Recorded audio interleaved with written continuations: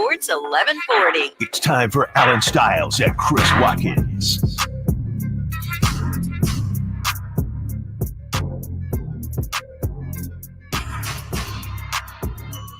Yes. On a Tuesday, Stiles and Watkins, and Dave is still here. Dave, please leave.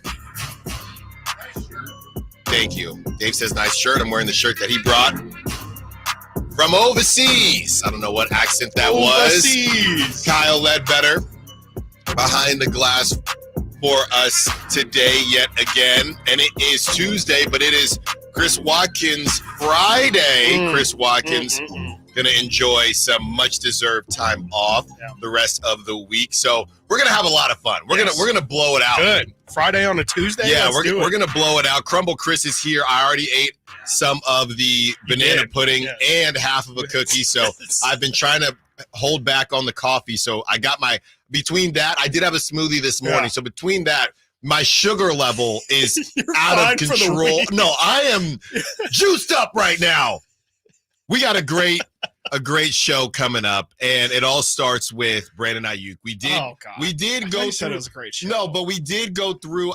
I want to get it out of the way early for you. Okay. We did get through a whole Monday without any Brandon Ayuk talk. It's turning into Voldemort here, but we are going to break that down even more in about 10 minutes. And we're going to get it out the way, Chris. We're going to get it out the way so we can get to what everybody wants to talk about. We were just talking about this man, my hero, the true king of the fourth, Isaiah Thomas, a competitive workout with the Kings. It's happening this week. Will it be the return of Isaiah Thomas? The marathon continues. Hashtag slow grind. Hashtag I'm never giving up. Isaiah Thomas, Tony Bradley, and JTA. This is my dream, Chris. The roster could be perfect with Isaiah Thomas and JTA. You're so fake. Let's get this thing going. Also, as we talk about Brandon Ayuk and the Steelers situation, it also comes to CeeDee Lamb and Jamar Chase, in the same conversation we had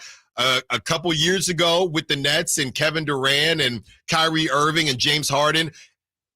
Is the NFL looking at a potential problem? How do they solve this?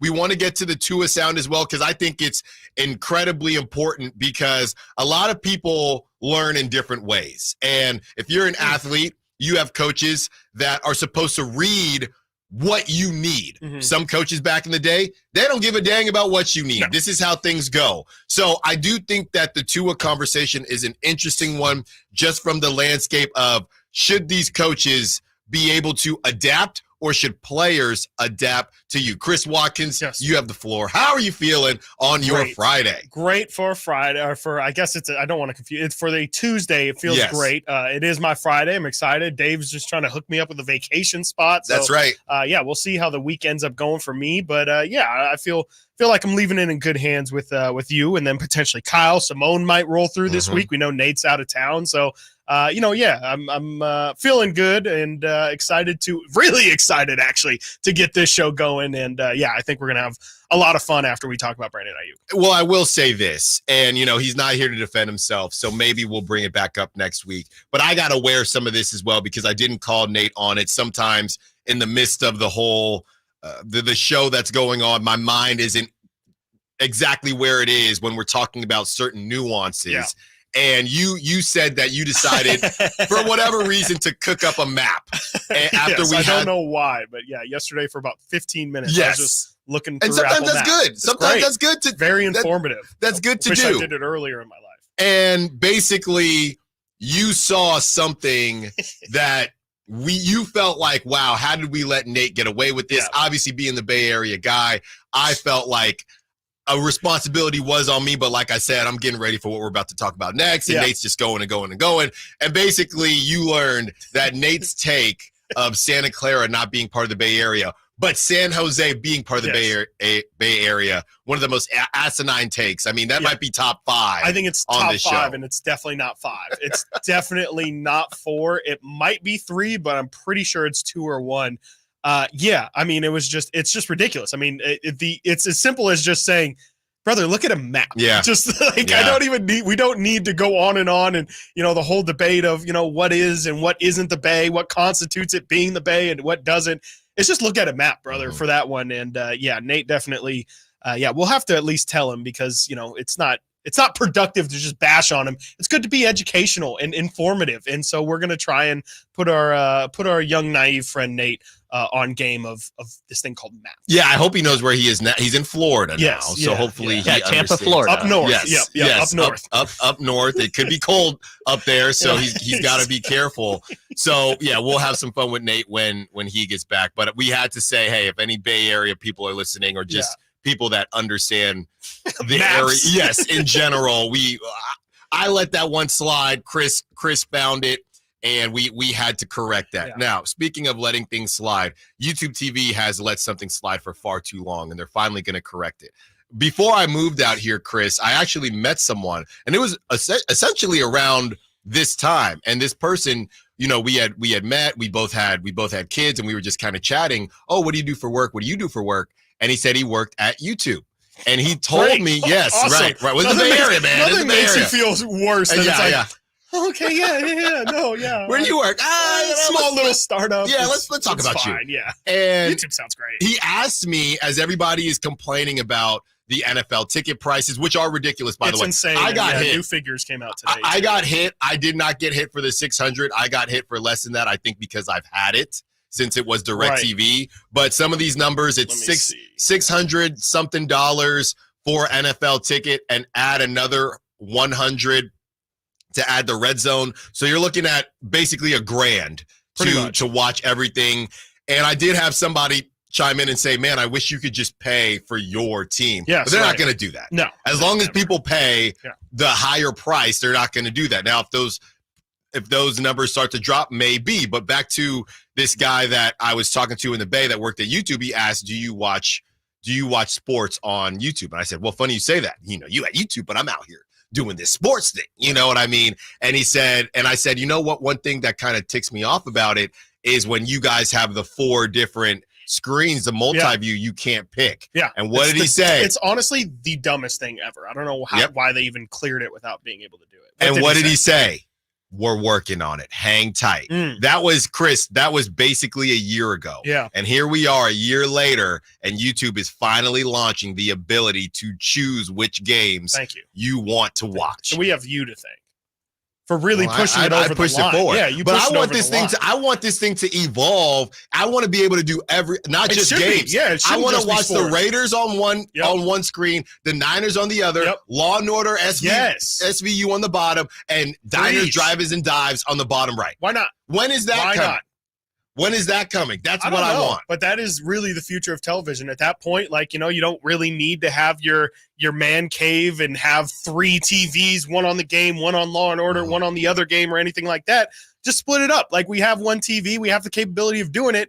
I'm right there with you. Maybe it has something to do with the broadcasting, licensing or something like that. Yeah, that's true. It just, to me, that's owned the by direction about they should go. three different parent companies anyway. Right. Yep. They're all leased on YouTube anyways. You can already watch them all on YouTube. Yeah, that's right. That's right. So just be part of the terms of service. But we'll take the W for now, so you can pick.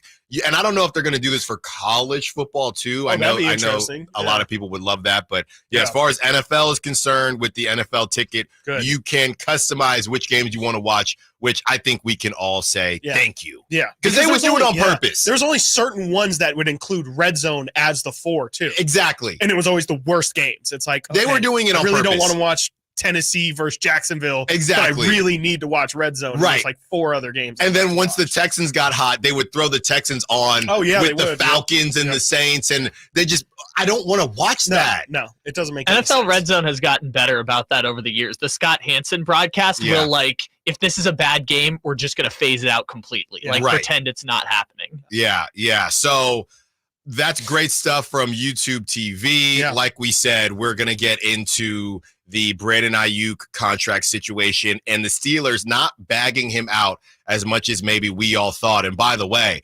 you add that, I'm here to tell you today, Chris, and we'll do this more in a couple minutes here. I'm here to tell you today that Brandon Ayuk is going to be in the red and gold. I mean, you combine, that's the one thing. The Patriots were trying to give him north of $30 million. He didn't want that. If he spent any time, and we know he loves to watch, TikTok and TV and all this stuff. If he spent any time watching that Steelers game, you're gonna pay me 28 to deal with Russell Wilson's skeleton and the punt returner and Justin Fields. That's what we're doing here. I mean, it was not good football, Chris. It was terrible. And I'm sitting here thinking, preseason, it was terrible. And I'm sitting here thinking, I watched. Did you see the special that was on the 4-letter network? It was just, how SportsCenter will just do a quick special hit, right? Mm-hmm. Well, they highlighted Steelers, and they're asking Justin Fields, what are you going to learn from Russell? It's the blind leading the blind. Nobody is leading anybody. He's not learning from anybody. I mean, I think that Russell Wilson, you can explain things, but there is nothing. And I know somebody said the advanced stats with the Broncos, he actually wasn't that bad. Well, they did not look good. No. So if you're Brandon Ayuk, and basically we have this from Albert Breer that we'll get into in a little bit here. Essentially, when the Steelers said this is our contract offer, that then moved Brandon Ayuk back to the Niners. Mm-hmm. So it's basically, do you want $28 million with the Steelers? The difference of, you're going to get $31 million with the Steelers, and nobody cares about tax anymore. Right. All right, if it's 28 and 28, I know the taxes aren't as bad as they are in California, but what's worse, the taxes or the quarterback play? What do you care about more, Brandon? All right, so I feel like, and I know the Andrew Filipponi guy who got ripped on Pittsburgh media, he was on Bay Area radio today, and he said he's going to get traded the day before the season. That guy is he's too far gone now. He's just too far gone now. How is one going to project that? I appreciate him standing on business, but I mean, it is what it is. We're about to get into Brandon Ayuk. I did want to read this, by the way, because, I thought that IT was all vibes, and apparently not. This is from the 916. Okay. Isaiah Thomas is a chucker who can't guard a shadow. Can't wait until he retires, and I don't have to hear about his return. What did Isaiah Thomas do to you? Dang. What did Isaiah Thomas do to you? Words. I would say it's less about Isaiah Thomas to me, as Kyle Ledbetter is wearing a Washington Huskies shirt. I don't know if that's on purpose. It's less about Isaiah Thomas to me and more about, could you have brought in other guys? You're bringing in Lonnie Walker. You're bringing in Isaiah Thomas. Where is the size? Where is the beef? Stu, in particular. Coming up next, we get into Brandon Ayuk and the Steelers contract situation. Stiles Watkins, Sacktown Sports. Hey, it's Carmichael Dave for American Energy Heating and Air with a question. Have you recently had a technician diagnose your HVAC system and you were a bit surprised at how much it cost? Or did something seem off about their quote? Because at American Energy, they take pride in giving you honest, straightforward solutions to get that system up and running. Have their qualified technicians come out and give you a free second opinion. It's free. You got nothing to lose but some dollars off of that original quote. They're making the uncomfortable comfortable. They've been doing it since 1981, serving the greater Sacramento area. A+ with the Better Business Bureau. That's why they keep having customers coming back for more and more and more. You can call them and set that appointment at 916-520-9990. That's 916-520-9990 or AmericanEnergyAir.com. Call 916-520-9990 now. This segment is brought to you by Capital Casino, conveniently located at 411 North 16th Street in downtown Sacramento.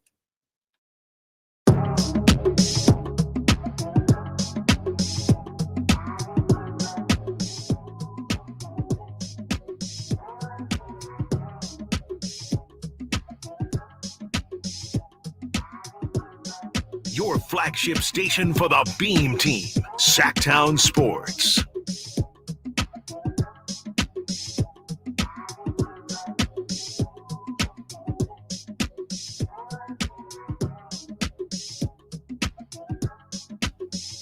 Stiles and Watkins, Sacktown Sports, taking up to 2 p.m. I will say this. I'm someone who I like to live vicariously, and I don't know if people remember that movie Hall Pass, where the whole group goes to the golf course and they're getting messed up, right? But only the two guys, Owen Wilson, only two of them, and Jason Sudeikis, only two of them have a hall pass, but the whole crew is with them at the golf course, right? And they're eating brownies that have some some flowers in them. Gotcha. And one of the buddies that's at the golf course, he says, "Give me some of the brownies." And Owen Wilson says, "Dude, you're not on a hall pass." And he says, "I'm living vicariously." And he says, You're not living vicariously if you're actually doing it. If you're actually doing it. And that's how I feel today on one of the most happy Tuesdays I've ever been a part of, because Chris Watkins is going to get some time off. So it's his last day of work for the week. And I'm just riding this wave. Yeah, that's right. I'm just riding this wave with you, Chris. And I'm telling you, these crumble cookies really got me lit up right now. And Brandon Ayuk is lit up to stay with the Niners. This is from Albert Breer, Chris. And I've found it really interesting because I think we all assumed that Brandon Ayuk was going to get cashed out with the Steelers. This is from Albert Breer. The Brandon Ayuk situation drags on, and I don't have a whole lot to add on it, Breer wrote. The San Francisco 49ers star didn't want to go to New England, which offered him more than $30 million per year in his proposals for the Cleveland Browns. The Steelers' price point was less. Actually, I said $28 million before the break, less than $28 million, which put Pittsburgh right in the neighborhood the Niners were inhabiting. With Tomlin's presence there, the drawing card. So apparently this whole thing about them being related, I mean, he really does like Mike Tomlin. They're thick as thieves. And then Breer goes on to say that in turn pushed Ayuk back to the table with the Niners. So after all that, the Steelers aren't even, so if it's less than what's less than 28? I mean, are we talking 27.9? Are we talking DJ Moore 27.5? So you got to play in Pittsburgh, you got to play in that weather, you got to play with those quarterbacks, and they're basically offering you. That's where it gets to a situation where, okay, well, clearly you didn't, and we never found out what Cleveland offered. We never found out what Cleveland offered. No. Patriots, Drake May. I mean, let's make the argument right now, okay? I know it's Mike Tomlin. That's the draw. But who would you rather play with?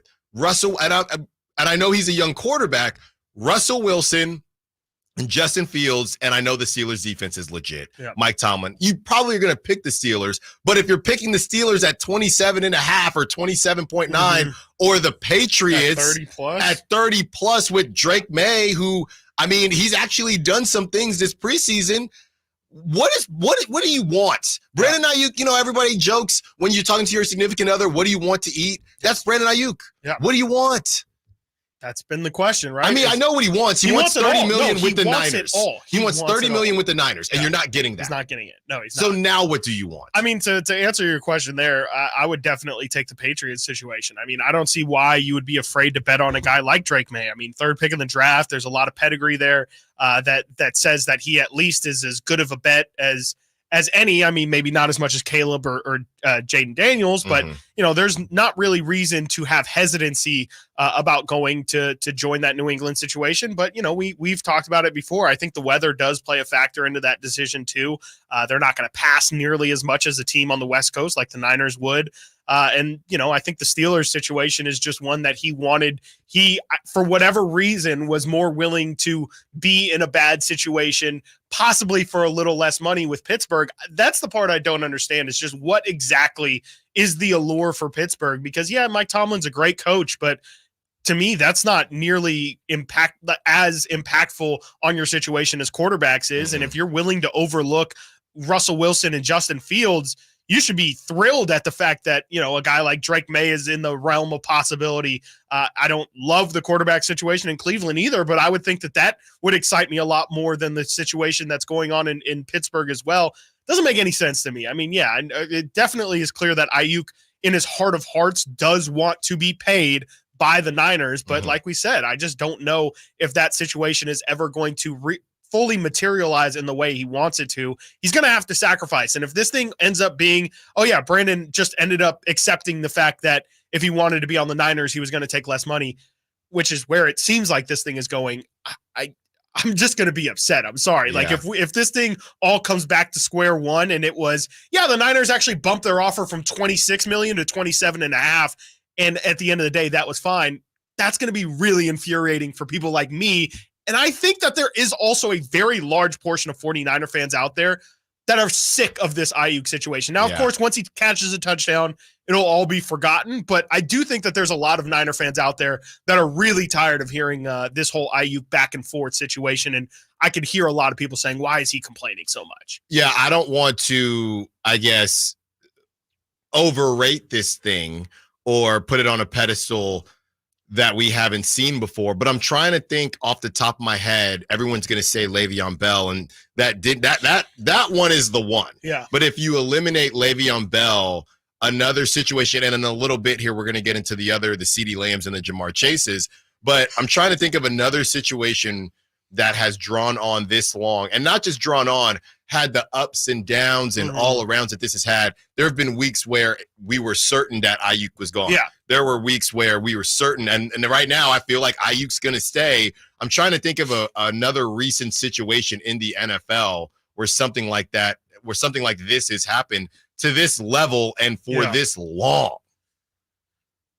I can't think of one. I mean, Kyle, I don't know if you can, but I can't think of one that has specifically lasted this long. Right. Eventually someone says uncle. Yeah, like the Chris Jones situation last season in KC got a little bit hairy. I think he might have missed, or he's either signed right before the first game or ended up missing the first game and signed almost immediately. He missed the first game and then signed, and then he was there for week 2. Right. That's probably the closest one that I can think of. The recently. other one I mean, this wasn't necessarily a contract dispute like that, but I remember Khalil Mack when the Raiders traded him to the Bears. It was like 4 days before the season started. Right.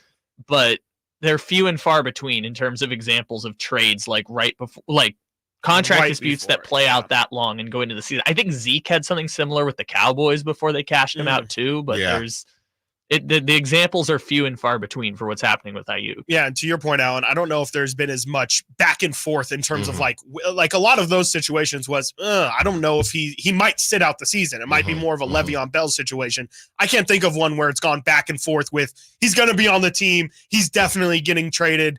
He might be on the team. He might be traded to, I don't know. I don't even know where we're like. I think I'm on your side where I'm pretty sure this is definitely leaning at this moment in time towards Ayuk re-signing. But to be honest with you, like, I mean, that's just because we've exhausted all of our options. Right. Well, then that's just right now. Yeah, exactly. That's just right now. New team can emerge. Somebody gets hurt this week during camp or in a preseason game. And, you know, somebody who wasn't in on the sweepstakes all of a sudden becomes very interested. And I think a Chris Jones missing a game and some of these guys that get traded, I think that's a lot different than a wide receiver who, I mean, Andrew Filipponi, and again, I just read the quote, I didn't hear it. So you got to figure out tones and people's voices. But the idea that you're going to trade he said for a second and third round pick.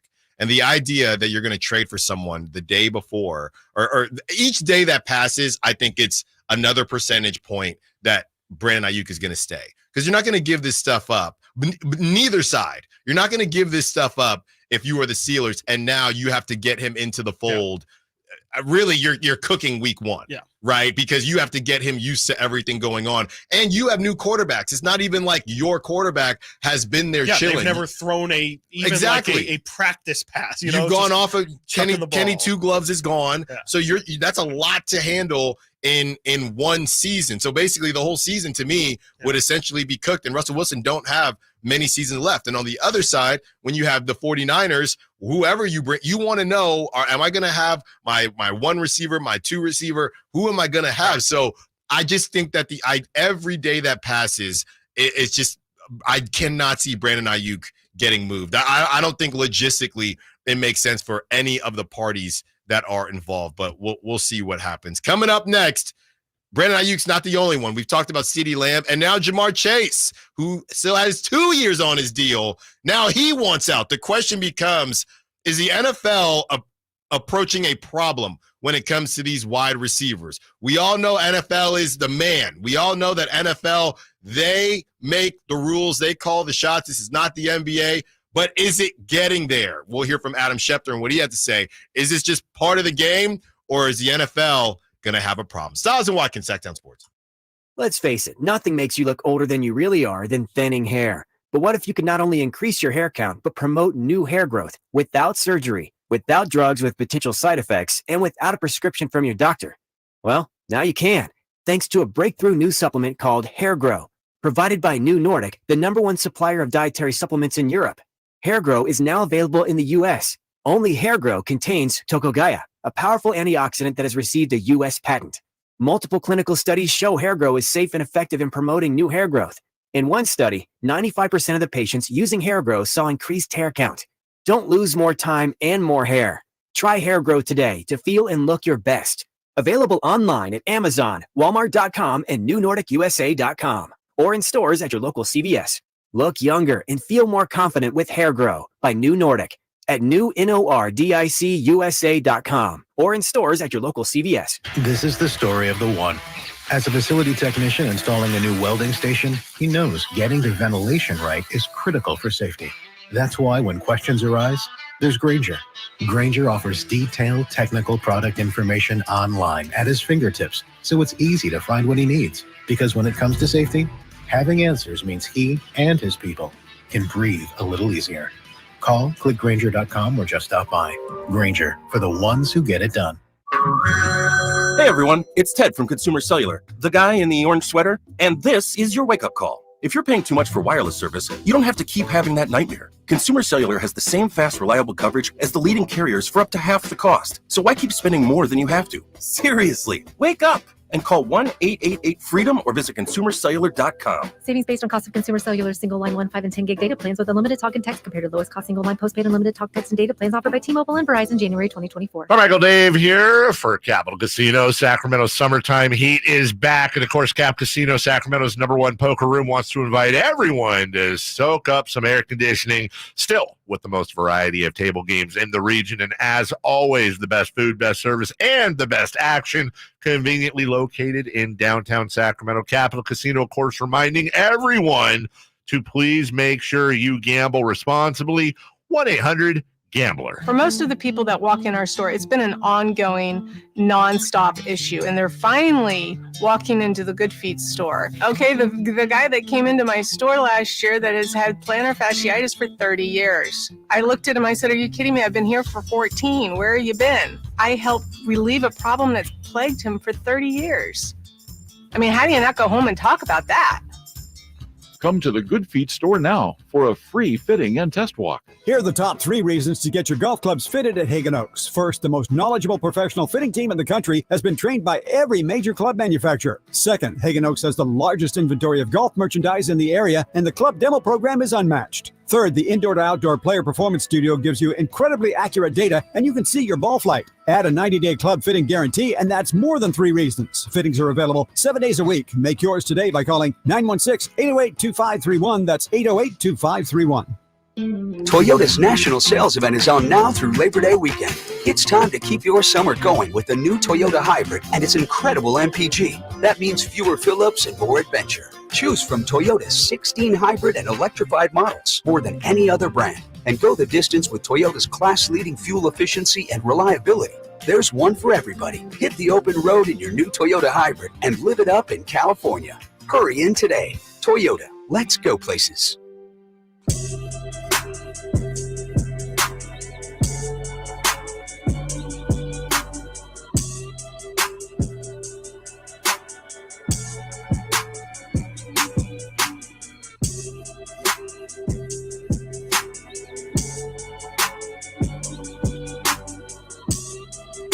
Live and local, 6 a.m. to 6 p.m., Monday through Friday. Sacktown Sports. 11 o'clock starts our Kings coverage. The one, the only Kyle Draper on the Drive Guys yesterday, breaking the competitive workouts that the Kings will have with Isaiah Thomas, Tony Bradley, JTA, and Lonnie Walker. That is at 11 o'clock. And we will get into how they chose these guys and whether it's a big deal, little deal, or no deal at all. But wanted to get to this Adam Schefter sound on Jamar Chase as we round out our 10 o'clock football hour with Jamar Chase and the Bengals having some issues of their own. Here it is. I think right now this is the one that to me remains the most mysterious because unlike Brandon Ayuk and CeeDee Lamb, Jamar Chase has 2 years left on his contract, not 1, like those other players. And we've already heard the Bengals president, Mike Brown, come out and say that he would prefer to wait to do this deal. Now, I think Cincinnati still will push to get this deal done. But from my understanding, there hasn't been a whole lot of progress. And if there's not a whole lot of progress, you wonder what's next. Now, Chad Ochocinco, the former Bengals great wide receiver, said over the weekend he thinks the two sides will figure out a deal this week, but he also added that if the two sides can't get a deal done, he does not believe that Jamar Chase will step foot on a football field again until he has a new contract. And I think there are other people around the league who feel the same way about that particular situation that I think has flown a little bit under the radar. I think So here's where I'm at with this, Chris. And again, I'm just seeing so many parallels to the Brooklyn Nets and with James Harden and the fat suit and Kevin Durant and Kyrie Irving, because we understand, I think most of us understand, of course, there are people out there, well, you're under contract. We know who you are. Thank you. We're taking you into consideration. We understand when it's 1 year and you don't want to go into a lame duck season. If you're a wide receiver, you want that extension. You've done some good work. Now we're getting to a point where you're Jamar Chase and you got 2 years left. Yeah. And now you're saying, I'm actually not going to play. So my question is, how ridiculous is this going to get? They're going to be Rome Odunze, balls out this season. Actually, I'm not stepping back until I get where is this going to land for the NFL? And the NFL, who they've done a great job of making sure that their player empowerment is not to the level of the NBA. Are we starting to see some cracks in the armor with the Shield? I don't think so. I think that this is definitely, I mean, I'm not saying it's not concerning at all. I mean, the fact that he has 2 years left on his contract and you see all of these receivers starting to hold their teams hostage a bit. It is definitely alarming and something that I'm sure is on their radar. But I think at the end of the day, the NFL gets to dictate everything. Like, these guys can say all they want that they're not going to play football, but when push comes to shove, I mean, these guys love playing the game and understand that, that is where their bread is. That's where you make your bread. That is where you make your living, is by actually playing the game. So, we'll see if Jamar Chase actually starts to miss games. I'll take it seriously, and maybe that is seriously a step forward for player progress. But until that happens, I do think the league still has a lot of control, because there is an element of, if Jamar Chase doesn't play this year, I still do think he gets that money that he's looking for. It's not like it'll cost him anything, but I do think that these guys are pretty reliant on game-to-game checks, and I think that's why they feel it's so important to maximize their earning potential day by day. I don't think that it's some wholesale change. I do think that this is going to be commonplace, but I don't know if it's going to be like an epidemic, if you will. Well, I do find it interesting that we do this thing, and when it comes to Brock Purdy, oh, well, he's got the Avengers, blah, blah, blah, blah, blah. But I do find it interesting that even guys that are supposedly better than Brock Purdy, or some people would say are better than Brock Purdy, the teams still feel like, yeah, and I think this is a feather in Brock Purdy's cap, because it's the teams still feel, yeah, well, we have a top 5 QB, but we still need a top 5 wide receiver. Because I'm thinking, okay, well, if you're the Bengals and you have Joe Burrow, Jamar Chase, as good as you are, well, okay, well, you have a top 5 quarterback. Maybe you don't want to deal with the drama, and can you bring in a top 15 wide receiver and not pay Jamar Chase? Sure. But because you have a top 5 quarterback, it shouldn't matter. The Chiefs model. The Chiefs model. So to me, I do think it's interesting, as everybody gives Brock Purdy a hard time, if Joe Burrow is that dude, and that's honestly what the Bills are essentially doing. I know they drafted a guy who's hilarious, by the way, but they let, hey, Stephon Diggs, we don't want to deal with it anymore. Yeah. Just go to the Texans. You're over 30, whatever it is. If you're supposed to have one of these dudes, it's very funny how it goes from you need weapons, but you're a top 5 quarterback, or you're a top 5 quarterback. Oh my goodness, how come they didn't get him weapons? So it's interesting where that balance lies, because if I'm the Bengals, Jamar, we have a top 5 quarterback. You have not 1, but 2 years left on your deal. If you don't want to play, cool, man. Cool. But we'll see what the Bengals think. But because clearly they might not feel like that, even though Joe Burrow is supposed to be one of those dudes. Yeah, no, I mean, I still think that a top 5 receiver just makes your life so much infinitely easier. I think that's the thing, is if you can pair them together, it's almost a guaranteed top 5 offense. And I wouldn't use Patrick Mahomes as the blanket example for everybody else either. Like, just because Patrick Mahomes can do it, I don't know if it's necessarily a good bet. Maybe, your Josh Allen's, maybe Joe Burrow is kind of pushing the line of quarterbacks that I'd be comfortable doing it with. But they're trying it out right now with the Chargers. We'll see if Josh Palmer can be good enough to have Justin Herbert. Like Quentin Johnson. I mean, he's going to be like their fourth receiver right now. Yeah, I seriously think Josh Palmer is going to be their number one receiver. What about my boy Lad McConkey? Lad. Why not? Yeah, good laddie. Shady athleticism. Why not? I mean, I just think it's a bad bet. I think they also have DJ Chark. I remember that guy. Yeah, he was great. He's a great third receiver. So when I'm looking at this, I'm just thinking, and Joe Burrow, and I love Joe Burrow, but Joe Burrow, let's not forget LSU. They had Justin Jefferson and Jamar Chase. Yeah. I mean, he's had weapons his whole career. If you want to sit out Jamar, I kind of want to see what Joe Burrow does. Yeah, I kind of want to see it. It'd be interesting for sure. I mean, we definitely get an answer on exactly how quality he is, and I will continue to push that. I'm not 100% certain Joe Burrow is healthy this year. Yeah. I'm very concerned about that wrist. Last year, the calf thing was super weird. He tried to act like he didn't hurt his calf, and then was wearing the sleeve on his leg, and then limped off of practice before the season even started.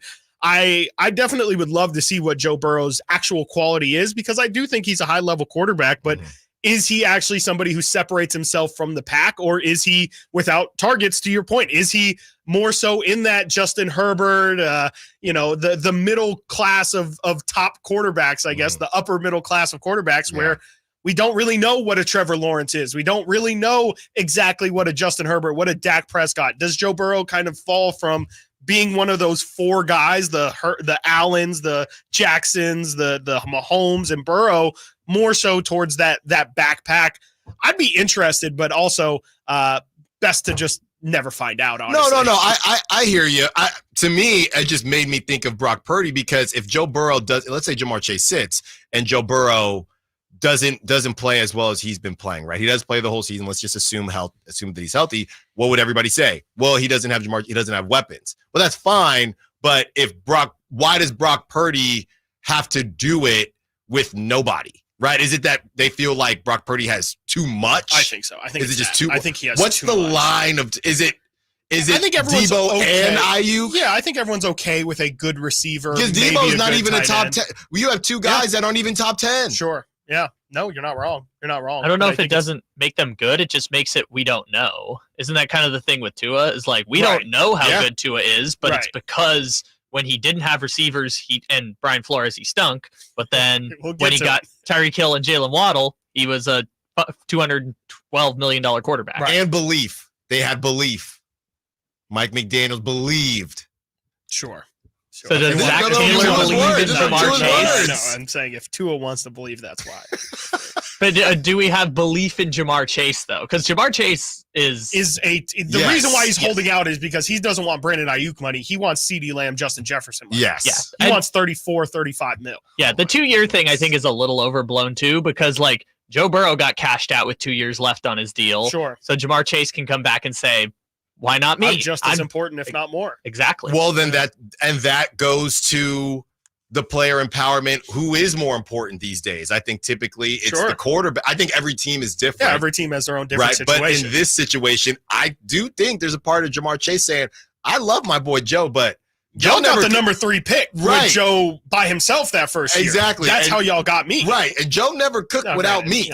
Joe never cooked without me. I could cook without Joe. Sure. I mean, we've seen Devontae Adams, and what he's have we seen Jamar Chase cook without Joe Burrow?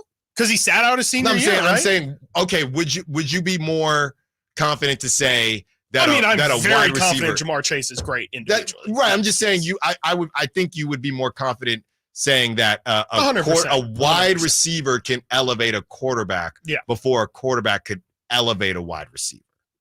Yeah, sure. Yeah. So that's all I'm saying. Yeah. Jamar knows that. Going to Kyle's point, Jamar knows, well, you already cashed Joe out. Right. And if he's that important, Joe out because of me. Yeah, exactly. Right. The thing that's so dumb about this, too, is there is a basically 0% chance the Bengals are not going to extend Jamar Chase. Yeah, it's not. Yeah. It's just a matter of do it now or do it in March. Right. There's not a scenario in the world where they're going to get rid of Jamar Chase. Also, the Vikings just went through this with Justin Jefferson, and part of it is also making sure that the dialogue has started. Sure. You might not act. I mean, the concerning part is Ocho Cinco saying he's going to sit out the year. That's the only part where wait, he got sources. Take that with a grain of salt. Well, I mean, he was a Bengals receiver, and he possibly did talk to the other Bengals receiver. I don't think that's a stretch, but I do think that that's the only part. If that part isn't out there, then I have no concern. Like, Jamar Chase can want a contract all he wants. Sitting. We can start it. We can start the conversation, but probably not going to sign it until next year. That man's or not the middle sitting. of the season. The NFL is still king, and there's no reason. The machine that just rolls on and on and on. Coming up next, we alluded to it. Tua versus Brian Flores. Which side are you on? We have some sound from Tua. What was it, earlier this week on the Dan Le Batard show? Then we'll play some sound from Brian Flores back in 2022 when he talks about his relationship with Tua. Which side do you fall on? And we have a conversation about whether it's coaches, teachers, anybody that is in a place that is supposed to lead other adults or kids or whatever it is, should you react to them, or should you be dynamic to them, or should they be dynamic to you? Stiles and Watkins, Sacktown Sports. Did you miss any part of our live local shows? Don't worry, you never have to miss them again. Check out sacktownsports.com and search our podcast page and play our shows when you want. The Carmichael Dave Show with Jason Ross, Stiles and Watkins, and the Drive Guys. Plus, other podcasts like Return of the Empire, Return of the Roar, the Stingers Up podcast, and Golf to Go with Frank LaRosa. They're all available right now on sacktownsports.com. I didn't ask to be thrown in the streets with nowhere to go. I didn't think I'd survive. But I did ask for help, and Covenant House was there for me. 1 in 10 young adults will experience a form of homelessness this year. For these kids who didn't ask to be put in this unthinkable situation, Covenant House is there. Covenant House helped me break the cycle of homelessness in my family. They gave me the love that I needed. Over 2,000 young people will sleep safely in a Covenant House bed tonight. When youth who are experiencing homelessness have a hot meal, a safe place to sleep, medical care, and love, they can overcome heartbreaking challenges and have a brighter future. They just really genuinely just wanted to help me succeed, and I'm succeeding. I'm a speaker, I'm an author. Covenant House really helped me and really helped mold me into the woman I am today. If you or someone you love is asking for help, go to safeplacetosleep.org today. At Northern California's #1 Honda dealer, Stockton Honda, we make the dream of owning a new car easy and stress-free. With prices that you just can't say no to. Save on our best selection of the year during the final days of the Honda Summer Event. Come in today or go to StocktonHonda.com. Anytime, anywhere, it's all here. StocktonHonda.com. Number 1 claims based on 2023 total new and Honda certified pre-owned vehicle car sales from American Honda Motor Company sold on report. Sacramento, Dirks Bentley's coming to town. Saturday, September 28th at Hart Health Park at Cal Expo for Country in the Park 2. And he's bringing some friends. Farmerly, Tyler Rich, Dasha, Kelsey Hart, and more. Saturday, September 28th at Hart Health Park at Cal Expo. Get your tickets today before they're sold out at CITPFest.com. Brought to you by RVs of Sacramento and Hoblet Chrysler Dodge Jeep and Ram Center. My kids call me Tom. So unnerving. Every day, the older one's like, "How you doing, Tom?" I go, "Hey, I'm not your fucking stepdad, all right? I wish I was. It'd be a lot easier, but I'm not." From his multiple Netflix specials, comedian Tom Segura brings his new tour, Come Together, to the venue at Thunder Valley September 5th. Get tickets now. For tickets, visit ThunderValleyResort.com. Don't miss Tom Segura, Come Together. Whitey here reminding you that not all gas grills are created equal. Bring out all the delicious flavors in your grilled meats with the amazing Napoleon Prestige and Prestige Pro line of outdoor cookers. My Napoleon Stainless Steel Pro Series gas grill has turned me into a grilling pro with features other grills cannot match. They're built different, built better, built to last. Made with premium stainless steel that boasts quality and a lifetime warranty. I may never want to cook indoors again. Napoleon grills and accessories are now available at your nearby Amy's, Ace Hardware in Sacramento, and now El Dorado. Labor Day, our annual celebration of workers and their achievements, was first observed in New York, and the first Monday in September became a national holiday in 1894. Hi, this is Frank LaRosa with a word about Naturewood Home Furnishings. Each year we commemorate Labor Day with parades, picnics, and family gatherings. And right now, Naturewood Home Furnishings is celebrating with their exceptional whole store Labor Day sale. Would you like to refresh your living room, Would you like to restyle your bedroom? Maybe you want to redesign your home office. No matter whether it's your dining room, kids' rooms, accents, or accessories, Naturewood's unique store-wide Labor Day sale offers savings in every department and savings on every brand like Stanton, Omnia, England, Stickley, Flex Steel, and all the rest of the award-winning furniture. When it comes right down to it, it's all about choices and always about quality. Visit Naturewood Home Furnishings right now for this remarkable Labor Day sale. Off Highway 50 at Hazel, look for the water wheel. Are you tired of your tee shots ending up in the adjoining fairway while the rest of your foursome is hitting it down the middle? Well, experts will tell you that being properly fitted for golf clubs will help you strike your drive center cut. The Hagen Oaks Player Performance Studio and its team of trained PGA professionals are ready to help you get rid of your banana balls and duck hooks. Hagen Oaks Indoor-Outdoor Player Performance Studio fittings are available 7 days a week. Make yours today by calling 916-808-2531. That's 808-2531.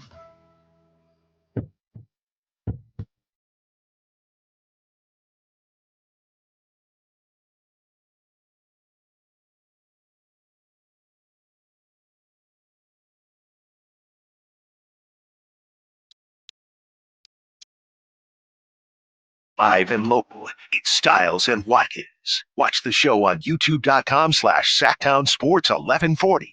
Or listen on the Sacktown Sports app.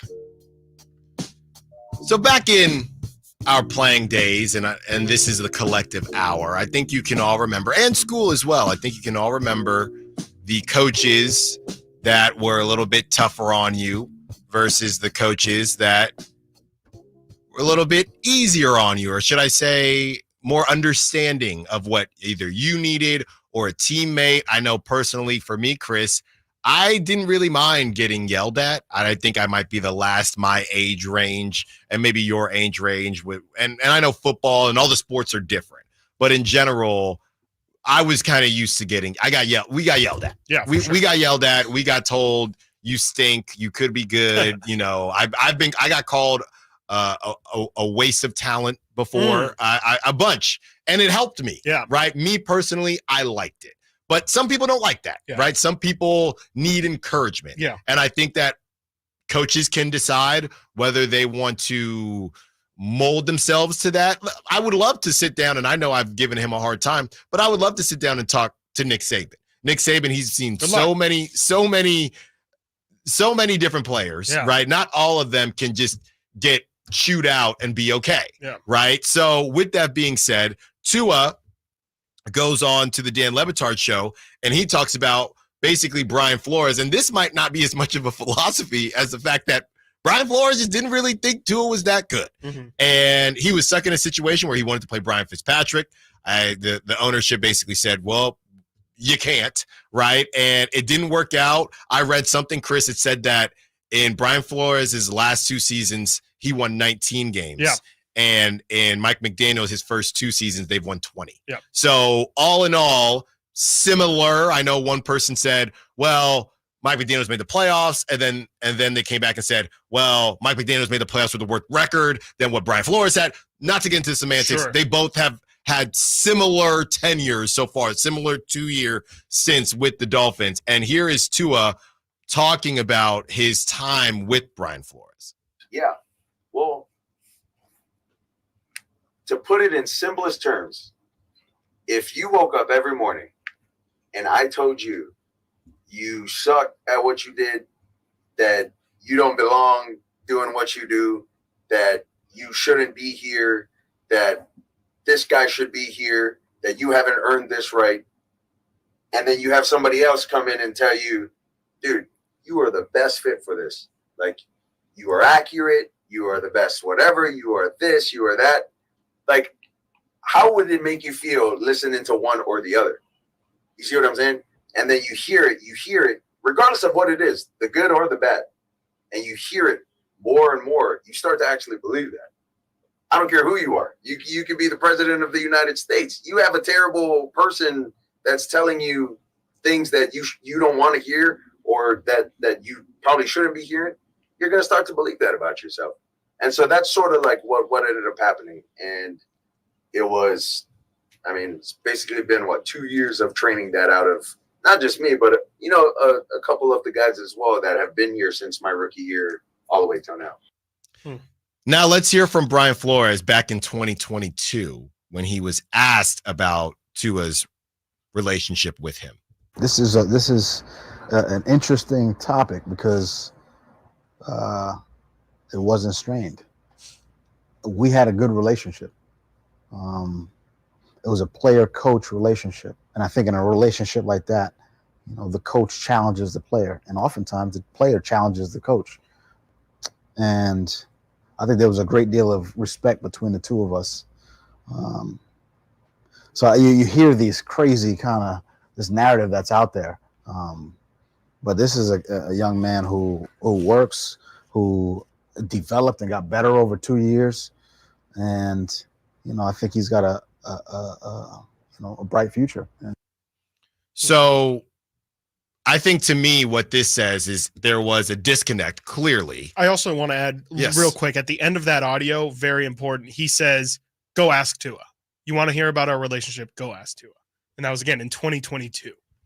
So they did. So they asked him. Right. So they asked him, and that's what he had to say. And to me, that just reeks of, number one, a disconnect, and number two, just a situation where Brian Flores was used to coaching a certain way. Yeah. And Tua did not take to that way. And Brian Flores, who's been around for a very long time and has been successful. Came from the Patriots.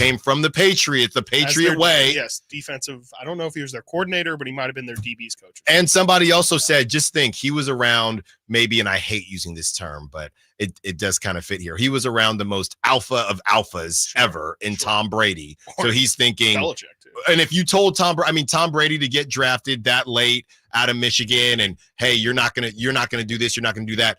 Tom Brady's the type of guy, and he'll tell you. He's all over different shows these days. That drove him, right? Clearly, it doesn't seem like that type of encouragement, if you will, does not drive Tua. Yeah. Tua needs to be told, hey, you can do this. I believe in you, right? And there's nothing wrong with that. We're not going to call anybody SOFT, anything like that. But I'm kind of struggling with where to fall on this because I have had both coaches, and I've really been more. I think you need a happy marriage of both, right? If Brian Flores never said, if he just never said, hey, Tua, and who knows? But if it was, you didn't get one good throw to hey, you're coming along. If it was just the whole time, that's abuse. But I'm wondering He's though, just verbally abusing him at that point. But I do wonder if it was more about deep down, right? I've had coaches that I think didn't believe in me, and they could say, hey, Allen, good play. Right. But ultimately, I know that they want somebody else in the outfield. Yeah, totally. They want somebody else. And I'm wondering if it wasn't Brian Flores just talking down on him every day, and it was more about the fact that Tua knew he really wants to play Brian Fitzpatrick. He doesn't believe in me. Right. And that's where it's just kind of screwed from the jump. Yeah. That's what I think this is. I think Brian Flores would not go up there. If Tua had real receipts on Brian Flores just talking down on him every single day, I think that's what he would say. I think that Tua just inherently knew, I am not this dude's cup of tea. And he's stuck with me, and I don't think I'm going to convince him that I am his cup of tea, because I'm not. Yeah. Adding to what you're saying before we go on, it wasn't just that he wanted to play Ryan Fitzpatrick. He did, because Tua got benched multiple times in the fourth quarters of games his first season. And wasn't there the whole thing that he wanted that he wanted Herbert? Did you see that so there were no confirmed reports that that was definitively true, but there was always there's a disconnect between the Dolphins personnel and front office, and it doesn't take a genius to put 2 and 2 together and figure out what the difference was. Yeah. Yeah, it's really interesting. Just in terms of the conversation from a macro perspective, like I said, I think that it's best to have a balance of both. You definitely need somebody to be hard on you. It's not going to make you any better if you go in every day and, frankly, like Tua describes Mike McDaniel, just telling him how great he is every single day. Yeah. Because then, yes, it's great that you start to believe in it and you give yourself a sense of confidence, but you also might slip some days. And then it's not great to, even on your not amazing days, to still reinforce you're great. I think obviously it is very healthy mentally, but in order to be a competitor at this level, you do need somebody to push you. And that's where I think the balance comes in. You do need somebody to tell you, hey man, like even if you are playing well, to maybe push you a little further and try and advance you. So I'm not taking anybody's side on this. I don't really think either of them are completely telling the truth of the situation. But yeah, I think that Tua, like, I think you framed it perfectly at the start of this. I just think it's not Tua's coaching style, which is strange because, like you presented again before everything, he came from Nick Saban, who I know is not treating kids gloves. You know, I know he's very hard on all of his players. And maybe, again, that highlights how extra terrible Brian Flores is, that maybe he was able to deal with Saban and he can understand criticism, but at the same time, you got to have a helping hand to that as well. Maybe Flores wasn't extending that olive branch enough. I think it's a really confusing situation, but ultimately, yeah, I do think that it comes down to a great, I don't want to call it a misunderstanding because that feels like a cop-out, but I do think that this is just Brian Flores' style of coaching, which, like you said, fits some people really, really well. And I think some people it does rub the wrong way. And I do think the other part of this is Tua does want to be nurtured and doesn't really, it's just not the best. I'm not going to say he doesn't like criticism, but it's not the best way of getting the best performance out of him. And I think it's fine. I just, again, like you said, I just think it's figuring out, hey, what style of team do I have and what feeds them, what fuels them to get their best performance. And that's what makes coaches great. That's essentially their job, is figuring out the temperature of their team. Yeah. For some reason, Brian Flores, I think where he messed up is he felt like, even though if you bring in somebody like Tua and you draft this guy, you got to fake it. Even if you don't believe in this guy, you have to fake it because your bosses do believe in him. That's why you went in this direction. I think in Brian Flores, his thought process was he's slightly undersized. He's injury prone. He's not the most athletic guy in the world. And this is pre-concussions, right? Or maybe it was just all that. He was like, hey, this kid got picked high. He was highly regarded in high school. I know he like beat out Trevor Lawrence for MVP of a Elite 11 camp. Like maybe it was his way of saying this kid needs to be humbled a little bit. You know, he's coming off a great run where he has this miracle career at Alabama. Maybe he's just thinking, hey, I need to humble this kid a little bit because frankly, not to, again, side with any side, but there are legitimate questions about Tua. Well, and that's the whole maybe thing. Yeah. he is 19 maybe games he was versus just 20 seeing games. it. Yeah. He might have just seen it early and said, I need to push this kid because regardless of if I have faith in him or not, he needs to get better in order for him to justify where we just took him. I think that that is part of it, and we can't read minds. But what I think Tua is alluding to is that he just did not feel. I think, to your point, if Nick Saban rips Tua, I think let's go back to what happened with Tua. He Wally pips Jalen Hurts. Jalen Hurts still had the dreads back then. He Wally pipped Jalen Hurts, and he goes in and he wins the national championship. And so even moving forward, he knows I'm Nick Saban's dude. He can say, Tua, you suck today. And I'm his dude. He never felt like Brian Flores was his dude, or that Brian Flores thought that Tua was his dude. So Brian Flores can say, hey, real good day today, Tua. And Tua's just thinking, yeah, but you're still going to bench me. I know you don't like me. I know you don't want to play me. I know I was not your pick. And I think that that's probably what Brian Flores is saying. Hey, look, I did what I could do, right? And if Tua wants me to sit there and say, look, that's what it is. When you go to dating, I love Love Island and stuff. Some people just not your type. It was great. Right. It was. I didn't finish it yet, but some people just not your type. Yeah. And I think that John Elway's very open about his quarterback type. And some people aren't as open about it because you don't want to sound any type of way, but you're sitting there and say, Tua's not my type. And I'm going to try to make this work. But Tua knows, when you see, watch these dating shows, they say, you're not my typical type. That's the worst thing to say. That's the worst thing to say because, so are you making an exception for me? Not to say Brian Flores said that to Tua, but Tua knew. So once that was out in the open, I think it was just hard to get back, even if Brian Flores said, oh my gosh, Tua. Then you think, are you being facetious? The whole thing was just jacked up. So I'm not willing to just say this is all on Brian Flores. And to your point, Chris, I'm not putting it all on Tua either. But hey, all's well that ends well. 19 games versus 20. It's just crazy and that Tua they're got both cashed still out. in the league too. Yeah. Like the fact that this is coming out and there's a chance that they're going to play each other very soon is kind of crazy too. It is time for the Kings talk. Our own Kyle Draper broke this news yesterday. Competitive workouts with Isaiah Thomas, the return, JTA, Lonnie Walker, the fourth, and Tony Bradley. Who is going to be the first to text in? Alan, No more guards. Chris, we need size. Ready, go. Stiles and Watkins, Sacktown Sports. Domantas Sabonis plays here. He finds Sabonis. Put the frosting on the cake. Put the cherry on the sundae. Sabonis with a two-hand flush makes it 114-106. Sacktown Sports is your proud home of the Sacramento Kings. Golf to Go is brought to you by the Hagen Oaks Golf Super Shop. Here's Frank LaRosa. PGA.com Quick 9 asked readers to complete this sentence. Golf means more than a game. To me, it means... At number 9, the banter. People love the good-natured teasing that goes on. Number 8, it's hard to explain, but I don't want to be without it. Number 7, it's an obsession. I eat, drink, and sleep golf. Setting goals is next. At number 5, golf is life. It's a career for some, a passion for most, and a ticket to college for a lucky few. At 4 and 3, a place to relax and an escape. A place to feed my soul and find a peaceful solace.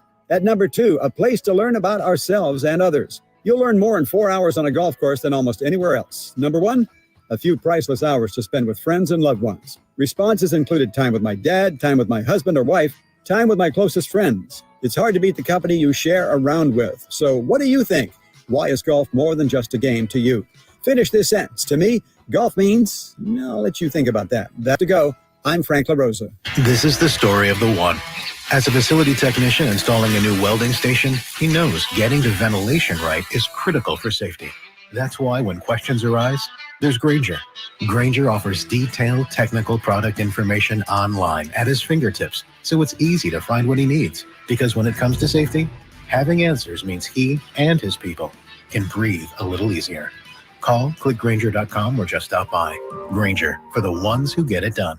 The best things in life, they come in twos. 2 scoops of ice cream, 2 tacos. And now for a limited time, get our best deal of the year. Buy any phone when you switch to Consumer Cellular and get 2 months of service free. That's right, the same fast, reliable nationwide coverage as Big Wireless, now with 2 months free. Proof the best things in life really do come in twos. Visit consumercellular.com or call 1-888-FREEDOM. Second and third month of monthly base service fee waived for new customers with the purchase of a phone and activation by September 2nd, 2024. Taxes, fees, and third-party charges will apply. See website for additional details.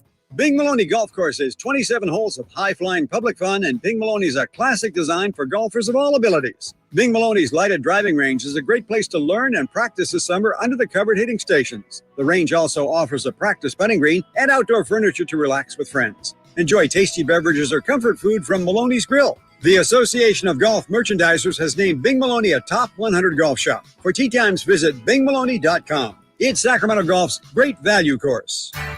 Hey, it's Carmichael Dave inviting you to make the switch to electric this spring and save big with American Energy. Stay ahead of the spiking energy bills this summer with up to $9,000 in rebates on a new ultra-high efficiency comfort system. American Energy is providing huge rebates from SMUD as well as spring specials by installing one of many incredibly efficient AC options available to you right now. Get rid of those fluctuating gas bills in the winter and switch to year-round all-electric with American Energy. Let them perform a free in-home energy efficiency analysis and see where they can help you save for the warmer months ahead. These guys are the best. Been serving the greater Sacramento area since 1981. A+ from the Better Business Bureau. Learn more by calling 916-520-9990. That's 916-520-9990.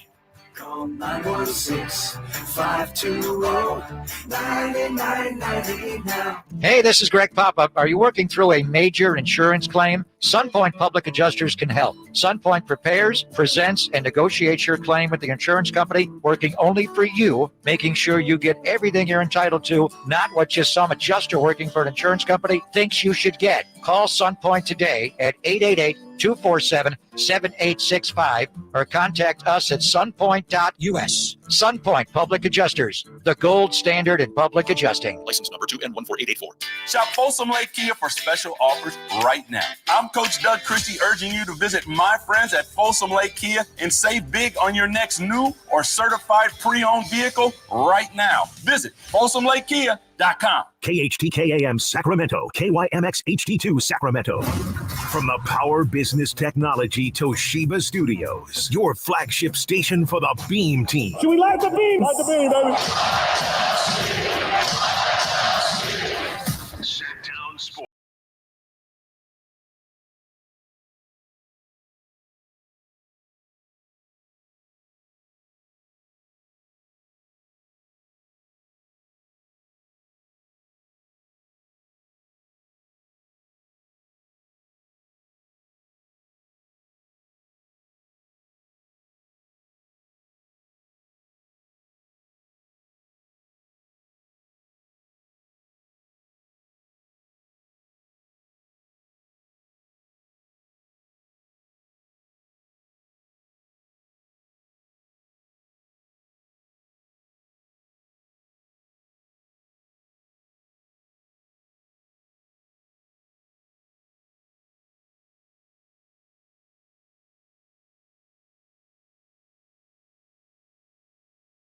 Draper, he had this information. Let's hear what Kyle had to say yesterday before we get into all of it.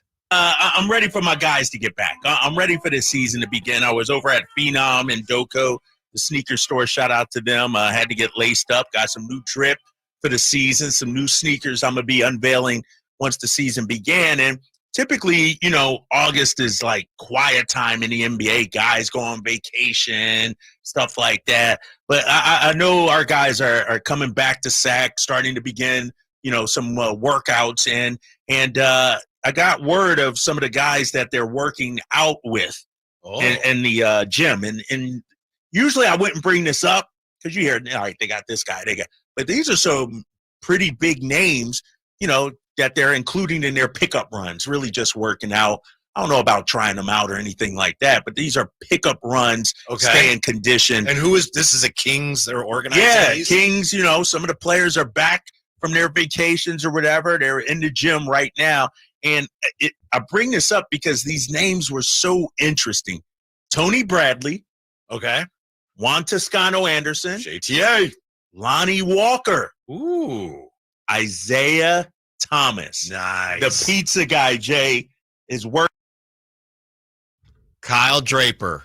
He had the name for a competitive workout, so that's right. Not a tryout technically, but obviously they want to cook. And Isaiah Thomas, fan favorite, Tony Bradley. There's your beef right there. There's your length 6'11" guy right there.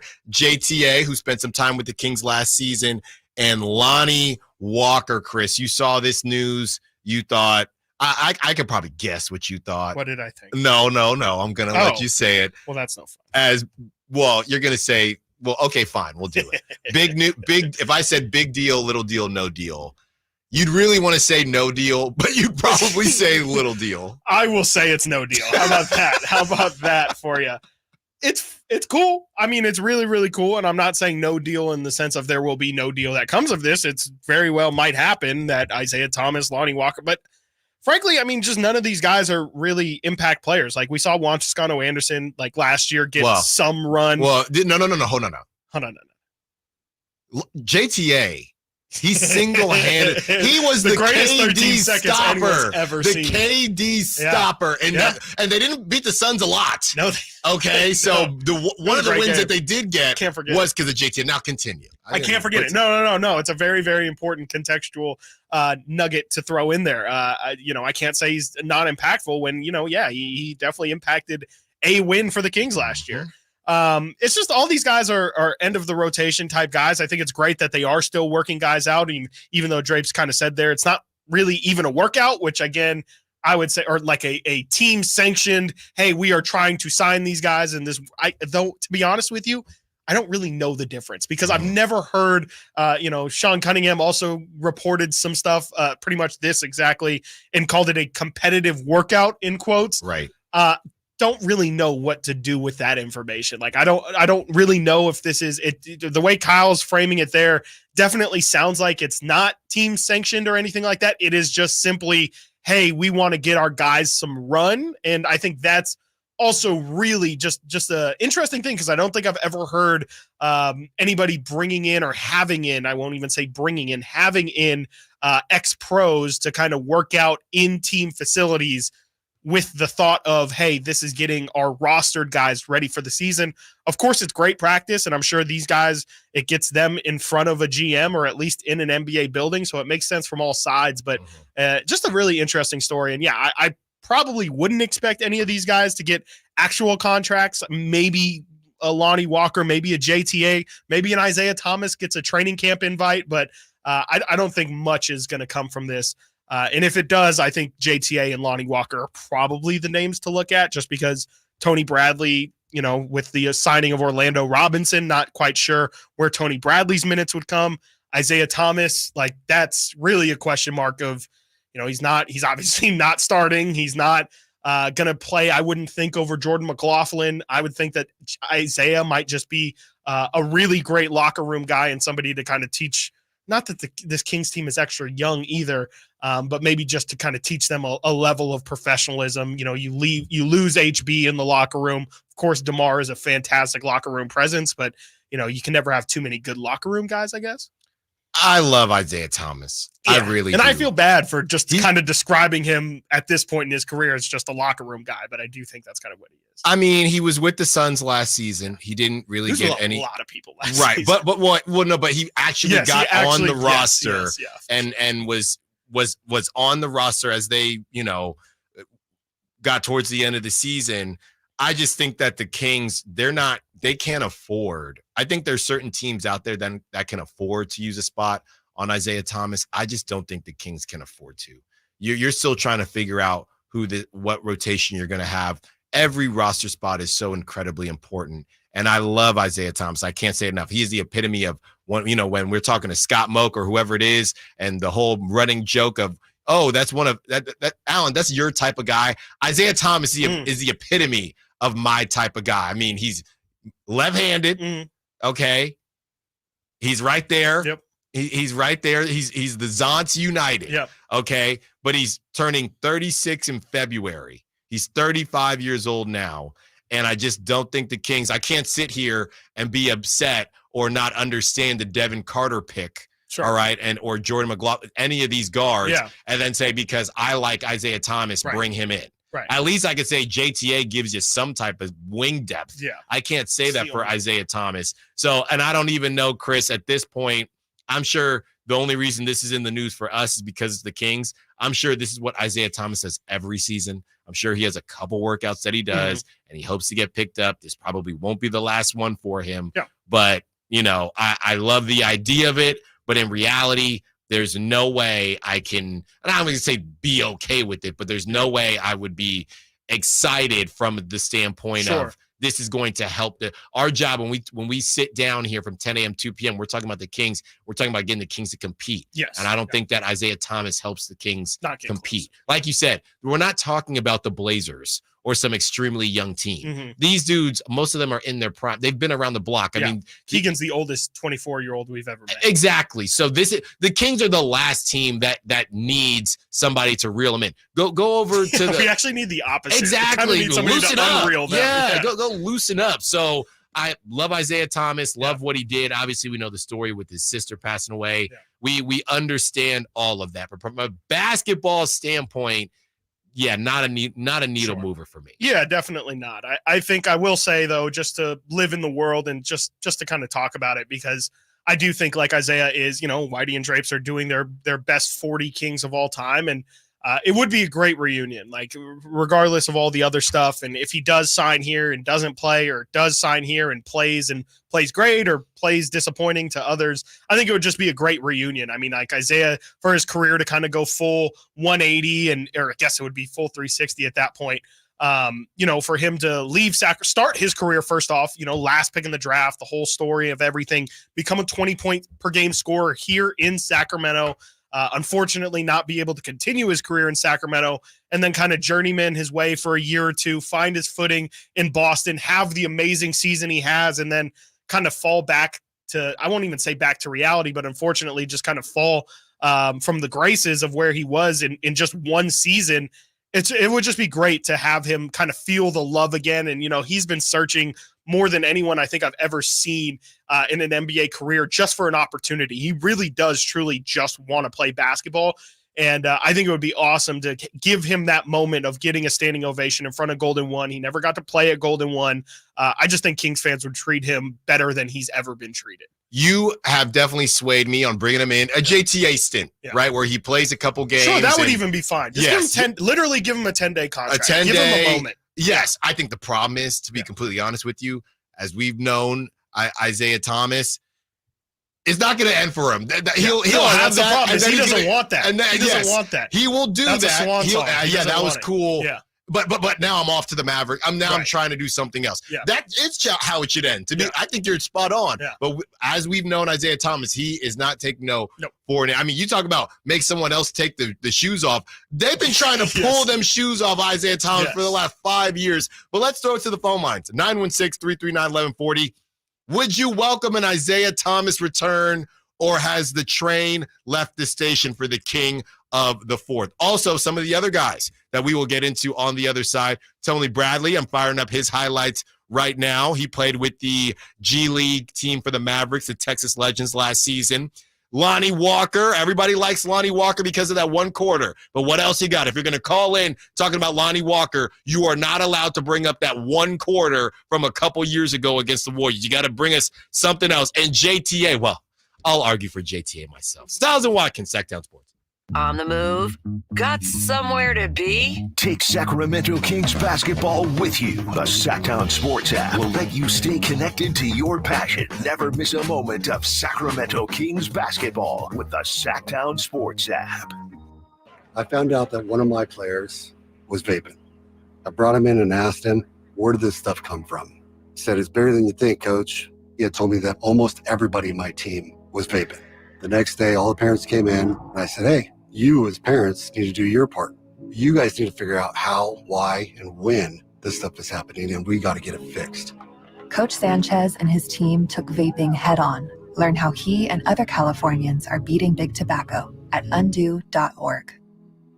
Whether you own a local business or a global one, you know that these days, generating growth is a challenge.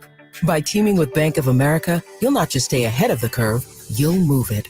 With access to experts, award-winning insights, and business solutions so powerful, you'll make every move matter, locally and globally. Visit bankofamerica.com/banking for business to learn more. What would you like the power to do? Copyright 2024 Bank of America N.A.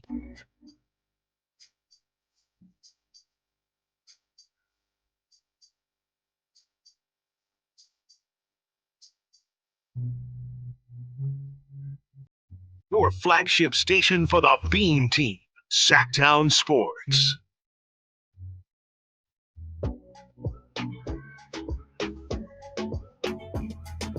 Chris Watkins, man. This guy, he's in vacay mode.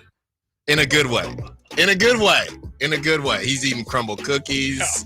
No. We're on our second cookie. The sugar. Well, not we. Not we. You haven't had one yet? I have not had one yet. Oh, it must have been Kyle. Oh, I think were you dipping into the pudding earlier? I put mine in the fridge. I've not touched any of the crumble in fear for my stomach. Yeah, I'm at about 1.5. That's where I'm at about a half right now. Cookies. Ugh. So Chris says, after we go to break, he says, I should have cooked you that last segment. I said, Chris, what do you mean? So the floor is yours, Mr. Watkins. Well, just for the loyal, like the most loyal of listeners, I was just like, it was just great. It was great hearing you talk about Isaiah so lovely and with very, very kind words. But again, for those loyal listeners, I mean, that's the first time I've heard you speak on Isaiah Thomas without saying, what are we doing here? What are we doing here with Isaiah Thomas? What are you talking about? It's what like, are we doing? It's you want a job, come on. And that's it's just, I feel like every time you bring up Isaiah, it's I'm just tired of it. I'm tired of hearing about him. I'm tired of hearing about him wanting a job. It's like, okay, if somebody wants, they know your number. They know your number. If they want you, no, they'll I call never you. said that. I said to go overseas. When you sit there and say, and I want to have him on the show, so I'm gonna be careful here. When you sit there and say he just wants to play basketball, I've always said we got sound from Pat Bev in Israel, right? Mm-hmm. We know Sasha. You can. Yeah. There are places to go if you want to play. He specifically only wants to play in the NBA, right? Which I kind of felt like, well, then you don't just want to play basketball. And you can not to make it way too political either, but is he kind of like the NBA Colin Kaepernick in that fashion?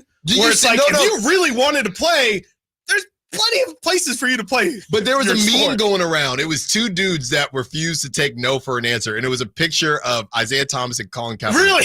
Oh, perfect. Well, that's together. Perfect. Yeah. But that's great. But that's how I've always felt. I love Isaiah Thomas for all the reasons I just said in the last segment. But you can't sit here and say, man, all I want to do is play. Yeah. When you know you'd be one of the top cells in Taiwan or wherever you go, but there is a stigma, and that would mean you're officially washed up. So I don't know what's worse, Chris. You tell me, going overseas and balling out and at this point being Stephon Marbury or whatever it is, or bouncing from G League to G League, playing with dudes that you're more than a decade older than. Mm-hmm. I don't know. If I were him, I would rather, and I don't think he was getting, I think last year he finally did play in the G League and he absolutely cooked, but I would probably rather play, if my goal is to play in the NBA, I think there is I think stigma is the perfect word of like, if you go overseas, You're done. You're done. Yeah. You're complete. Your stats are irrelevant. It doesn't really matter if you score. I mean, what Jimmer was putting up like 50 a game in China. Yeah. Like, but Jimmer never cooked in the NBA. So at least Isaiah could say, hey, the concern was I'm hurt and Yeah. I'm clearly not hurt.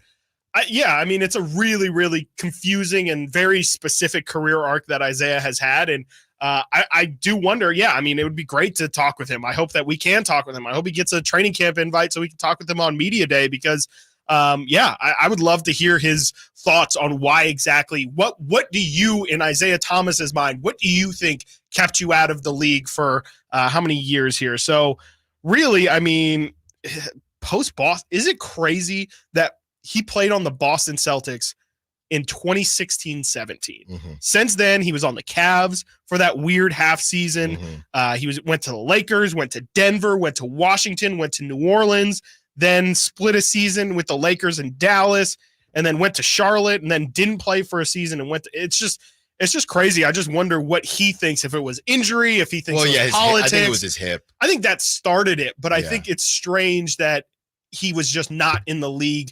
Again, kind of like the Colin Kaepernick situation. It's just weird that he wasn't in the league, even as like an end of the bench guy. Like, Ish Smith was in the NBA until like last year. He might even still be kicking around. Ish Smith was never, I don't think Ish Smith ever started at a high level or for a decent team. It's just weird that Isaiah completely was, I won't say blackballed, but was essentially just blacklisted from the NBA. Yeah. So we're talking about 7 years ago. That's when the King of the Fourth, when that was heavy, he was fifth in MVP voting, right? He was an all-star. That was 7 years ago now.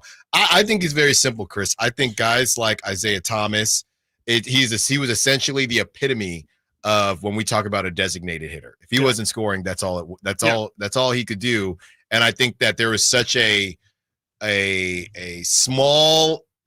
small window for him, like and a margin of error. Yes, and everything needed to be perfect. And once he lost that step or even got injured, and at that time, he's 27 years old with the Celtics. So he was in his prime, but I think after that, you're right. I mean, when he went to Cleveland, I think it was just an idea of I think he was trying to come back from a hip. So I have a buddy who he was a baller at De La Salle, and he tore, I guess, the labrum in his hip, and he went to USC. And he pitched at USC, and it's something about the hips, man. Those hips, it's just the worst, right? The most, I guess, understated. Kind of like where your torque comes Yes, from, it's right? the most understated injury.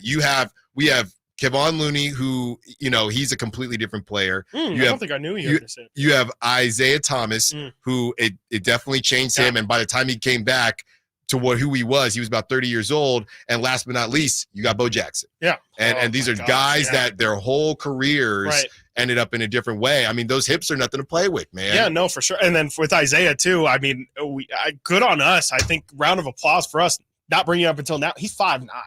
Yeah. Like, he is 5'9". Yeah. That's already working at a massive disadvantage. So he was already a cone on defense. Yeah, exactly. And then when you lose a step or half a step or whatever, you're done. It's done at that point. If he's not your first or second scorer, to your point, why is he out there? I mean, he's literally he could be a super sub or something. I mean, he's literally what you talk about as far as the Donovan Mitchell, the D-Lo. I mean, what's the difference between him and D'Angelo Russell? It's a discount D-Lo, right? Point, So especially once he got injured. So if D-Lo, nobody wants a D-Lo, right? No. And then it makes a little bit more sense. I think the Celtics essentially rode the hot hand, and then people felt like that's the best. The Celtics just got the best Isaiah Thomas. Yeah.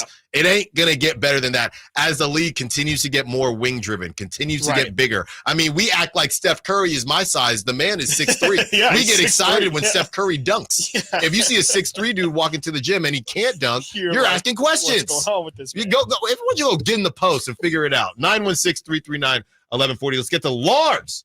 Wants to be part of the conversation. What's up, Lars? You're on Stiles and Watkins. What you got for us? Hey, good afternoon, guys. How's it going?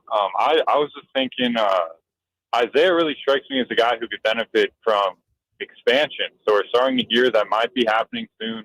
I thought it was already going to happen, but if they have the Las Vegas team and they bring back the Sonics, I mean, you can already see Isaiah just like balling out like the way Luis Gonzalez did on the Arizona Diamondbacks. Like ending his career as like the first new face of an expansion team and pretty much all of these guys that the Drapes said worked out just really strike me as guys that, like, if the Sonics and whatever the Vegas team will be, we're starting this year, would get contracts on these new teams. I mean, it just seems like, and we just saw in the Olympics, the pool of talent of guys who could be in the league is now, I think, a lot bigger than the available roster spots. So, if you get 30 more roster spots, 10 more starting spots, especially for guards like Isaiah, I think that would be a great way for him to get some playing times. And I mean, no matter how old he is, when expansion does happen, which I think will be in the next 5 years, he's going to be 40 years old and he'll have a 30 piece for Vegas or for the new Sonic, classic IT. Yeah. That is. Hang up, but thanks for taking my call. Thank you, Lars. No, that's an amazing call. Thanks for the call, Lars. Well, I was going to say, shout. yeah, it might be in 5 years and he's 40 years old, but we know this. He's still going to be playing. He's still going to try. It doesn't matter. He's also going to be living down the street, Just got to give him a key. Yeah, he's already living in Seattle. That's exactly what I was going to say, is that, he is through and through a Seattle guy, and there's no doubt in my mind that he's at least getting a training. Isaiah Thomas is going to be a member of the Seattle Supersonics. That is 100% a fact. They love the basketball scene up there in Seattle, and they are very, very true to themselves. I think there's Zach LaVine right now. There's DeJounte Murray. I think Michael Porter Jr. might be from up north as well. Yeah, I think he was there because his dad was coaching there. Oh, yes, he was. Yes. Yeah. So there's a few guys. Yeah, there's a good. I mean, Doug Christie. He kind of started it all, engineered it all. I wouldn't surprise me at all. I think that's a great shout, Lars, that Isaiah probably more than likely will be a Seattle Supersonic whenever that is that they start that up. Well, and I would say this, and this is going to sound funny, but off the top of my head, it doesn't feel – there's something about, to Lars's point, ingratiating yourself within the NBA, and it feels like Isaiah Thomas, everybody knows him, but he just kind of does his thing, and then he bounces. This is going to sound hilarious, especially coming from me. As I search around, I'm not sure that Isaiah Thomas has a podcast.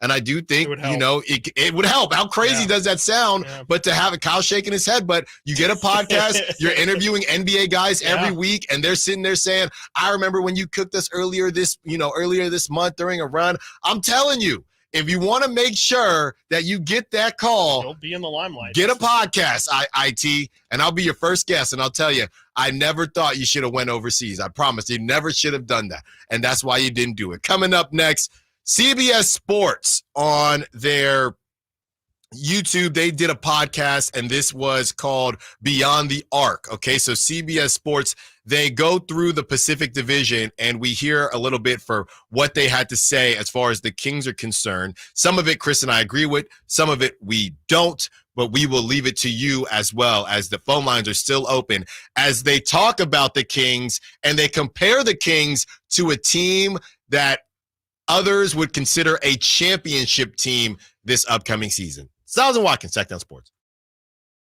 Carmichael Dave here for Capital Casino. Sacramento Summertime Heat is back. And, of course, Cap Casino, Sacramento's #1 poker room, wants to invite everyone to soak up some air conditioning, still with the most variety of table games in the region. And, as always, the best food, best service, and the best action, conveniently located in downtown Sacramento. Capital Casino, of course, reminding everyone to please make sure you gamble responsibly.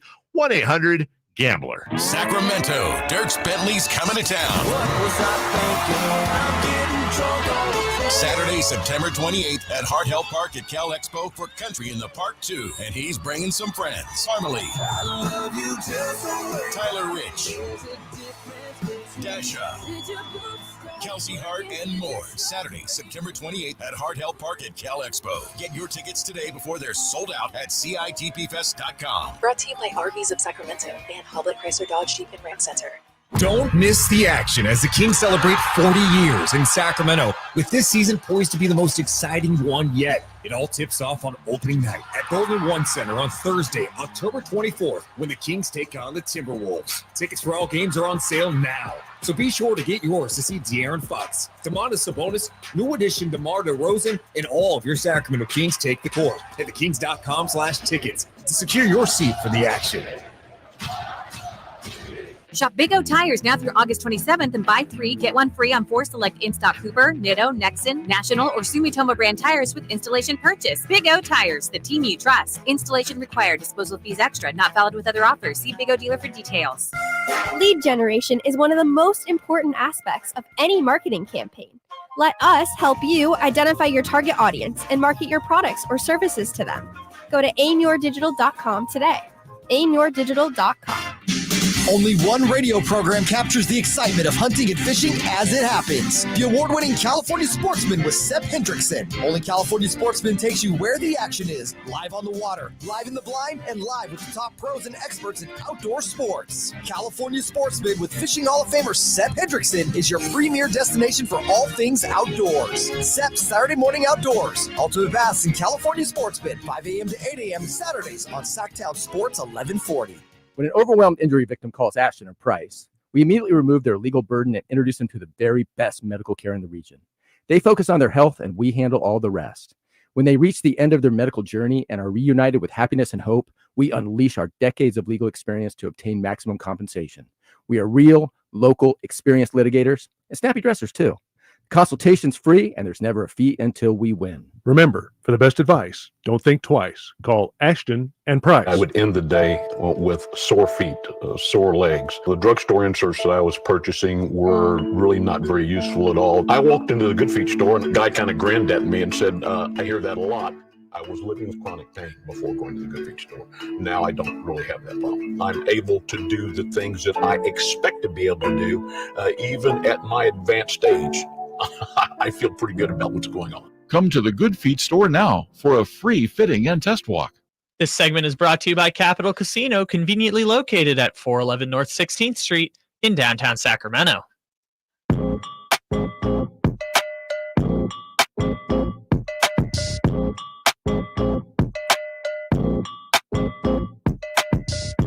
Live and local, it's Stiles and Watkins. Watch the show on youtube.com/Sacktown Sports 1140.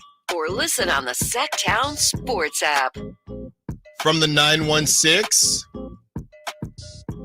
IT needs to talk to Ice Cube and the Big Three. I'm sure Ice Cube has called Isaiah Thomas plenty of times. I think I saw Michael Beasley won I saw MVP that. of the Big Three. Another lefty.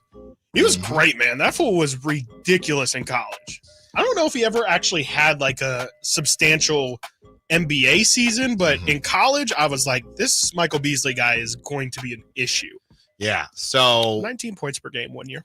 So IT, yeah, we'll see what happens there. And obviously we have a couple other guys in Lonnie Walker, who Chris and I, we were talking about this during the pre-show. Not sure what it is about Lonnie Walker. Maybe, just maybe, as he was on a Brooklyn Nets team who wasn't good and, couldn't really stick there either. Maybe Lonnie Walker just isn't that good. And he had that one good quarter. And that's what most fans, including myself, think about when you think about Lonnie Walker. So you have him, JTA. We know what JTA brings to the table. And last but not least, Tony Bradley. And Tony Bradley, as I watch some of his highlights, he's a big body for sure. And you can always use that. But again, to be a big body like that and be bouncing around, obviously there are some holes in his game, but maybe he can round them out and make some waves with the Sacramento Kings. Let's get to this sound, Kyle. And this is from CBS Sports with Bill Reeder and Brad Botkin, and they go over on Beyond the Arc. They go over all of the Pacific Division teams, and I listened to the Kings portion, and this was just a cut from it that we wanted to discuss, and it was something that I didn't really think about before. To the expectations of teams, I look at like a team like the Timberwolves, and everybody hated that Rudy Gobert trade. They hated that's true. 4 first-round picks. And he didn't fit. There was all these weird fit things. Oh, man, he doesn't stretch the floor. Now Anthony Edwards That's a great comp. Have space. There was all these fit concerns. But a team like the Timberwolves, who has been down for so long, if you just add the talent and hope, that's a good call. And for the Kings, the fit isn't great, but they added a great player. Maybe it works. I love the point. It is a great point. I'm just going to add, just thinking about it, They also had Anthony Edwards, who's probably emerging as a top future 3 or 5 player in the game, and that doesn't exist in Sacramento. And So that was both of them going back and forth, and Brad Botkin was the one who made the comparison between the Timberwolves and the Kings. And I thought it was interesting, Chris, because, people hated that Timberwolves trade, and the Kings didn't have to give up anything near what the Timberwolves had to give up. And now, a couple years later, we're wondering if the Timberwolves are going to win the whole thing. So, not to say that that's going to happen with the Kings, and you had obviously Bill Reeder kind of saying, well, the Timberwolves do have an Anthony Edwards, but they throughout the show, they also say, hey, expectations are different everywhere. And the idea that DeMar DeRozan just gets them back in the first round, gets them back in the playoffs for somewhere like Sacramento, that's nothing to hang your head about. And I thought it was kind of a good comparison, because they use the same comparison with the Timberwolves, teams that haven't seen a ton of success. You just want to get into the dance and give your fans something to cheer about. And you never know, you might get hot versus the Clippers or the Lakers, these teams that have these crazy expectations. So that Timberwolves comparison, just get talent in the building. And we've talked about that before, but just getting talent in the building. And we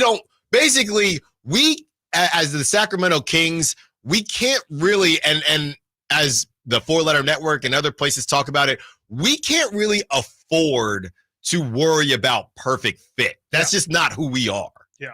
No, I mean, not with where they're at right now. I mean, this is why Mike Brown continued to harp on last season that this is so early in the process. Like, maybe in year 6 or 7, we can worry about fit and worry about, okay, are we building this thing out with the perfect squad at the end of, like, with a light at the end of the tunnel, essentially.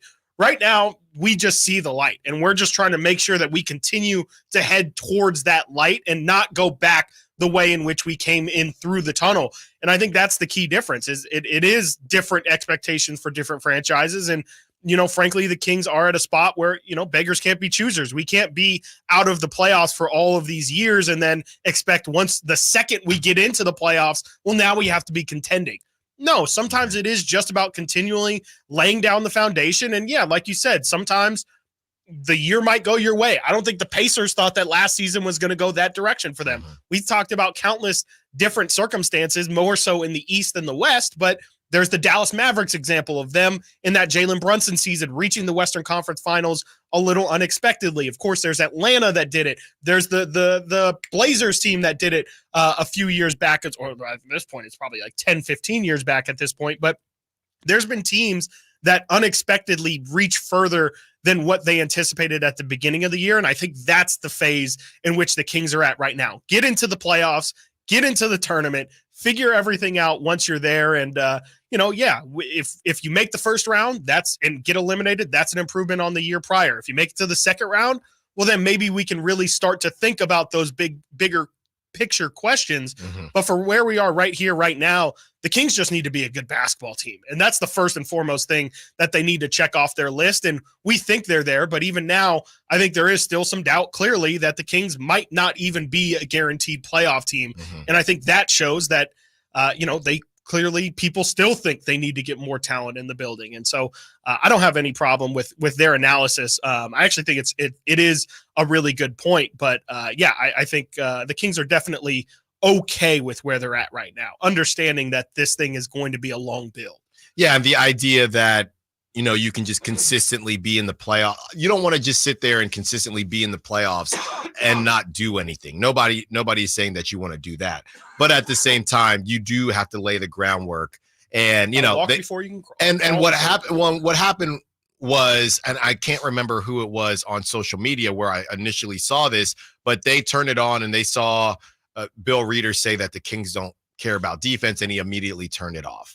And the bottom line is, when you have these national guys, they're going to say some stuff that's going to tick you off because they don't watch every single Kings game. But in all, it was one of the more fair judgments of the Kings without kind of, talking down on Sacramento or whatever playing the it is. National hits. Yes, going, these guys are, they're the Kings, so they're probably right. And you're going to get some of them. You're going to get some of them, the defense, whatever it is. And to be fair, I'm trying to think of who it was, not to call them out, but to be fair, do they not? You're upset that they said they don't care about defense. Okay, maybe the Kings do care about defense. They still aren't great. Yeah. I cared about my math grade. I wasn't great at math. I'll tell you that. So I guess caring about it matters. I got tutors and things like that. But just because you're upset that they said that they didn't care about it, well, when you not at the top, right? When you add DeMar DeRozan instead of prioritizing. Hey, so what are we talking about? The defense. I think that's just what they're referring. So I think as we get into this, and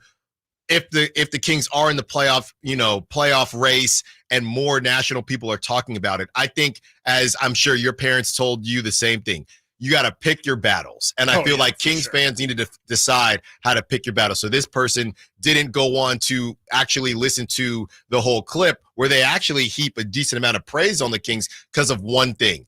As the Sacramento Kings and the past that they have had, you got to pick your battles, and you can't just let one line that you don't necessarily agree with hinder you and then say, well, nobody talks about the Kings. So that's just how I feel about it. Coming up next, speaking of consecutively and consistently being in the playoffs, the Boston Celtics, Jeff Bezos, interested in buying the Boston Celtics. We have some numbers on that. And your tax bracket might not be high enough to listen to this next segment because I know mine isn't. Stiles and Watkins, Sacktown Sports.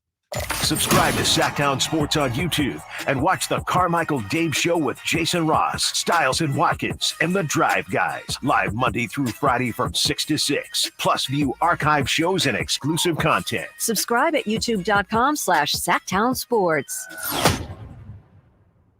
You're going to feel a puff of air. Jong's Optometry has set their sights on staffing up. Try the next line. Hey, Kim, can you tell our 2 o'clock we're running 15 behind? Sorry, we're a bit backed up today. He needs an optometric technician to keep an eye on it all. Where are the dilation drops? Indeed can help him hire great people fast. I need Indeed. Indeed you do. You can schedule and conduct virtual interviews all from your employer dashboard. Visit Indeed.com/credit and get $75 towards your first sponsored job. Terms and conditions apply.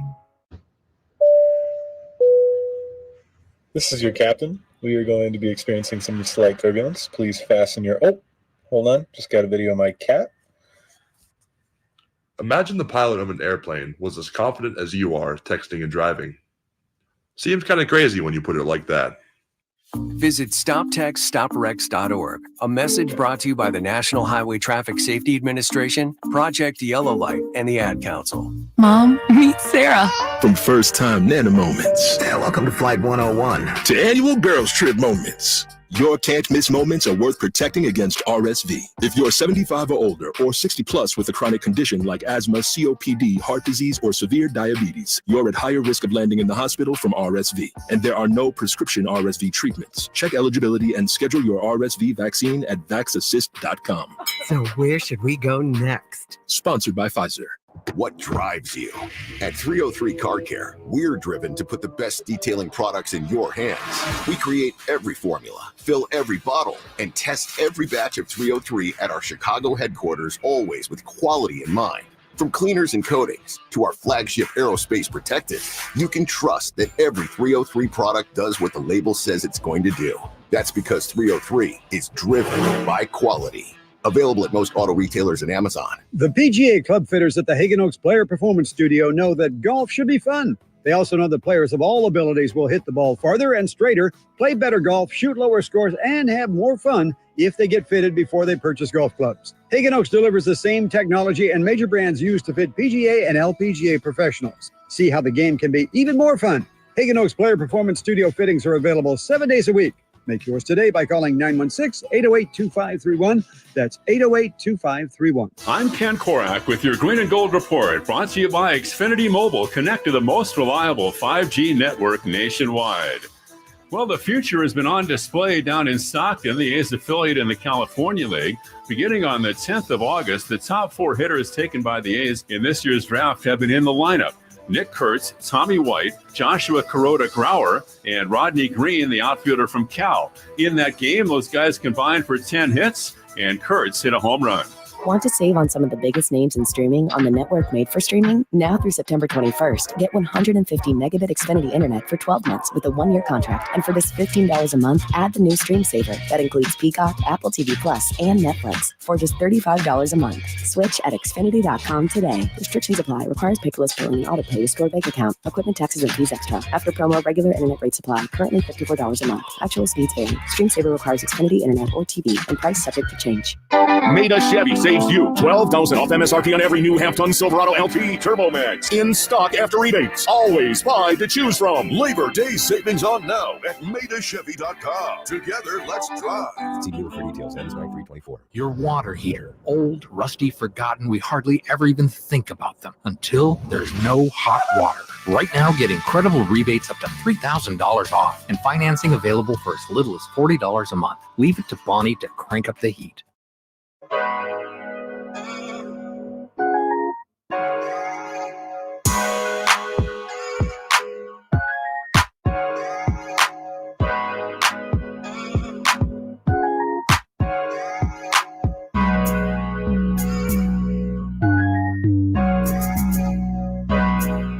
Live and local, 6 a.m. to 6 p.m., Monday through Friday. Sacktown Sports.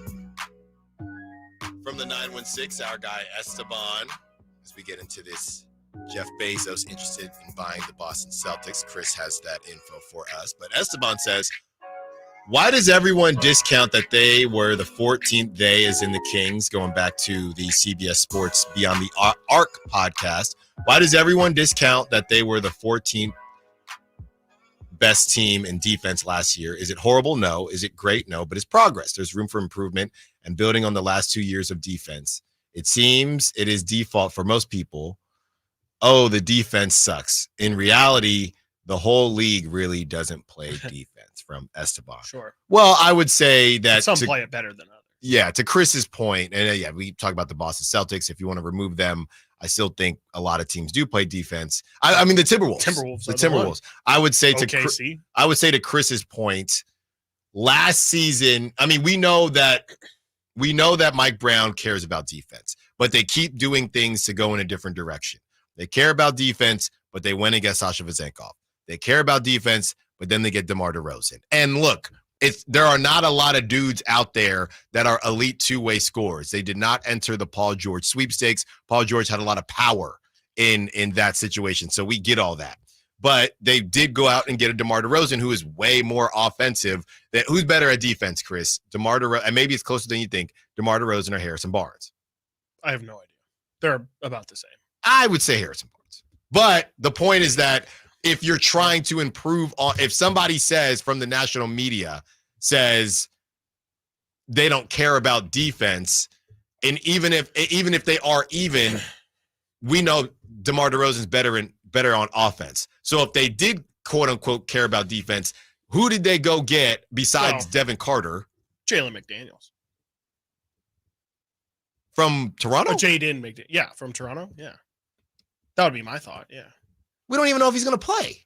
Yeah, but I mean, you asked the question of who they brought in that would make you better at defense. I would think that him and Devin Carter. I mean, I would go Devin Carter, but I'm not talking about McDaniels because the team doesn't talk about McDaniels. I mean, he's still on the roster.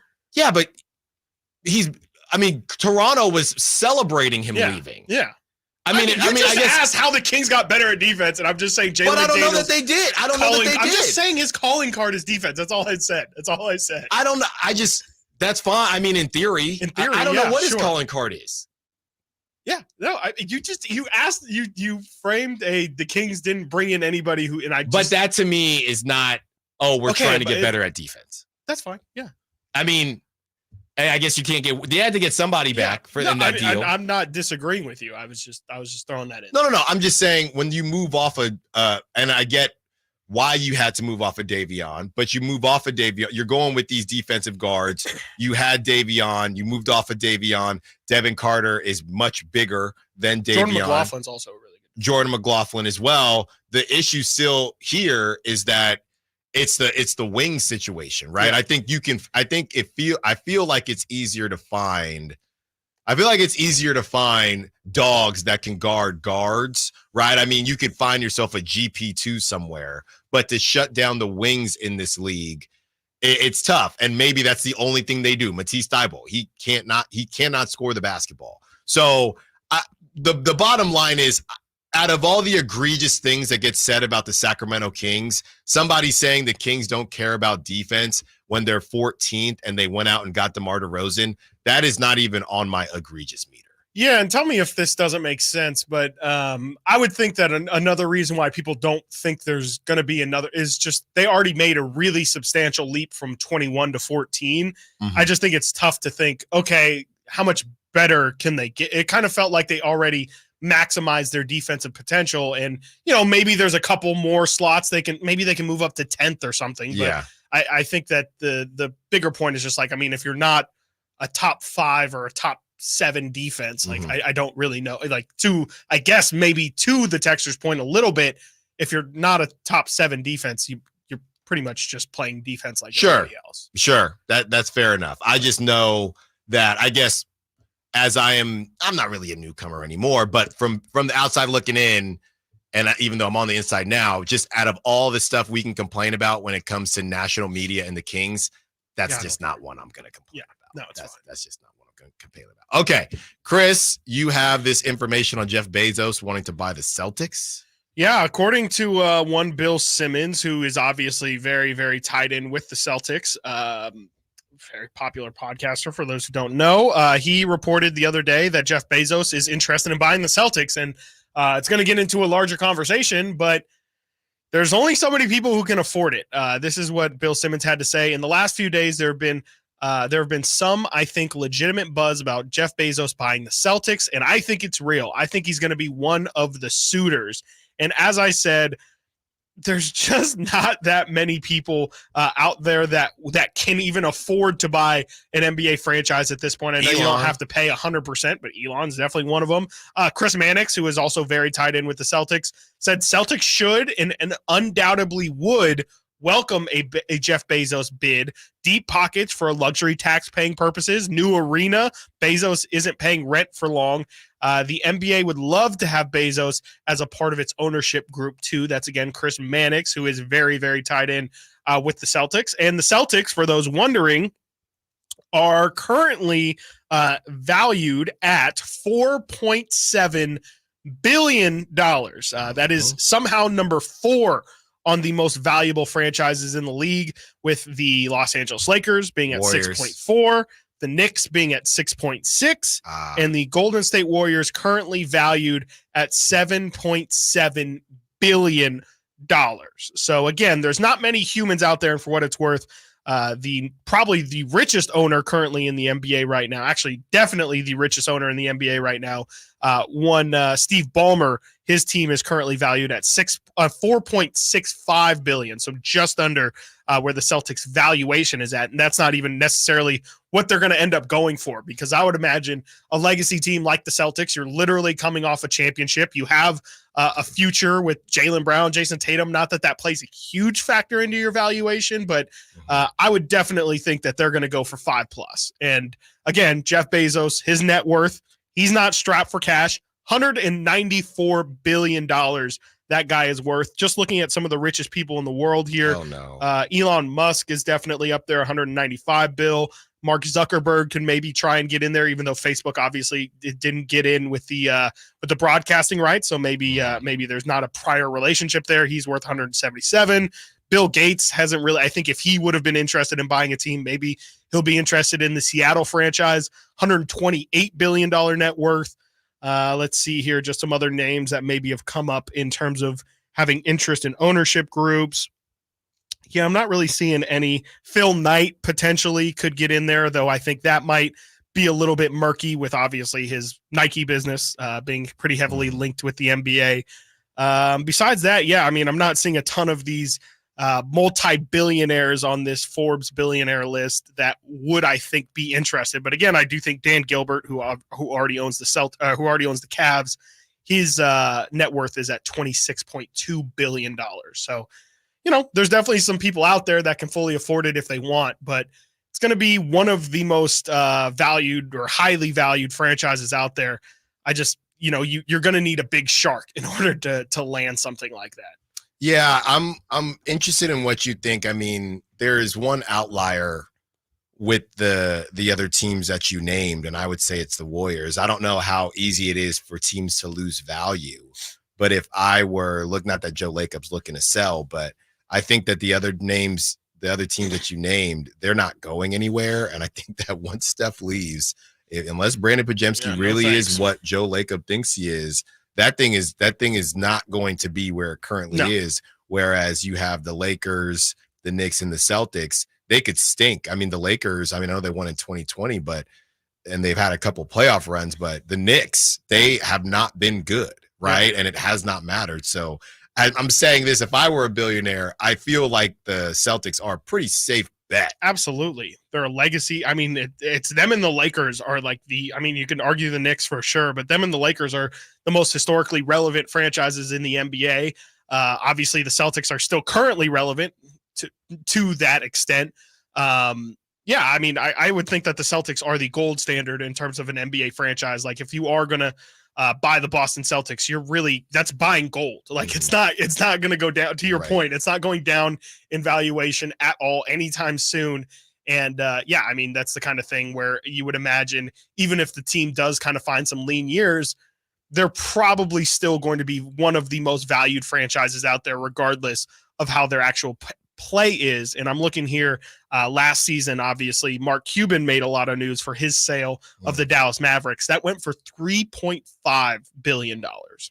And let me see if I can find where they were valued. I don't know if that's updated. $4.5 billion. So yeah, it seems as if this stuff doesn't go down.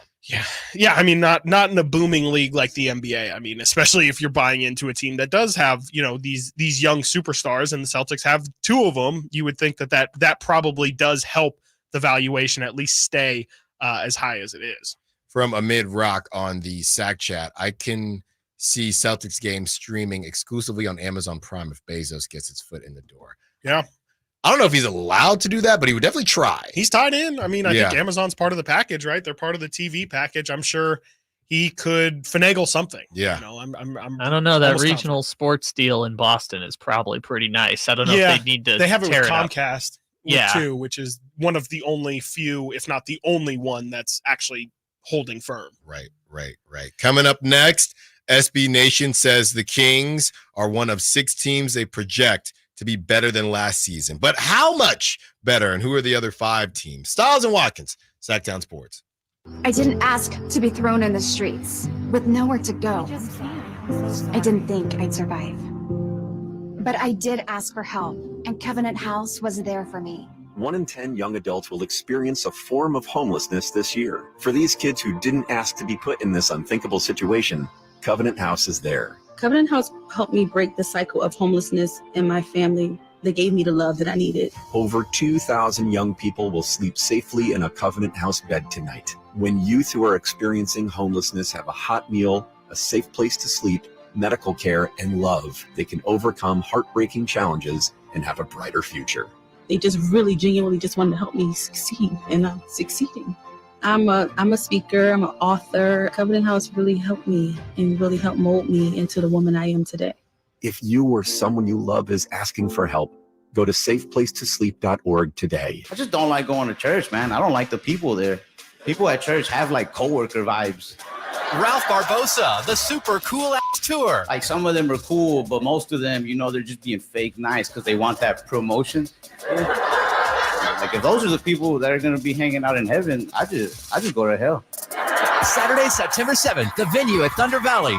Get tickets now. For tickets, visit ThunderValleyResort.com. Don't miss the hilarious Ralph Barbosa live. Whitey here, reminding you that not all gas grills are created equal. Bring out all the delicious flavors in your grilled meats with the amazing Napoleon Prestige and Prestige Pro line of outdoor cookers. My Napoleon Stainless Steel Pro Series gas grill has turned me into a grilling pro with features other grills cannot match. They're built different, built better, built to last. made with premium stainless steel that boasts quality and a lifetime warranty. I may never want to cook indoors again. Napoleon grills and accessories are now available at your nearby Amy's, Ace Hardware in Sacramento, and now El Dorado. Sacramento, Dirks Bentley's coming to town. Saturday, September 28th at Hart Health Park at Cal Expo for Country in the Park 2. And he's bringing some friends. Parmalee, Tyler Rich, Dasha, Kelsey Hart, and more. Saturday, September 28th at Hart Health Park at Cal Expo. Get your tickets today before they're sold out at CITPFest.com. Brought to you by RVs of Sacramento and Hoblet Chrysler Dodge Jeep and Ram Center. You drove the miles and your tires are done. Got to shop the best prices under the sun at Big O. Big O Tires. Shop top brand tires with the lowest tire price guarantee and visit your locally owned Big O Tires. Now through August 27th. Buy 3, get 1 free on 4 select in-stock Cooper, Nexen, Nitto, National or Sumitomo brand tires with installation purchase. Installation required. Disposal fees and shop fees extra were permitted. See store for pricing. Eligibility may vary. Not valid with other offers. Match applies to identical tires at regular retail price. Exclusions apply. See dealer for details. At aimyourdigital.com, we'll help you target the right audience, build your leads, and crush your quota. Take your business to the next level. Our digital marketing strategies help grow awareness of your product or service, all while building trust in your business. Our approach involves leveraging multiple tools and strategies to deliver exceptional results that are customized to your unique business needs. Don't wait to run out of sales leads. Keep your business growing. Get started with aimyourdigital.com today. If your passion is bass fishing, only one radio show has the action, information, and excitement of your favorite outdoor sport. Ultimate Bass, hosted by Tournament Bass Pro and California Outdoor Hall of Famer Kent Brown, takes you live to where the fish are biting every Saturday morning. Only Ultimate Bass feeds your passion with the latest news, products, tips, and advice from the pros. Ultimate Bass with Kent Brown, Saturday mornings at 5 a.m. on Sacktown Sports 1140, part of SEP's Saturday Morning Outdoors. What sets Ashton & Price apart from other injury law firms? I'll tell you. From beginning to end, all important legal decisions are made directly between our clients and their experienced local attorney. A gate agent flying the plane, the receptionist performing surgery, not a chance. There's simply no substitute for the unique power of the direct attorney-client relationship offered by Ashton & Price. And there's never a fee until we win, and between you and me, we win a lot. Remember, for the best advice, don't think twice. Call Ashton & Price. The feet have a really big impact on how the rest of the body moves. The knees, the hips, the lower back especially. If the foot isn't properly aligned, all of these joints are going to function incorrectly. That results in a lot of muscle tension and chronic pain. What I really like about the Good Feet system is that the right arch supports can put the foot in its proper alignment. So all the joints up the rest of the body will be aligned properly as well. And when the body's aligned, we can reduce the risk of injury and chronic pain. Come to the Good Feet store now for a free fitting and test walk. Are you tired of your tee shots ending up in the adjoining fairway while the rest of your foursome is hitting it down the middle? Well, experts will tell you that being properly fitted for golf clubs will help you strike your drive center cut.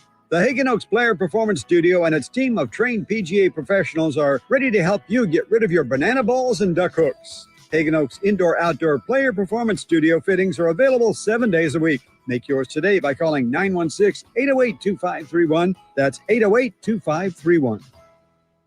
From the Power Business Technology Toshiba Studios. KHTKAM Sacramento, KYMX HD2 Sacramento. Sacramento's official home for the San Francisco 49ers. Touchdown! San Francisco! Sacktown Sports.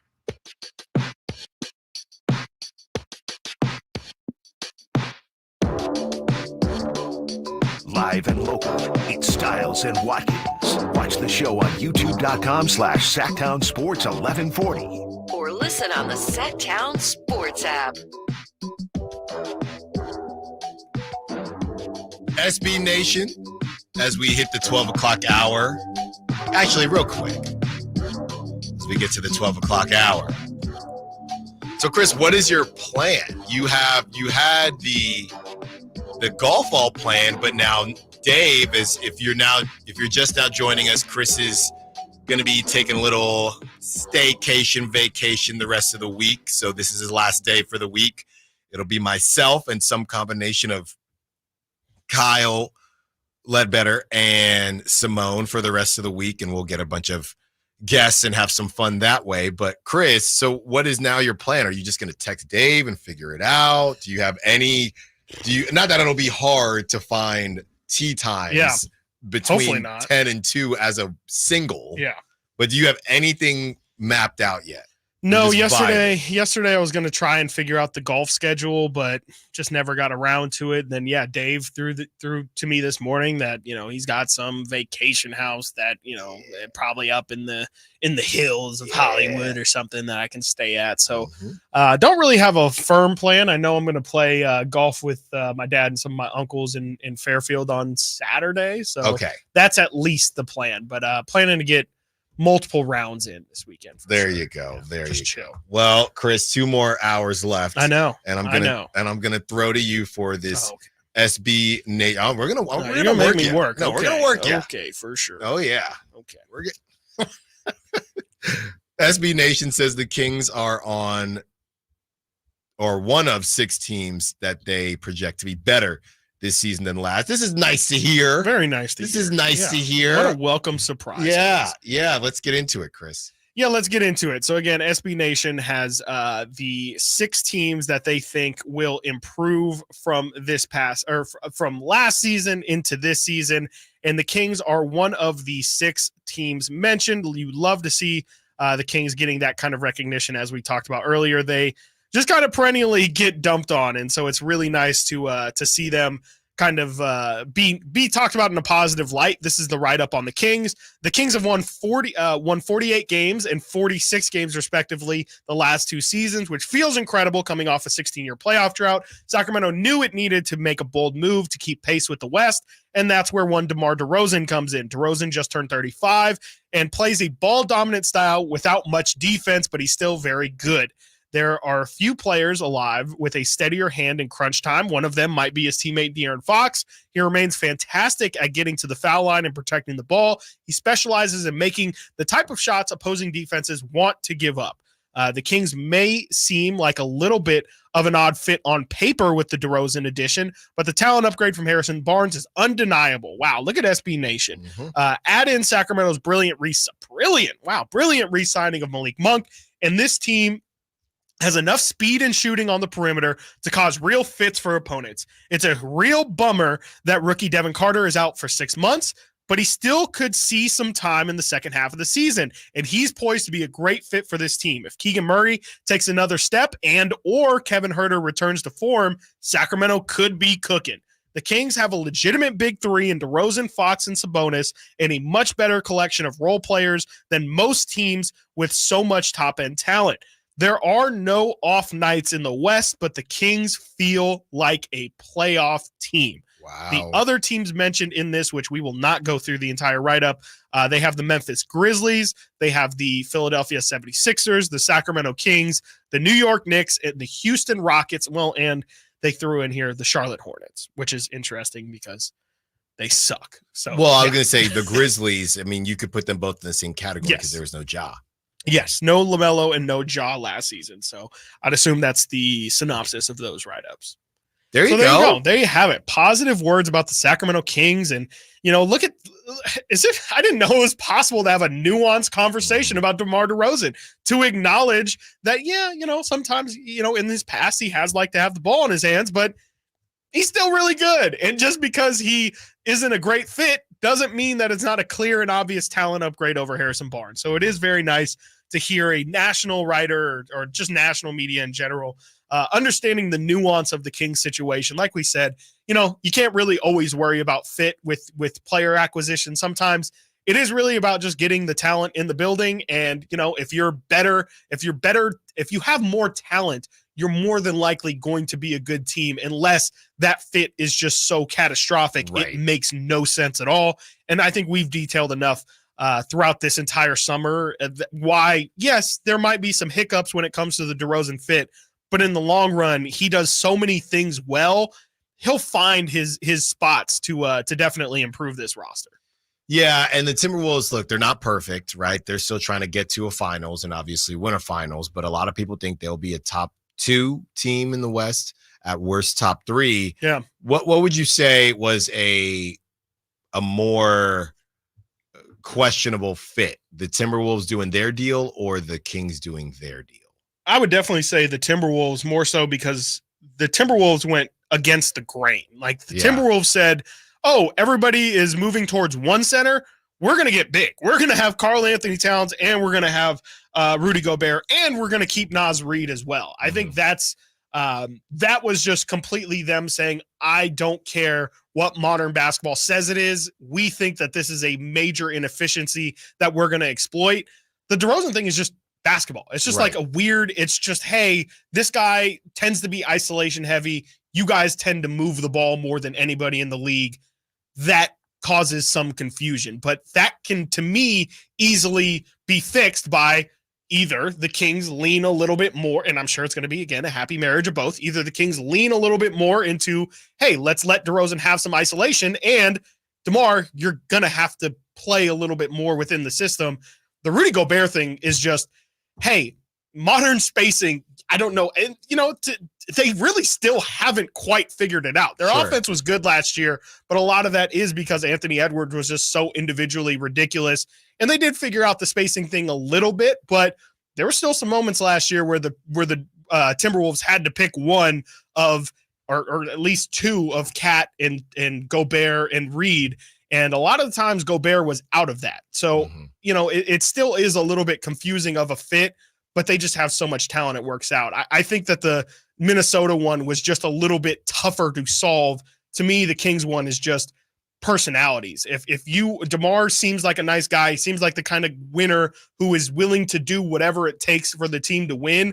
I would think he's willing to sacrifice some of his ego in order to fit more into the team. And I do think the Kings bring in DeMar DeRozan and understand, look, we have to sacrifice some of our identity in order to make this work as well. So to me, it's just, they're both not perfect fits, but to me, the Kings one is just a little bit easier to solve. And Minnesota solved theirs pretty easily as well. So that's really why I don't have much fear that the Kings will figure out some version of a good team here. Yeah, I mean, you look at some of the other teams and moves that they've made and whether or not something makes or doesn't make sense. I mean, you're not even arguing fit. It's like you said, personality. It's more about, hey, you're not going to have the ball as much. You cool with that? Yeah. You're going to have to shoot more, from receiving a pass. You're not going to have as much time to cook. Are you cool with that? Maybe your numbers look a little bit different. Are you cool with that versus, oh yeah, we're literally housing three centers that play a lot of basketball on the same team, and nobody else is doing that. Luckily, yes, Karl Anthony Towns can stretch the floor, but this is what we're doing. So I don't even think it's close. I mean, and granted, Timberwolves did get ripped. They got ripped. They got torn to shreds. But they also sucked for an entire year. Yeah. Like, it's not just like they made the trade, people complained, and then they immediately proved people wrong. There was a lot of proof of concept that one year where they didn't figure it out. And then I think they just really, really hyper-focused on how do we make this work. And I think Jalen McDaniels, or I don't know, whichever, the other McDaniels that's on the Timberwolves, he definitely took a massive leap last year, and I think that helped the situation a little bit. The year that the Timberwolves did suck was in part because Karl Anthony Towns missed 55 games during that season. And when he came back, their defense was like number one in the league the last month of the season. Yeah. So hopefully the Kings can follow that model in a different way. And look, I think we're all fairly sure that they're going to be better. It's just a matter of how much better. Speaking of the new teammates and new additions, DeMar DeRozan and Domas worked out at USC, and Domas had some things to say after the workout. We play that for you when we return. Stiles and Watkins, Sacktown Sports. Hi, this is Greg Papa. Disasters hit every day. If your home, business, or building has suffered from any disaster, SunPoint Public Adjusters can help. SunPoint prepares, presents, and negotiates your claim with the insurance company, working only for you, making sure you get everything you're entitled to and letting your focus be on what's most important, your family or your business. Call SunPoint today at 888-247-7865 or contact us at sunpoint.us. SunPoint Public Adjusters, the gold standard in public adjusting. License number 2N14884. Hi, Michael Dave here for Capital Casino. Sacramento summertime heat is back. And of course, Cap Casino, Sacramento's #1 poker room, wants to invite everyone to soak up some air conditioning, still with the most variety of table games in the region. And as always, the best food, best service, and the best action, conveniently located in downtown Sacramento. Capital Casino, of course, reminding everyone to please make sure you gamble responsibly. 1-800-GAMBLER.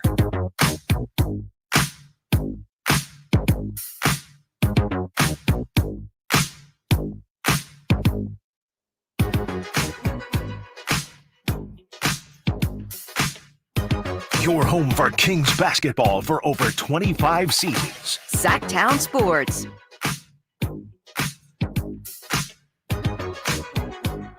Domas and DeMar DeRozan worked out at USC, DeMar DeRozan's old stomping grounds. Chris, real quick. Kyle, you can get in on this too. Okay. What is a Sox? Is this a riddle? No. Oh.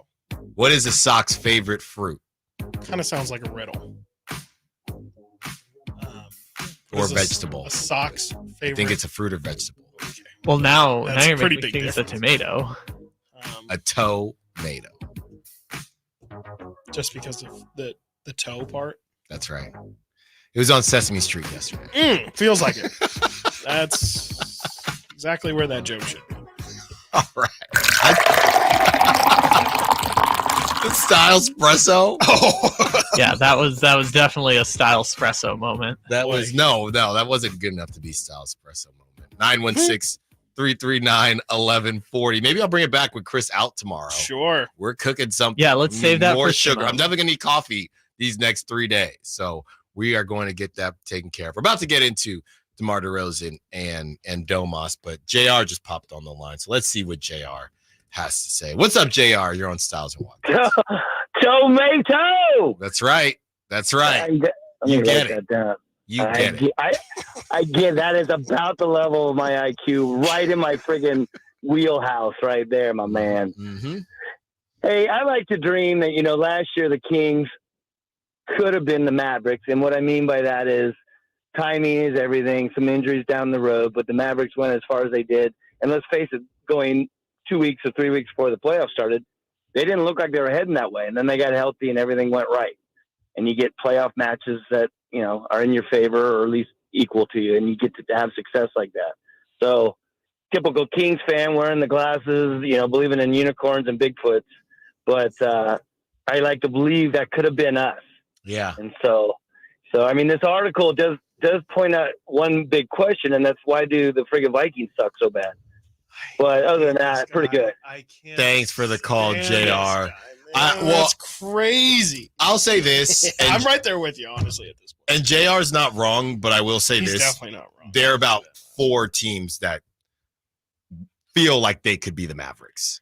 You know what I mean? Sure. There are about 4. Everybody in that lower echelon, the Suns, the Warriors, the Kings, and honestly, the Lakers, they all feel like we could have been the Mavericks. Pelicans. Remember when Dallas actually came to Sacramento, though, and they basically had the same record? Yeah. And Dallas won both, and the season just completely changed.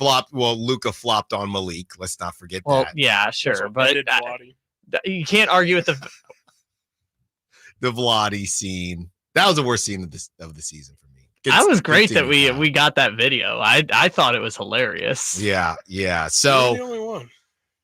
The past is the past. Now we move on to the future. And DeMar and Domas working out. That is our future. Yeah. All right. You don't need to be the Mavericks when you're the 3 seed, Chris.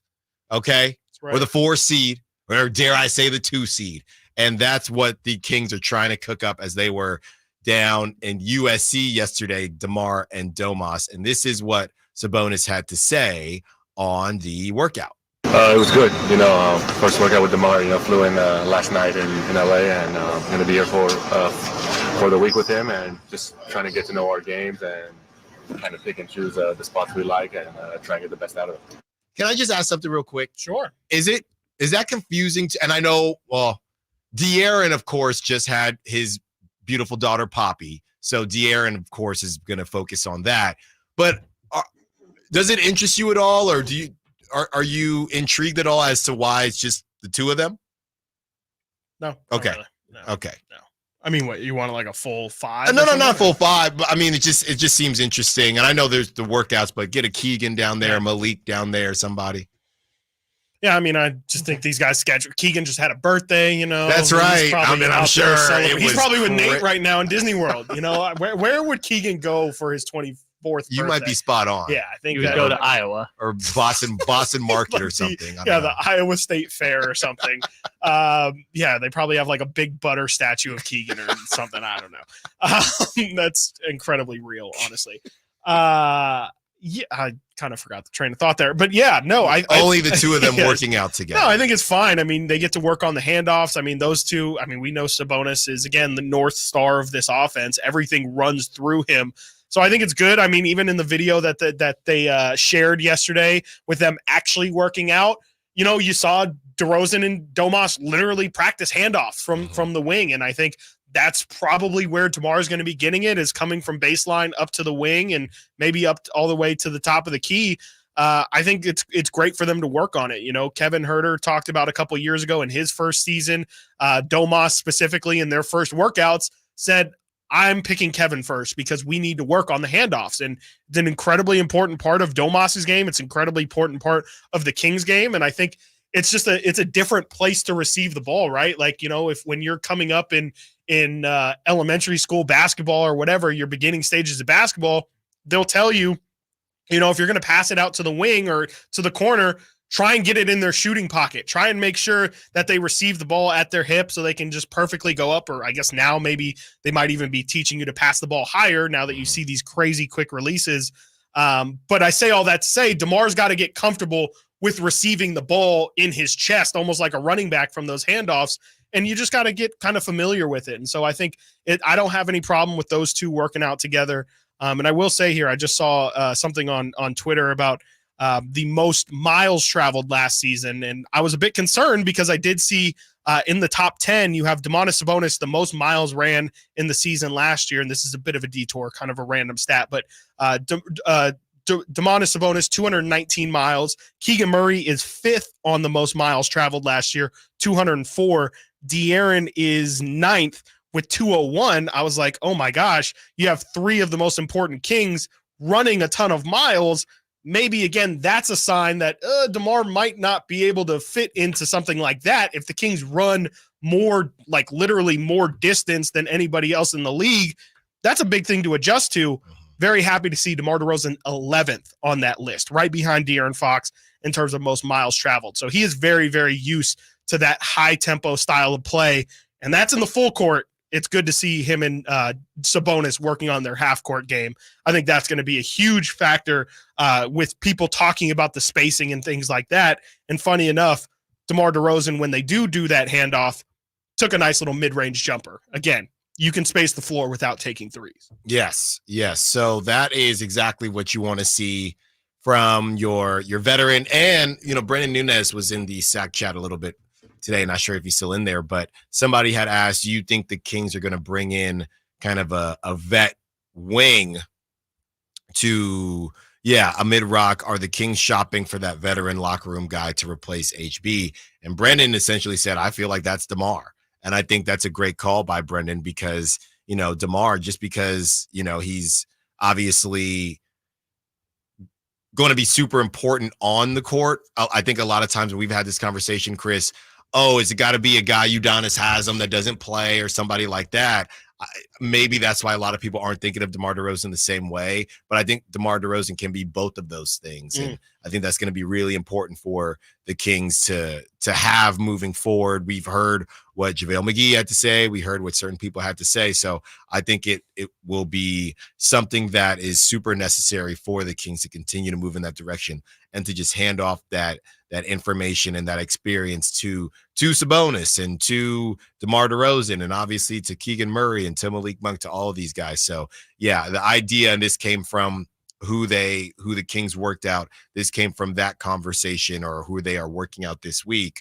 But at the same time, I think they already have a version of that with DeMar DeRozan. Great to see them working out together. And to me, Chris, that just tells me it's coming.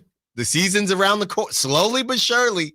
The season is going to be here before you know it. And speaking of the Timberwolves, the Kings will get to face off against the Timberwolves to start the season at Golden One Center And of course, you can hear that game and all games here at the flagship for the Sacramento Kings. Coming up next, how many superstars are there in the NBA right now? And what does it take to get to that level? Stiles and Watkins, Sacktown Sports. The only place you'll find Malik Monk is Sacktown Sports. Oh my, what an athletic move that time by Malik Monk. Hey Sacramento, it's Malik Monk and you're listening to the home of the Sacramento Kings, Sacktown Sports. Your local sports leader. At Northern California's #1 Honda dealer, Stockton Honda, we make the dream of owning a new car easy and stress-free. With prices that you just can't say no to. Save on our best selection of the year during the final days of the Honda Summer Event. Come in today or go to StocktonHonda.com. Anytime, anywhere, it's all here. StocktonHonda.com. Number one claims based on 2023 total new and Honda certified pre-owned vehicle car sales from American Honda Motor Company sold on report. It's a myth to think you don't play golf well enough to get fitted for golf clubs. The professionals at the Hagen Oaks Player Performance Studio would argue that playing the game with golf clubs properly fitted to your body and swing characteristics is the best way to improve your game and have more fun on the golf course. With a professional staff of fitters, all the major brands of equipment, and cutting-edge technology featuring TrackMan, the indoor-outdoor Hagen Oaks Player Performance Studio is worth a look. See for yourself, Fulton Avenue at the Cap City Freeway. Schedule your fitting at 916-808-2531, 808-2531. This is the story of the one. As a warehouse manager, her job is to transform chaos into clarity and to see patterns where others see problems. Luckily, she's got a partner who shares her perspective. Grainger offers over 1 million industrial-grade products, backed by real-person support and in-depth online resources, so she can tackle every task with precision and turn potential setbacks into streamlined success. Call clickgrainger.com or just stop by. Grainger, for the ones who get it done. Getting quality employees to fill positions in your company is essential, but finding those people can be a major hassle unless you use ZipRecruiter. ZipRecruiter makes finding quality people a breeze. ZipRecruiter's advanced technology identifies candidates with the right skills, sends you great matches, then you can easily invite them to apply. 4 out of 5 employers who post on ZipRecruiter get a quality candidate within the first day. See for yourself. Go to ZipRecruiter.com/free to try ZipRecruiter for free. That's ZipRecruiter.com/free. We just want to have enough money for retirement. And travel to visit our grandchildren. I understand. That's why at Fisher Investments, we start by getting to know each other so I can learn about your family, lifestyle, goals, and needs, allowing us to tailor your portfolio. What about commission-based products? We don't sell those. We're a fiduciary, obligated to act in your best interest. So how do your management fees work? We have a simple management fee based on the value of your portfolio, so we do better when you do better. We appreciate that kind of transparency. We also check in with you regularly to keep you up to date on the markets and your portfolio. What other services do you offer? As a client, you have access to resources on investing, financial planning, estate planning, Social Security, Medicare, and more. Wow, it sounds like Fisher Investments has everything we need. At Fisher Investments, we're clearly different. Learn more at FisherInvestments.com. Investing in securities involves the risk of loss. Sacramento, Dirks Bentley's coming to town. Saturday, September 28th at Hart Health Park at Cal Expo for Country in the Park 2. And he's bringing some friends. Farmerly, Tyler Rich, Dasha, Kelsey Hart, and more. Saturday, September 28th at Hart Health Park at Cal Expo. Get your tickets today before they're sold out at CITPFest.com. Brought to you by RVs of Sacramento and Hoblet Chrysler Dodge Jeep and Ram Center. Experience a golf tournament as refined as you are. The Pro Court Championship at Silverado Resort, September 12th through the 15th. Be there as the best of Napa meets the best of the PGA Tour. With world-class wine experiences, breathtaking views, and incredible golf. It's like this weekend was made for you.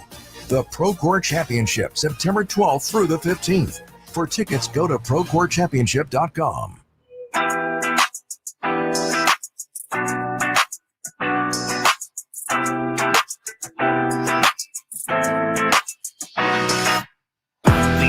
Station in Sacramento giving you local sports coverage from 6 a.m. to 6 p.m. Monday through Friday. Sacktown Sports.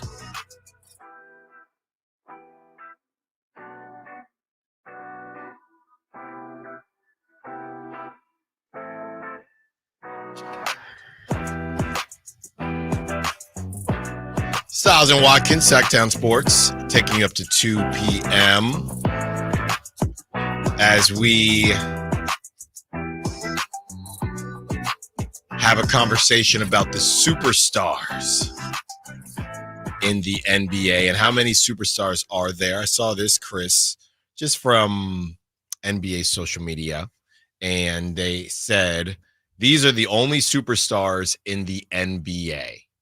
All right, I'm going to read this list, see if you agree, disagree, see if you would swap anybody out and put anybody in. The number, there are 3, 6, 9, not even 10. They have 9 names, okay?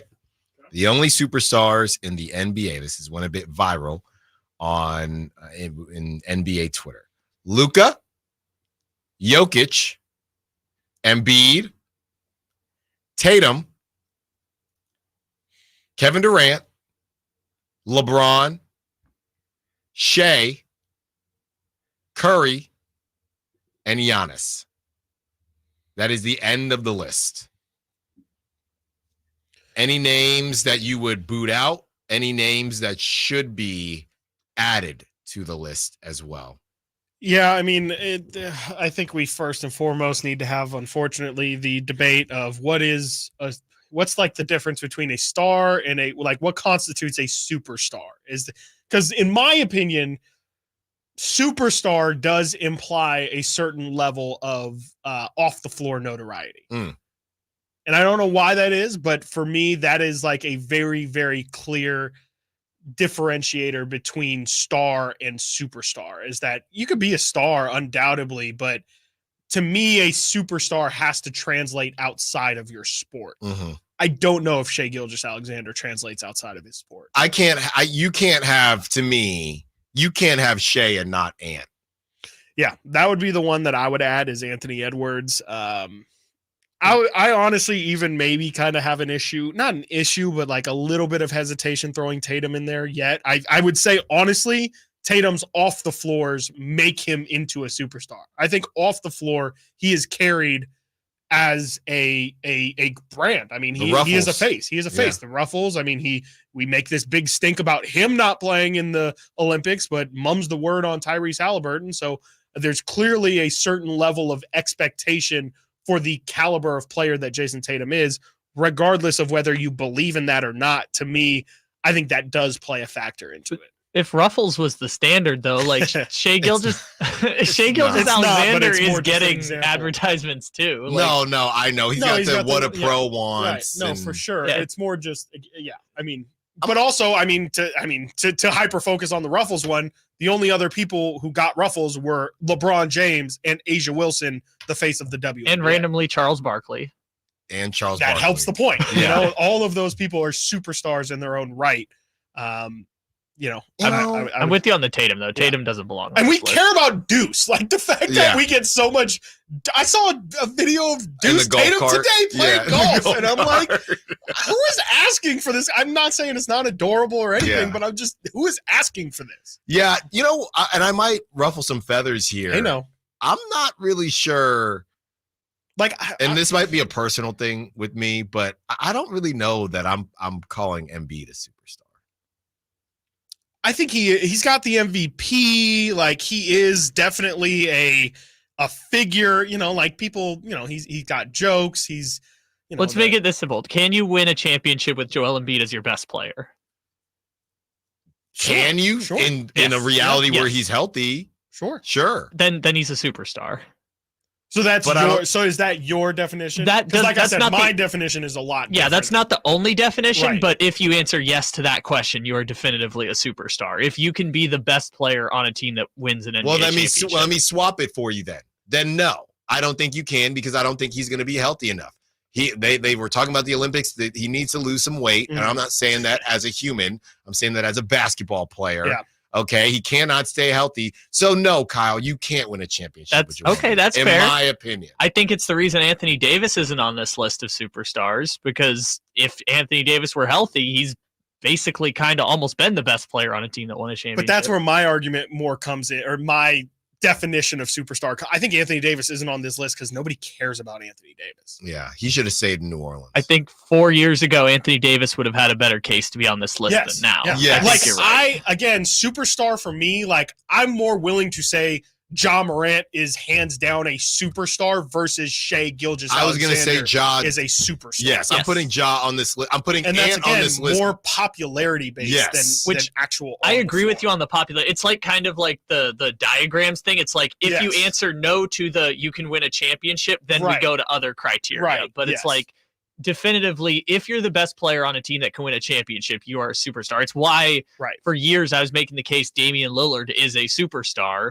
even though he was notoriously like not in a lot of endorsements and quiet and all that stuff. Yeah, I mean, that definitely. I mean, yeah, I would undoubtedly say Dame was a superstar in his time. Even, I mean, I feel like Dame had, with the 4-Bar Friday stuff. No, he definitely had a certain level of pull. But I mean, and I would probably maybe adjust it to say I probably carry off the floor popularity more so than on the floor when it comes to superstar. And this goes back to what we were talking about yesterday with the face of Major League Baseball, because I'm going to say two names, and I would put these two. It's my Justin Verlander argument, and these guys they're probably right in that Justin Verlander phase. Instead of Shea, I'm putting Paul George and I'm putting James Harden. Now you can't win. I'm okay more with James Harden than Paul George, funny enough. I also thought you were going to go Jimmy Butler, which I thought you were going to say Chris Paul. I don't think Chris Paul's I think Chris Paul, he's finally he's a star. I think now he's star. Chris Paul in 2018 was maybe not now at this point, because I'd say the same thing with Paul George. I think Paul George and Jimmy Butler both up until like 2022. Yeah. I got a good one for you. And this one is going to really tick people off based on what we talked about, Chris. Mm-hmm. You know who I'm going to say. I have literally no idea. Draymond Green. Yeah, he's a superstar. He's a superstar. He's a superstar. Tell Draymond Green he's not a superstar. I think he's famous, but he's not a superstar. That's like, Kyle. I think that is a fair distinction. I just think it becomes. I like that. I don't know what to do with that. It ruins my base. That ruins my base. I like that. I don't know what to do with that. I don't think you're wrong, though. I don't. That's probably the most appropriate way. You do have to have a certain level of excellence on the basketball floor to be a superstar. All right. It's very fair. Draymond Green does not. Champ. Very the four-time champ. The greatest role player in NBA history. Yes. Russell Westbrook, I think I'd put him in the Chris Paul category. Yeah. But I would put James Harden ahead of Russell. What about Devin Booker? Yeah, I think funny enough, like he does have an off the floor following, but I don't think he's entertaining enough. I mean, he's literally, guys, every time I see him, this guy's giving away shoes. Though. I don't know. His shoe's not popping. That's why guys keep giving it away. It feels like every time he's giving away D-booked, we got another colorway. I don't know anybody who's buying books, but I think they look fine, and I've seen NBA and WNBA players wear them. If you are I think that's a tight one. That might be the one. Yeah, he scored 70 points. And was the best player on a team that came 2 games away from winning a championship. Yeah. And dated a Jenner. Yeah, that was a while ago now. Simone still got the shirt. Simone still got the shirt. I do like, what about Rudy Gobert? Is he a superstar? No. Rudy Gobert is just a very interesting career. I'm putting Wemby in front of Rudy Gobert. He's definitely on the track. Yeah, Wemby all we have to do is wait 2 years and Wemby's going to be right there. It's 2 months. Yeah, it's basically who are the best players in each generation. If a generation is like every 5 years based on the primes of basketball players, it's like the best young players in the league are Luka, Shea, and Ant. They're all probably superstars or becoming superstars right now. Yes. Yeah, I think that. What about, and this guy isn't one, and I don't even know how he gets there. Tyrese Halliburton a superstar? I might have to put if you showed a picture of Shai Gilgeous-Alexander and Tyrese Halliburton to a bunch of casuals, who would get more tallies as to, I've at least seen this guy before. He played on Team USA. I think that helps too. I'm going, and I know Shai's obviously played for Canada, but they lost. That probably hurts them too. I think more people would at least know the face of Tyrese Halliburton over Shai. And maybe I'm wrong. They might know him from the What a Pro Wants, but Tyrese Halliburton in-season tournament. Yeah. Eastern Conference Finals. Team USA. all over podcasts. I think a lot of people also know SGA from what was the underwear brand that he did the commercial for? I do not know. Can't tell you. The Kim Kardashian one. Skims. Yeah. Skims? That was a whole that was a whole thing back in December. He calls them hymns. I think like Shea is on there. I think the Tatum one is the one you can probably get rid of. If there's any qualm with one on the list, I think it's more Tatum than SGA for me, but maybe that's I think basketball-wise for Kyle. sure. I think basketball-wise for sure. Kyle. I think that the all right, the disrespect on Tatum is getting crazy. Or maybe the here. fame thing is just spun too much into the superstar. Sorry, when Tatum was their number one, they kept losing in the playoffs, but then he became a number two, and all of a sudden they're a champion. He's not a number two. I mean, Jaylen Brown won Eastern Conference Finals MVP and Finals. Okay, so Steph wasn't number one on all those teams. Not the KD Not ones. KD. Not KD. You guys are going to 2015 he was. Let's stop that. 2015 he was. Well, okay, but Iggy won. Well, I think that they made a weird choice by doing that. But they should have just gave it to Steph. LeBron. But whatever. 916 is saying Dame. I guess if we're bringing up James Harden, and that's one where I think the play might start to be hurting him. I don't know if off the season he had last year. I don't know if I think fame wise he's there, but I don't know play wise. Dalla. Yeah, it's him, Harden, Paul George. I guess you could even throw DeRozan in this group if you want. They were all the like secondary stars of the last generation, right? Like you had Steph, you had KD. Those were the stars. Right. I guess even Harden was that. They were the guys. Hey, are you going to get over the hump? And then they never did. Yeah, Harden is kind of a weird in between because that 2018 Rockets team might be like the best team to never win a championship, but everyone else. Kawhi is a tough one. Kawhi's not a superstar. No, the best team to never win a champion. Well, I guess that season. It would be that 18 Rockets team, yeah. But what were you going to say? Well, I was going to say the Warriors, the 73-9 year. Yeah, they won. Go ahead, Chris. Yeah. What do we think about Jalen Brunson? No. New York Knicks, dude. It's after this season. Let's have the conversation. But right now, no. It's not as far off as some of the other names we mentioned. Like we've kind of gone to the well of like older guys. Year. Jimmy Butler over Jalen.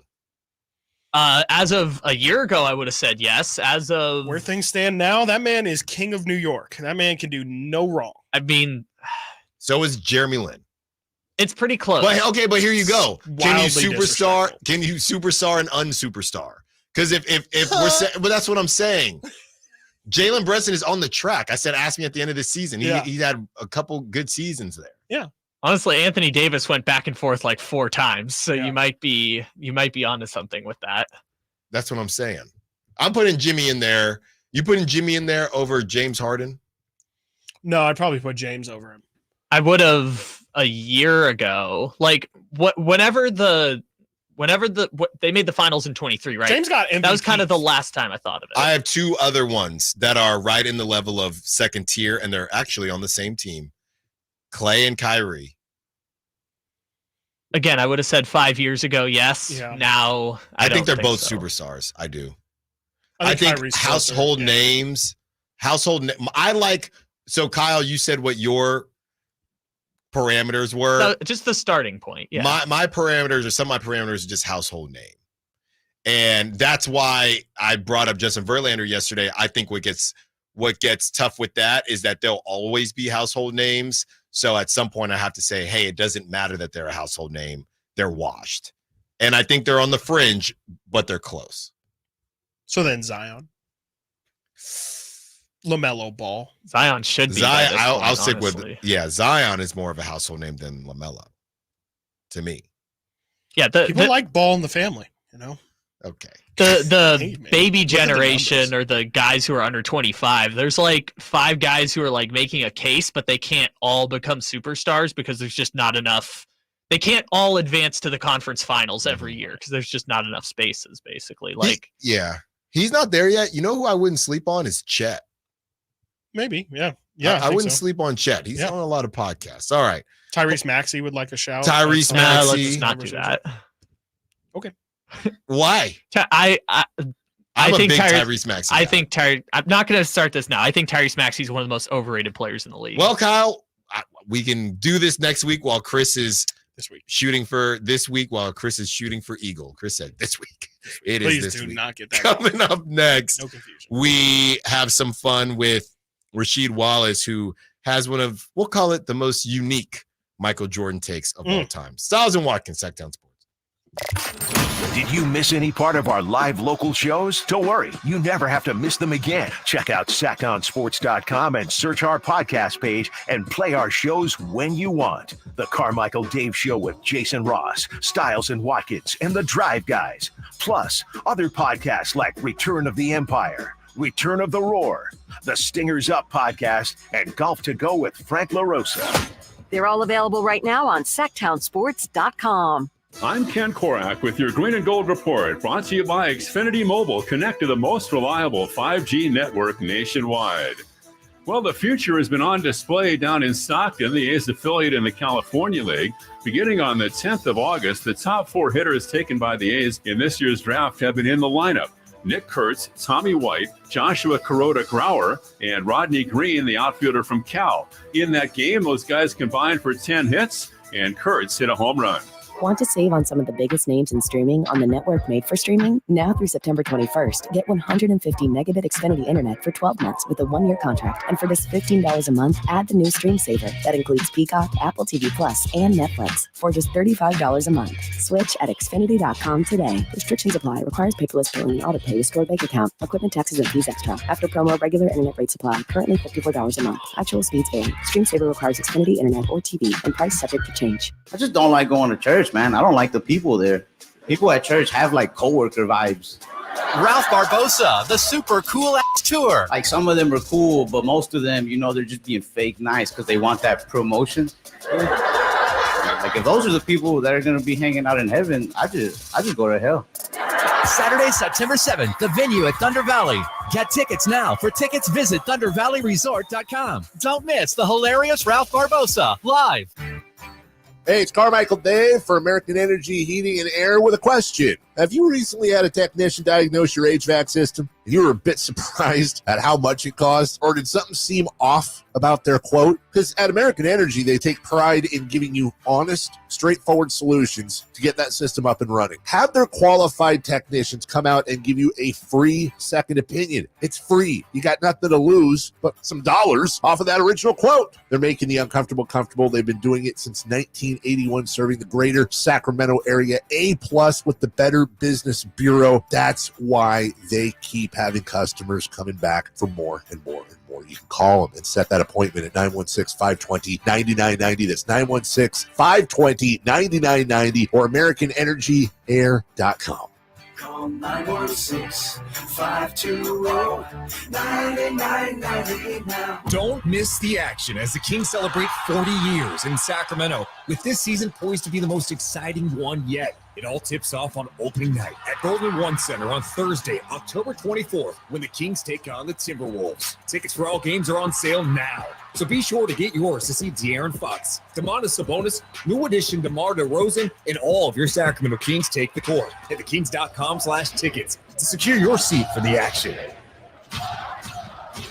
Sacramento Dodge Chrysler Jeep Ram. They believe it's all about people and choices. Their goal is to find the car that fits your lifestyle. With their huge inventory of models, they've got the right car and, more importantly, at the right price every time. Experience for yourself why their customers drive away smiling. Discover the difference, because it's not just about the car, it's also about the people. Experience the Sacramento Dodge Jeep and Chrysler difference off Business 80 next to Hagen Oaks, or you can find them online, SacSuperstore.com.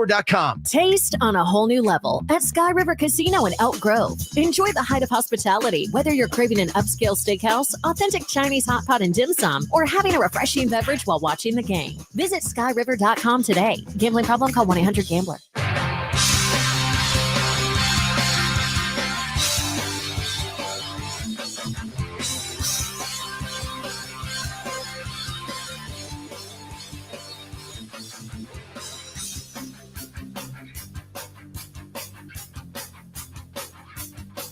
Your flagship station for the Beam Team, Sacktown Sports.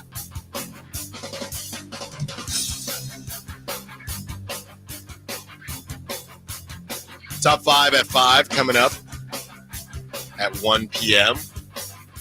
This one is, I don't know if they're being sarcastic or not, from the 916.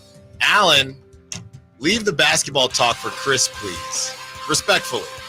Thanks, Nick. Well, Nick, Sacramento Kings have one team. You've been listening for a while, Nick. I mean, I think we do about 60 to 70% basketball talk. So it's too late now, brother. We're in it. It's too late We're now. in it. It's too late now. Appreciate it. And hey, Chris is gone after in about 2 hours, in less than 2 hours. So you're going to get all of your boy the next 3 days. And Chris will be back on Monday. I will. With a new career low. As Hopefully. we talk about low and low takes, Rasheed Wallace makes one of the most unique takes on Michael Jordan I think we've ever heard. And this is he does have a cup in his hand. This is on his podcast, so I don't know if Rasheed is all with us. No, but I think that cup's a little empty. Yes, we will hear what Rasheed had to say about MJ. Phenomenal player then, but I think he was a little bit more dangerous when he was with the Wizards. He didn't have the athleticism that we were used to seeing MJ have. Mm-hmm. Yeah. But I'm with Bonzi. His angles were a little bit more sharp. You know, you wasn't going to move him. He was a strong 2-guard, 2-3 guard. You wasn't going to just move him lightly. And his shot became more dangerous. You know, he became more solid as that veteran player when his years in Washington, as the question stated. Mm-hmm. You know, it was like one of them, don't leave him open. Yeah. Don't leave Michael Jordan open. Yeah. The sack chat, Rasheed sounds sauced. Yeah, I mean, what are we doing here? Come on, man. What is that? The problem is, it doesn't matter if you're sauced or not. That thought should never. I mean, the fact, you know, what do they say? A drunk man's words is a sober man's thoughts. That's true. That's crazy to even have the thought ever cross your mind. I mean, who is out there ever thinking that? Well, that's look, crazy. I will say, as you get older, you know, I think where he's trying to go. Yeah. Just hang because with it wasn't me as here. bad as what people remember. Maybe. Because didn't they make the playoffs one year, the Wizards? I feel like they no did. idea. I can't say. Okay. I think what he was trying to say was when you get older, and you know I'm going to go baseball here, the guy that loses a bit on his fastball. Yeah, YMCA boy. Yes. Well, no, this guy made it past YMCA. No, I'm just saying, like, Now it's he's the back old at guy at the YMCA. Y who can Yes. still keep up with the young kids Well, playing because he knows how to cut and how to Exactly, do the because you've small lost some little things. athleticism. Yeah. I don't throw 98 miles per hour now. Now I throw 93. Right. So I locate better and I switch speeds better. That's what I think he was trying to say. It was, yeah. But then when he said he was the more dangerous, that was the issue. That was the issue. So in Michael Jordan's 2 seasons with the Wizards, first season 01-02, they finished 37-45, no playoffs. Second season, they finished 37-45, no playoffs. So was Michael Jordan a superstar when he was on the Wizards? Yes. I don't know. Yes. I don't know. Who More else? dangerous. I've never even thought about this. I know the whole Kwame Brown thing was. Who else played for the Wizards when Michael Jordan was there? Doesn't matter. Yeah, I don't know if young Gilbert was maybe snuck into some of those Trying to teams. see if there's so, that's any terrible. names I remember. Ty Lue. There you That's go. funny enough. Because Ty Lue was on those I'd teams. imagine like Larry Hughes potentially was on those squads. I don't see Larry Yeah. Hughes, at least on the 02 Okay. team. I see Rip Hamilton. Who was his coach? Was it? I was Doug Collins both Doug years, Collins. Oh, which makes sense because Yeah. old Bulls coach. Yeah, so that was pretty nuts by Rasheed. By the way, 916, a different 916, saying Aaron Judge is the king of New York. Are we putting Jalen Brunson over Aaron Judge yet? Because I think No. 916 is right. Yeah. No, they're right. But I would say give it one more year. Yes. I mean, sorry. I didn't mean to just throw out that phrase so nilly-willy or whatever. Yeah. I would say give it another. But that's what I'm saying for everything. All I will things say, Jalen Brunson. Yeah. Comparatively, I mean, Jalen Brunson made up a lot of slack in 1 year. So. Well, baseball is just a slog, right? Yeah, Aaron exactly. Judge has kind of just been. Aaron Judge is where he is. Yeah. Here's a question. I also have never stepped foot in New York, so I can't tell you what the pulse of that place is. And the Yankee, that's more the Yankee hat. It's just more than Aaron Judge. Here's a question. Aaron Judge wins a World Series, right? The Knicks win a finals, right? Aaron Judge has obviously been around longer, Right. but I think even if they won a World Series, I just think he's so close to his ceiling already. if Brunson led, it's over. Yeah, I don't care how long it's been since the Yankees have won. I don't think so. No, I don't think it matters. A Knicks title is all that city wants. Yeah. I mean, it's they've gotten enough Yankee titles. Not that they don't want another one. They got or anything Giants. like that, but I mean, that's the one that the city desperately wants, and to have it be in the Mecca. Not that Yankee Stadium doesn't have a certain allure or anything like that, but that would definitely set the city of New York on fire. Yeah. That, again, Aaron Judge winning a World Series, they'll love him. He'll be a hero forever. He'll probably be, near that Jeter class. But I think that an NBA title means infinitely more to that city. Agreed. And that's how, and even then, maybe Aaron Judge can still be the king of New York or whatever. But Jalen Brunson is going to have a lot of fans lifelong in New York, especially with him taking the cheaper contract as well this offseason. I think he's currying a lot of favor over there in New York.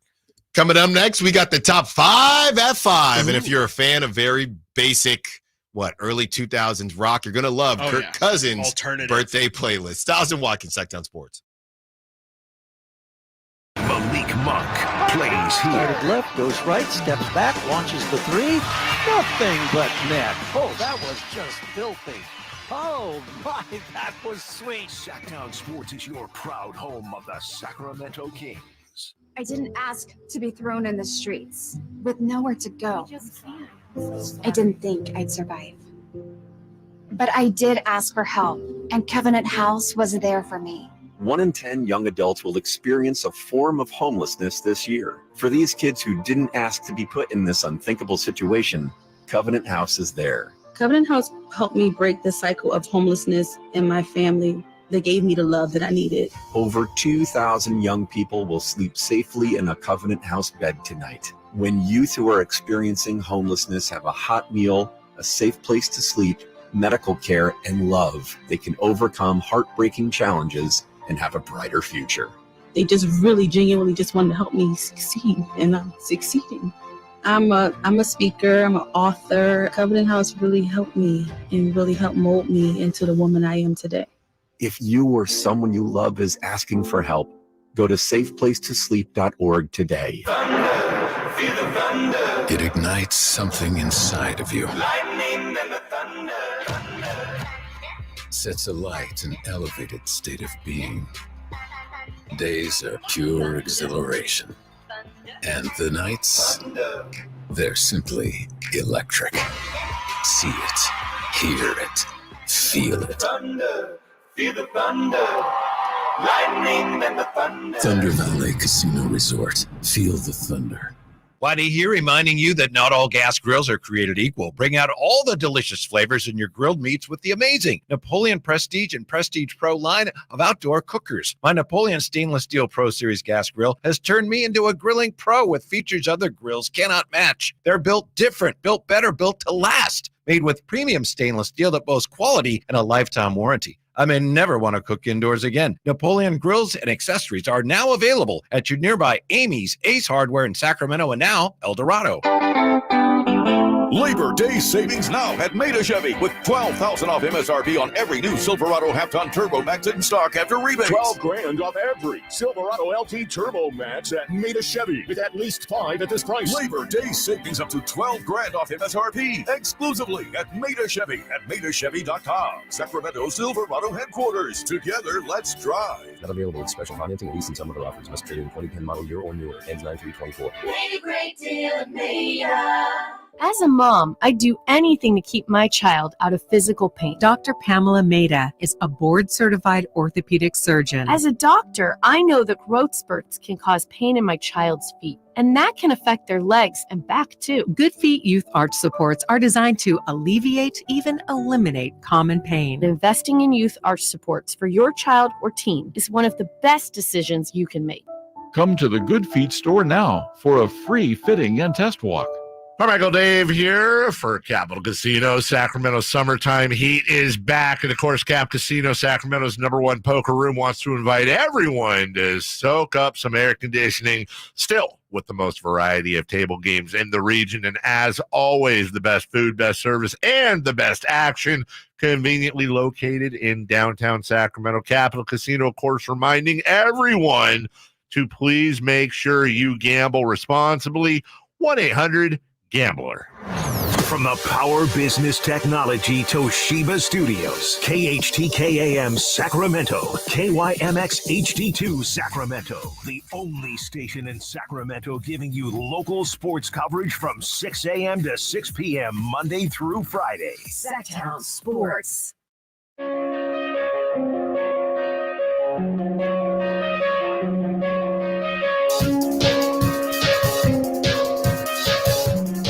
Your home for Kings basketball for over 25 seasons. Sacktown Sports. It is time for the top 5 at the top of the hour. We got a good group today, Chris, a very good group. Let's start with number 1, and I want to ask the question, are you digging what Tom Brady is saying? I don't think he sounds salty or sour anyway. But do you hear him? I've been a person, this is Tom Brady talking about how guys just immediately come in and play. And I've actually been on the other side of this and really have felt like if you're going to be a good QB, I don't know how much you have to sit. So this is what Tom Brady, the GOAT, or some people's GOAT, had to say about quarterbacks playing immediately. There used to be college programs. Now there are college teams. You're no longer learning a program, you're learning a playbook. And the program is ultimately, like at Michigan, for me, that was a pro-style program. 5 years, I got to learn how to drop back pass, to read defenses, to read coverages, to be coached. I had to learn from being 7th quarterback on the depth chart to moving up to 3rd to ultimately being a starter. I had to learn all those things in college. That was development. Then I went to New England, and I was developed by Coach Belichick and the offensive staff there. I didn't start my first year. I think it's just a tragedy that we're forcing these rookies to play early. But the reality is the only reason why they are is because we dumbed the game down, which has allowed them to play. It used to be thought of at a higher level. We used to spend hours and hours in the offseason and training camp trying to be a little bit better than next year. But I think what happens is discourages the coaches from going to deep levels because they realize the players don't have the opportunity to go to a deep level, so they're just going to teach them where they're at. So that's Tom Brady really just not feeling the fact that a lot of these guys are playing immediately.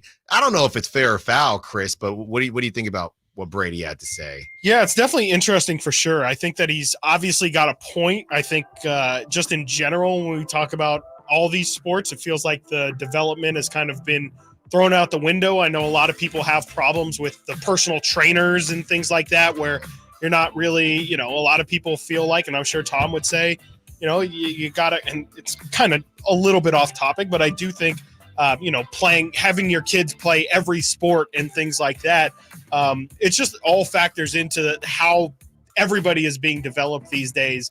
And I think it's interesting. I don't know. I mean, I guess I have to kind of default to the GOAT there in that kind of analysis, but it definitely feels like there is a little bit of, I don't know if dumbing down is the right word. Again, he would definitely know better than I, but it definitely feels like there has been an adjustment to, okay, especially when you are starting these rookies, maybe we do what they're comfortable with more than what we want them to do. And I think that is kind of the spirit of what Tom's saying, but I've definitely noticed it. And I don't know if it's necessarily bad overall, because I think it has led to a lot more competent young player play, but I could see how in the long run, maybe we don't get, guys like Tom Brady, like Peyton Manning, like Drew Brees, like Phillip Rivers, who just have a very long career because they know how to play football, not just, this system was built around me, and if you want me, you also have to build your system around me if you want to acquire me. Yeah.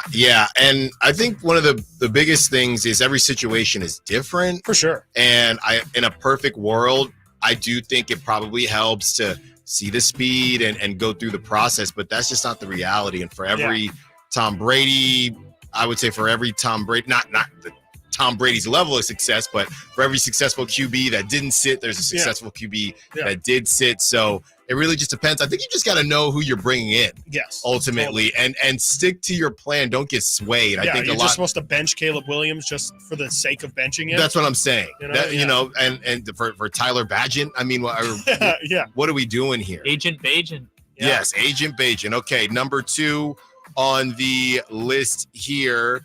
Kirk Cousins' birthday party playlist. Yesterday was Kirk Cousins' birthday, and he got to make the playlist for the practice. And it was a very Kirk Cousins-esque playlist. It's gone viral. And these were some of the songs here. The Middle. Let me know, guys, if you're good with any of these. Good. The Middle by Jimmy Eat World.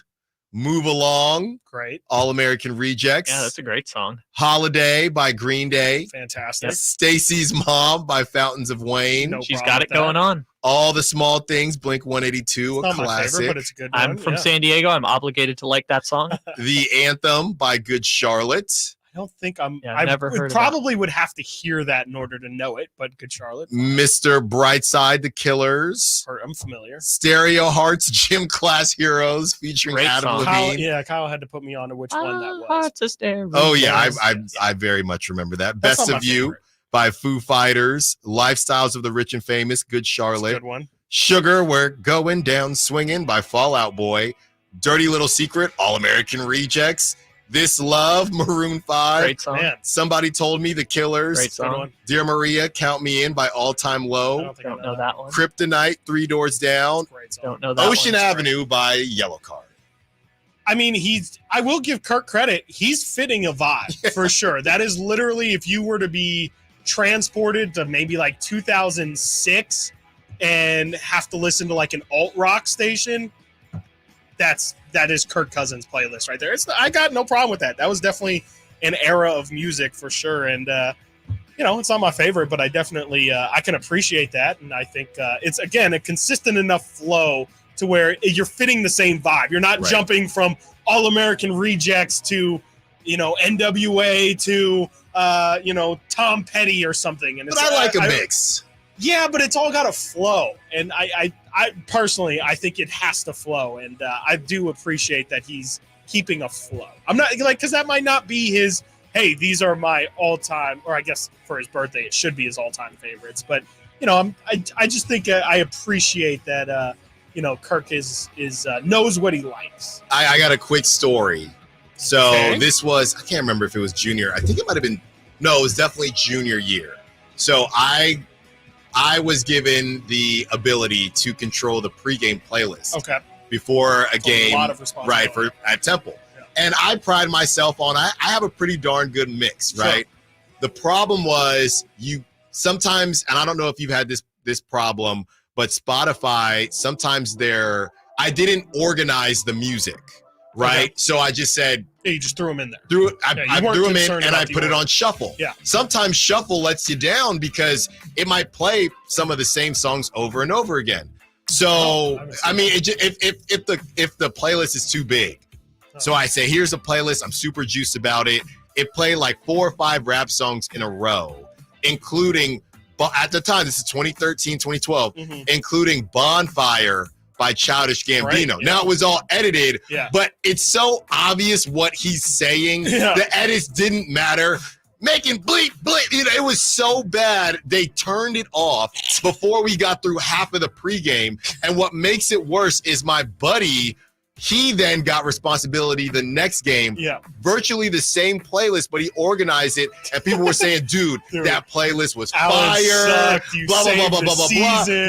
It was basically the same thing. And that kills me to this day because that was my playlist. That was the same playlist. But he organized it and I didn't. Can't Next shuffle. on, what's up, Kyle? Can't shuffle. No, can't trust shuffle. Next up on the top 5 at 5, Pat Bev makes his appearance or makes his arrival in Israel. We have this sound for you. Here it is.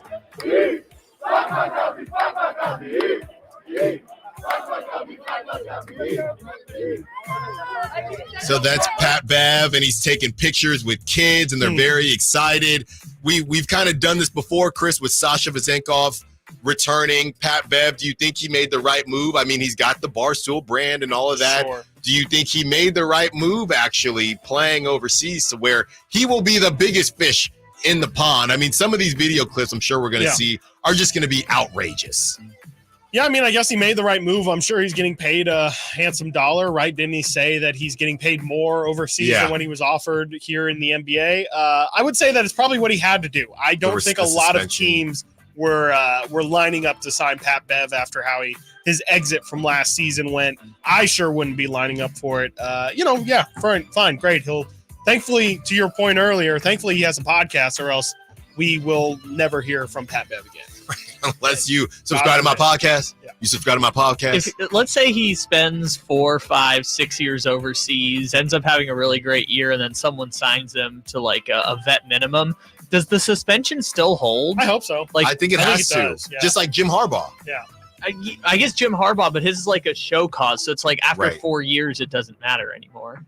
So I don't see why it wouldn't. I don't see why it wouldn't still pertain. Yeah. If he comes back. So next on the list, and I know some of the gamers will definitely love this one.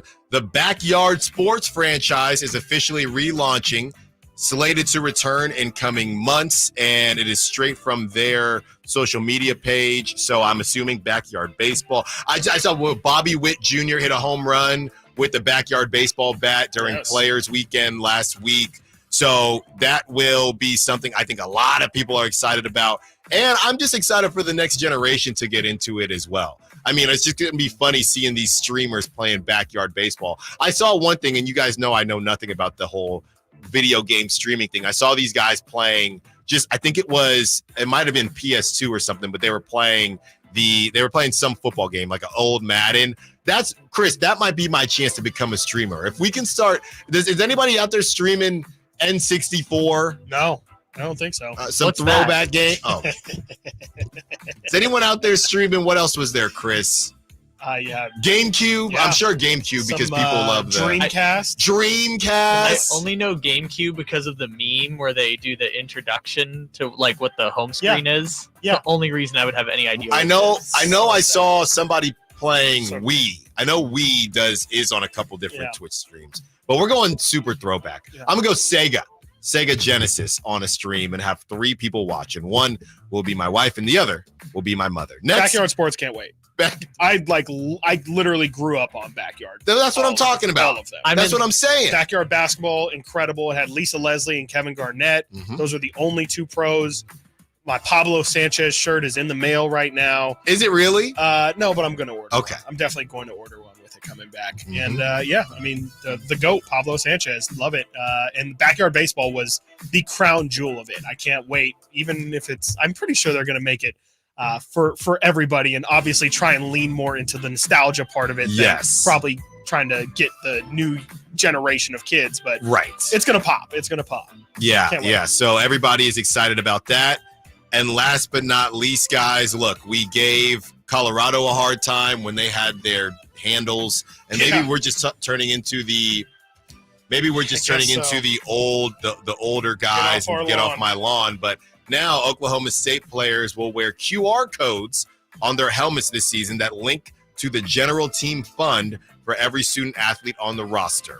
Close shots during broadcasts and photos posted to social media are expected to raise the team's NIL value. I still need to do a lot more reading on the NIL thing, because at first I thought it was boosters and people that own different companies, right? Or are part of different companies, but they're just giving the money to these athletes to play. So there's a general team fund that just pays. So I don't even understand how that works yet. I don't either. I kind of do, but I don't. I would not be able to explain it to you in 2 minutes. Yeah. So general team fund, and there's a QR code. If you are an Oklahoma State fan, you can give to the team, and it will somehow get dispersed to them in some way. Maybe it's just for food and things like that. But this is the world we live in. I don't know how it's going to happen, but I just feel like a college kid is going to turn this into something that isn't for its intended purpose. I don't know, just like figuring out how to redirect the QR code. It just feels like you're asking for something wild to happen here. Yeah. So we will see what happens there. And every week there's going to be teams. I'm just waiting for like the team you don't expect. And maybe Oklahoma State is in that realm. We all expected Colorado. maybe you didn't necessarily expect Oklahoma State, but one of these teams, because let's take Ole Miss, right? Ole Miss, a lot of SEC teams have spoken out about it or against it, but the problem is it's rolling now. There's nothing you can do.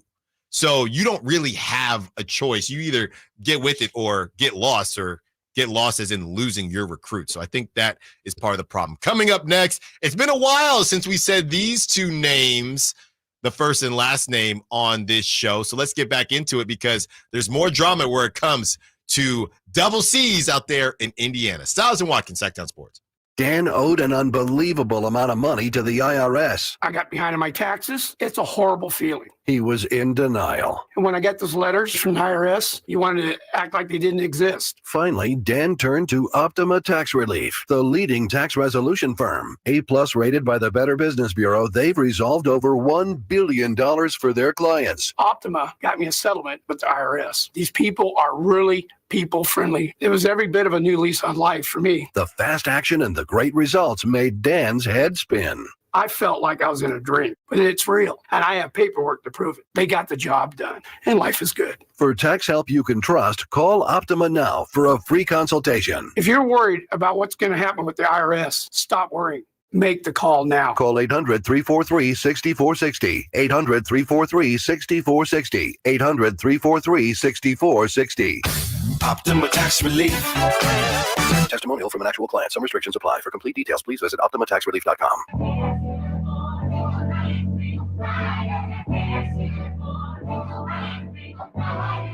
Live and local, 6 a.m. to 6 p.m. Monday through Friday. Sacktown Sports.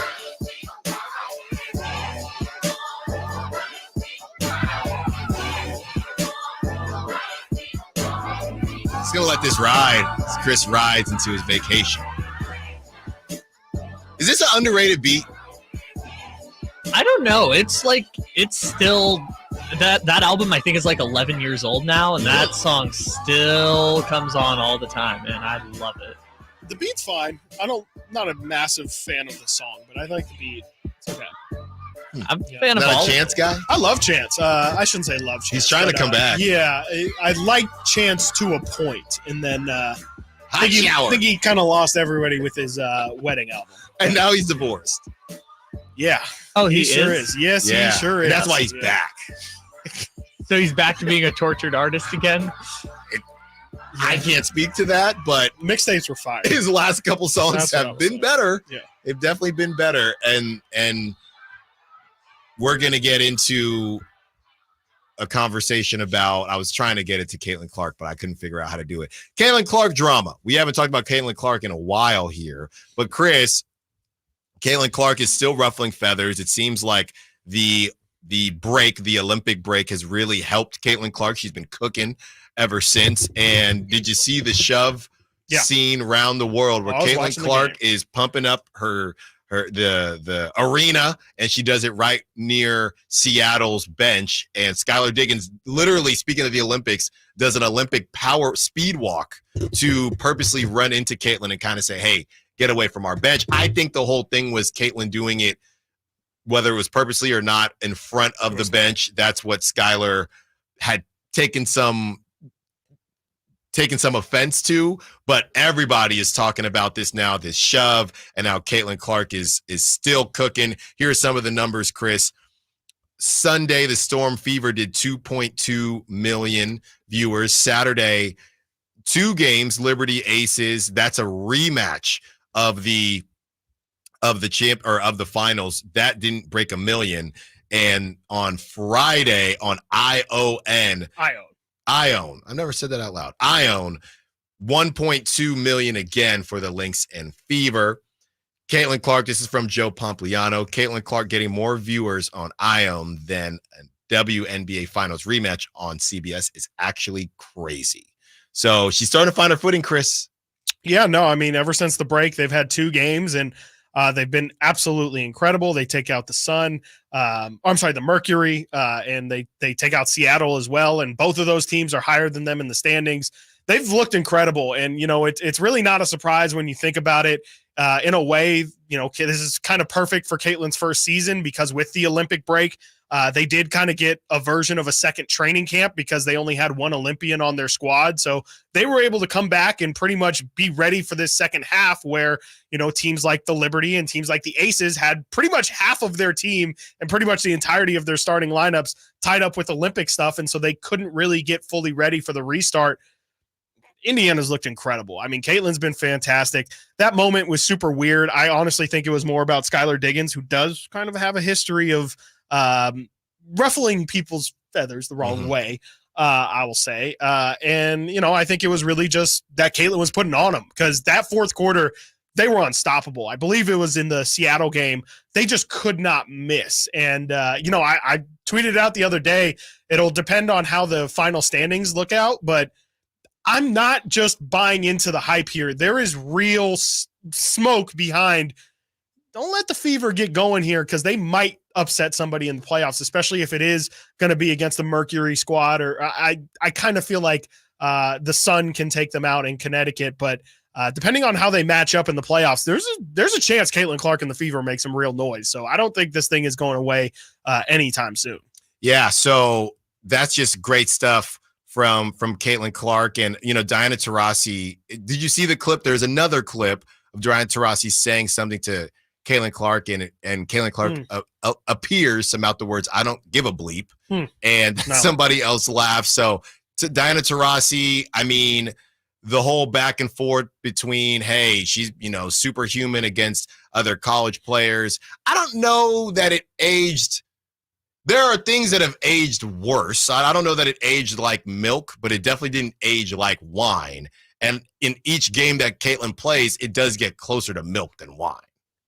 Yeah, no, I mean, she looks fantastic. I think Diana was right in saying that the physicality of the league is definitely going to take you a little bit by surprise, and it definitely did for a couple games. But, I mean, I think a lot of people are even the Caitlin doubters at this point definitely have to admit that she's played incredible and she has definitely adjusted to the league, the physicality of it all. It's not bothering her. And I think it does help that her teammates are playing a lot better too. Like you have, you have Kelsey Mitchell out here playing like she's been just as impressive, honestly, as Caitlin with her scoring ability. Aaliyah Boston has woken up from a coma that she was in the first week and a half of the season where she looked terrible.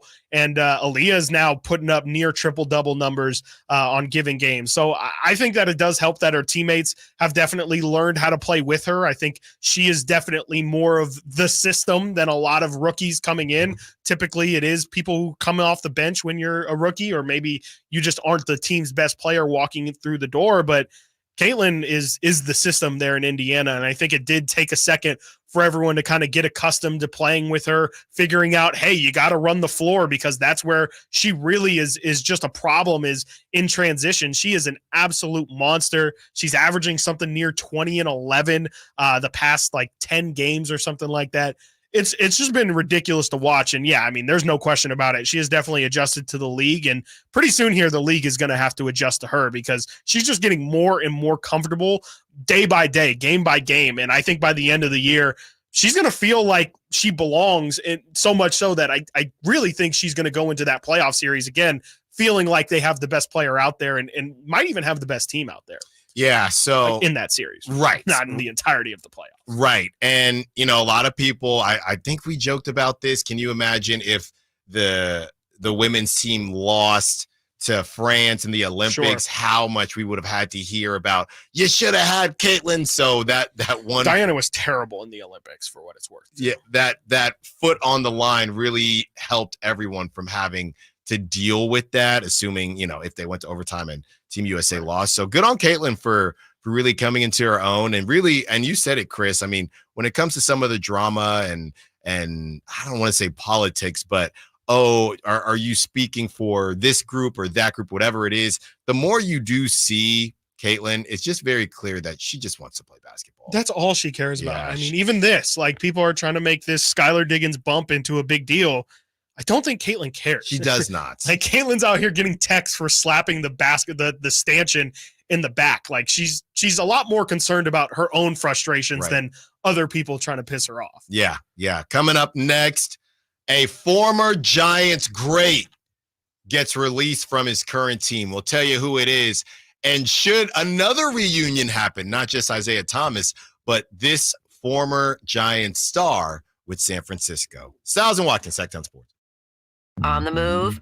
Got somewhere to be? Take Sacramento Kings basketball with you. The Sacktown Sports app will let you stay connected to your passion. Never miss a moment of Sacramento Kings basketball with the Sacktown Sports app. Sacramento weather is brought to you by Folsom Lake Kia. I'm meteorologist Kelly Curran in the KCRA3 Weather Center. We are expecting sunny skies across the area today with winds out of the southwest at about 5 to 10 miles per hour. Afternoon highs today topping out in the low to mid 90s. Get the latest forecast on the KCRA3 News and the KCRA app. Shop Folsom Lake Kia for special offers right now. I'm Coach Doug Christie urging you to visit my friends at Folsom Lake Kia and save big on your next new or certified pre-owned vehicle right now. Visit FolsomLakeKia.com. Labor Day, our annual celebration of workers and their achievements, was first observed in New York, and the first Monday in September became a national holiday in 1894. Hi, this is Frank LaRosa with a word about Naturewood Home Furnishings. Each year we commemorate Labor Day with parades, picnics, and family gatherings. And right now, Naturewood Home Furnishings is celebrating with their exceptional whole store Labor Day sale. Would you like to refresh your living room? Would you like to restyle your bedroom? Maybe you want to redesign your home office. No matter whether it's your dining room, kids' rooms, accents, or accessories, Naturewood's unique store-wide Labor Day sale offers savings in every department and savings on every brand like Stanton, Omnia, England, Stickley, Flex Steel, and all the rest of the award-winning furniture. When it comes right down to it, it's all about choices and always about quality. Visit Naturewood Home Furnishings right now for this remarkable Labor Day sale. Off Highway 50 at Hazel, look for the water wheel. It's a myth to think you don't play golf well enough to get fitted for golf clubs. The professionals at the Hagen Oaks Player Performance Studio would argue that playing the game with golf clubs properly fitted to your body and swing characteristics is the best way to improve your game and have more fun on the golf course. With a professional staff of fitters, all the major brands of equipment, and cutting-edge technology featuring TrackMan, the indoor-outdoor Hagen Oaks Player Performance Studio is worth a look. See for yourself, Fulton Avenue at the Cap City Freeway. Schedule your fitting at 916-808-2531, 808-2531. Sponsored by Xfinity Internet. Enjoy ultimate control of your home network. Personalize your Wi-Fi name and password. Assign user profiles. View and control connected devices and more with the Xfinity Internet app. Sacramento, Dierks Bentley's coming to town. Saturday, September 28th at Hart Health Park at Cal Expo for Country in the Park 2. And he's bringing some friends. Parmalee, Tyler Rich, Dasha, Kelsey Hart, and more. Saturday, September 28th at Hart Health Park at Cal Expo. Get your tickets today before they're sold out at CITPFest.com. Brought to you by RVs of Sacramento and Hoblet Chrysler Dodge Jeep and Ram Center.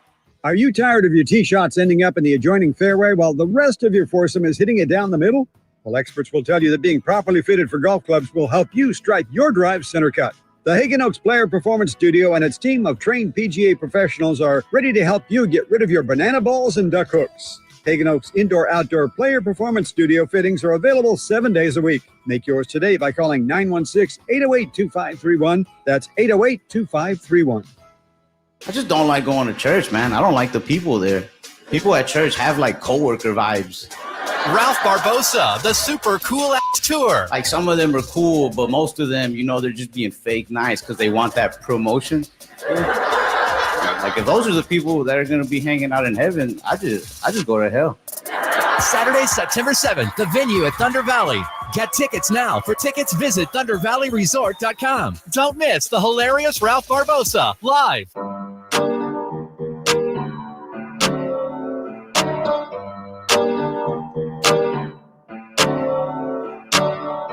The only station in Sacramento giving you local sports coverage from 6 a.m. to 6 p.m. Monday through Friday. Sacktown Sports.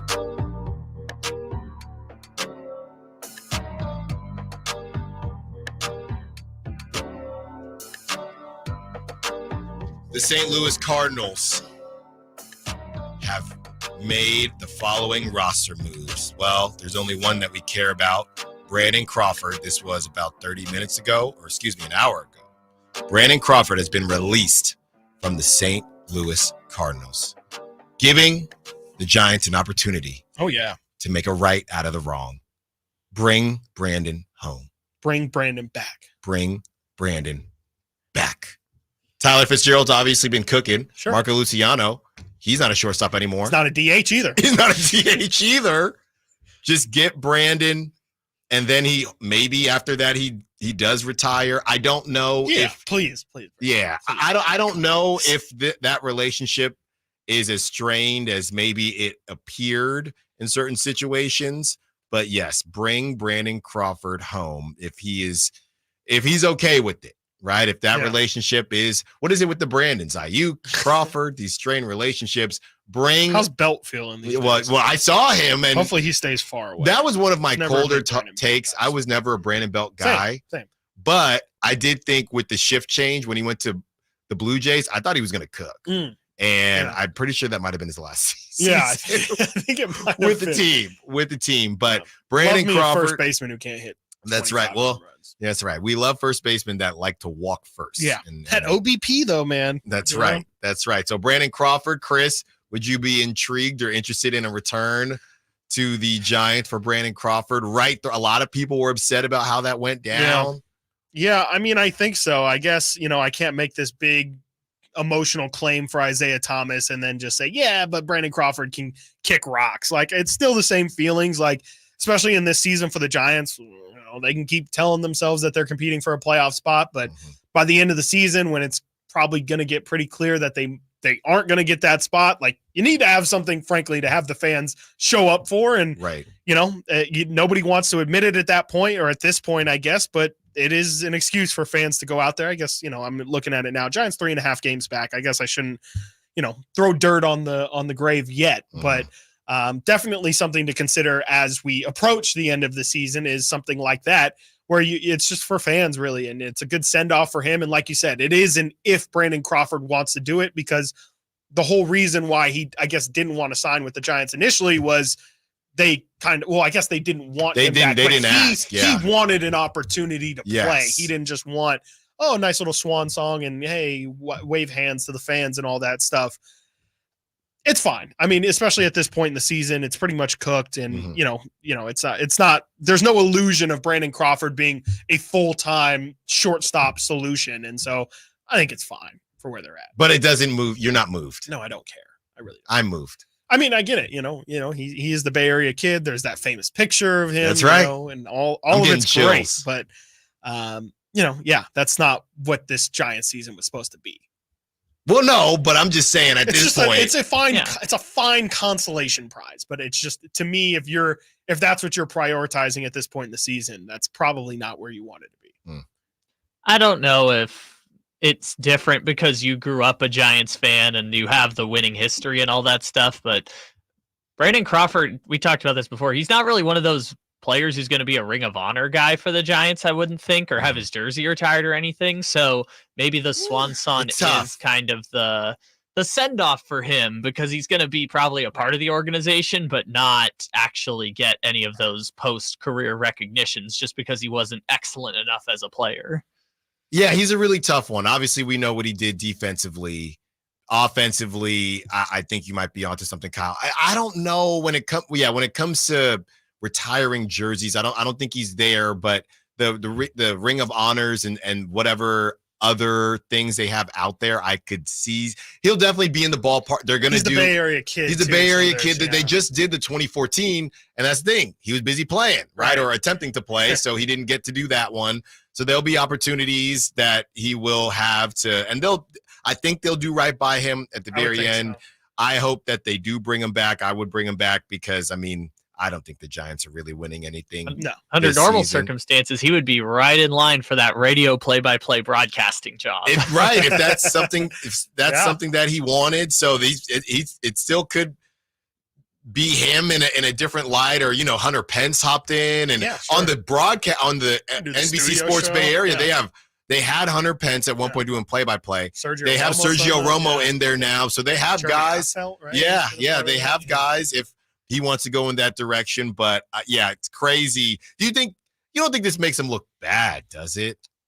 He just wanted to keep playing, getting released. No, I mean, it's the end of his career. I think I wouldn't think that anybody's going to hold this against him. It's you're at the end of your career. You're trying to hold on. I think it's obviously a little bit sad to go this way. You don't want to see somebody suffer on their way out, as he clearly is being told, you just like the end of your career to be your decision, not because your services are no longer wanted. And I think that's the only part that might hurt a little bit, but I don't think anybody's, in 10, even 5 years, I don't think anybody's going to be thinking about, hey, Brandon Crawford, he got cut at the end of his career. Yeah, do what you're going to do. Case in point, did you know that Joey Votto is currently in the minor leagues for the Blue Jays? We did know that, but I don't know how I found that out, because I definitely wasn't looking for that information. Yeah, it's like you can do whatever you want. He's Canadian, though. Sure. Keep him in the system. Okay, yes, famously the AAA team of Buffalo, New York. Let's keep him. But get him out there to get some butts in the seats. What? He's Canadian. So? He's with the Blue Jays. Oh, I was thinking he's still with the Reds. I'm like, what are you talking? No, you just need nice people, okay? Yeah. Poutine. Yeah. Put them on. Who locks their doors? Yeah, but the AAA team is in Buffalo. That's the thing I think is funny. They're not even in Canada. That is pretty strange. Matthew Henson. It's probably easier. What we were talking about for Brandon Crawford, Matthew Henson, they should, on the Sack Chat, they should do that for him and Bumgarner. Did Bumgarner officially retire?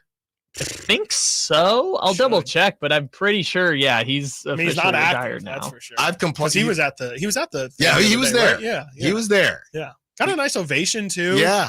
Because that was the one. I mean, 2014. That's where he went Superman against the Royals. Right. Yeah. I mean, he single-handedly pretty much won that series. It's a good point too. And that's why people love Bochy. I will say, though, we just talked about Isaiah Thomas. I mean, that's 10 years ago. That's why they were having the conversation. Is that even a lot of people would say, hey, Bochy, of course, that's what he would do. He would do that again.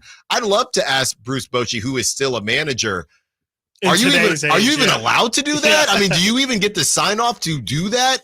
I mean, to have Bumgarner come in, he started a game, then he came in, pitched relief, and that many innings of relief. I just feel like, it was a really special situation. Yeah, right? Like it was a game set. Like there's no other games to be played at that point. If you're ready to go, I mean, I don't know. I mean, we discussed the Paul Skeens thing. Like I wouldn't think that would happen even in today's age. But I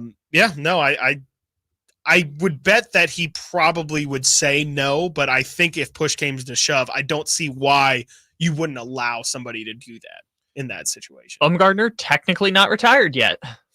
So okay. He has not played a baseball game since the first week of the 2023 season because he pitched 2 starts and they got rid of him. But he is still around. Celebrity birthdays. How old is Madison Bumgarner? Oh, that is a good one. You guys got He guesses? did get into the league young. And it's crazy that he did burn out because you think about the World Series. 32, 33? No. Let's see. In 2014. That'll be my guess. I'll just say. Honestly. You made me feel. I think he's young. I think you're right. I think he might be like 33. 32. So you're going 32. You're going 33. He is 35. Okay. I mean, that makes me feel better. He turned 35 3 weeks ago. Okay. Huh. Yeah. Maybe time isn't going that way. We'll take that. To your point about the extended pitching, remember 5 years later when the Astros were in Game 7 of the World Series against the Nationals, Garrett Cole famously refused to be a reliever for that Game 7. And now look because at him. he was a free agent. And then he's still I'm not saying he did get injured anyway. Yeah. With the Yankees. But he got that $324 million guaranteed. Garrett Cole connected to Brandon Crawford because they all went to UCLA, and I think Garrett Cole dates Brandon or is married to Brandon Crawford's sister or some connection like that. It's either Garrett Cole with Brandon Crawford's sister or Brandon Crawford with Garrett Cole's sister.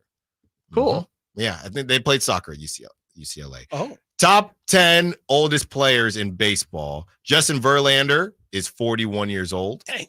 Joey Votto, and that's fringe here. Joey Votto is 40 at number 2. Charlie Morton for the Braves is 40. Max Scherzer is 39 at number 5. Justin Turner is 39, number 5. David Robertson is 38 for the Rangers. Daniel Bard for the Rockies is 38. Wow. Adam Ottavino is 38 for the Mets. Matt Carpenter, he had a nice stretch. He did last year, man. I mean, even last year, right? Wasn't that last season with the Yankees? Might have been 2 years ago. Right. Yeah. But when he gets hot. Yeah. And I keep waiting because he's very, very cheap on my daily fantasy. And so you just made me learn something. Does this mean Rich Hill's not in baseball anymore? Yeah. Well, let's see. Not. Matt Carpenter's number 9. Rich Hill's like 44, he is at 38. And it's funny, Chris, you bring up Matt Carpenter, very similar. Goes to the Yankees. He's back on the Cardinals. That's what I'm saying with Brandon Crawford. Yeah. Just bring him home, Farhan. We only have one thing to ask. What's Chris Bryant doing these days? Well, he's enjoying a lot of money. And he is collecting checks. Yeah, in Colorado and losing baseball games. And number 10, Carlos Santana, 37 with the Minnesota Twins. He's actually really good this year. I was surprised by that. He's doing really well. So there you have it. Those are some of the older players. Brandon Crawford, who is, I believe when I looked it up, he's 35 years old. So Brandon Crawford, Isaiah Thomas, bring him home. Giants, Kings, let's make this thing happen. Coming up next, we have an update. Chris said, Alan, before we get out of here, can we get to this Brandon Ayuk update? It's the last time I can talk or think about Brandon Ayuk for the next 5 days. Right. Alan, help me out. So we will help Chris out and get in that Brandon Ayuk update. Stiles Watkins, Sacktown Sports. Subscribe to Sacktown Sports on YouTube and watch the Carmichael Dave Show with Jason Ross, Stiles and Watkins, and the Drive Guys. Live Monday through Friday from 6 to 6. Plus view archive shows and exclusive content. Subscribe at youtube.com/Sacktown Sports. You're going to feel a puff of air. Strong's Optometry has set their sights on staffing up. Try the next line. Hey, Kim, can you tell our 2 o'clock we're running 15 behind? Sorry, we're a bit backed up today. He needs an optometric technician to keep an eye on it all. Where are the dilation drops? Indeed can help him hire great people fast. I need Indeed. Indeed you do. You can schedule and conduct virtual interviews all from your employer dashboard. Visit Indeed.com/credit and get $75 towards your first sponsored job. Terms and conditions apply. This is your captain. We are going to be experiencing some slight turbulence. Please fasten your... Oh, hold on. Just got a video of my cat. Imagine the pilot of an airplane was as confident as you are texting and driving.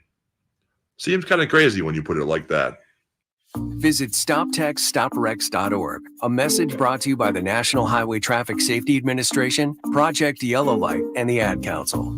Welcome to the Tap House Restaurant at Bartley Cavanaugh Golf Course. With an array of local craft brews from a selection of 20 taps, the Tap House menu boasts freshly made sandwiches, crisp salads, and a variety of specialty entrees. The Tap House is the perfect place for a round after your round at Bartley Cavanaugh Golf Course, especially during happy hour from 3 to 6 daily. Drop by the Tap House Restaurant for scenic views, exquisite food, and a hearty welcome. The Tap House at Bartley Cavanaugh Golf Course. At Northern California's #1 Honda dealer, Stockton Honda, we make the dream of owning a new car easy and stress-free. With prices that you just can't say no to. Save on our best selection of the year during the final days of the Honda Summer Event. Come in today or go to StocktonHonda.com. Anytime, anywhere, it's all here. StocktonHonda.com. #1 claims based on 2023 total new and Honda certified pre-owned vehicle car sales from American Honda Motor Company. Sold on report. Carmichael Dave here for Capital Casino. Sacramento summertime heat is back. And of course, Cap Casino, Sacramento's #1 poker room, wants to invite everyone to soak up some air conditioning, still with the most variety of table games in the region. And as always, the best food, best service, and the best action, conveniently located in downtown Sacramento. Capital Casino, of course, reminding everyone to please make sure you gamble responsibly. 1-800-GAMBLER. For most of the people that walk in our store, it's been an ongoing, nonstop issue, and they're finally walking into the Good Feet store. Okay, the guy that came into my store last year that has had plantar fasciitis for 30 years. I looked at him, I said, "Are you kidding me? I've been here for 14. Where have you been?" I helped relieve a problem that's plagued him for 30 years. I mean, how do you not go home and talk about that? Come to the Good Feet store now for a free fitting and test walk.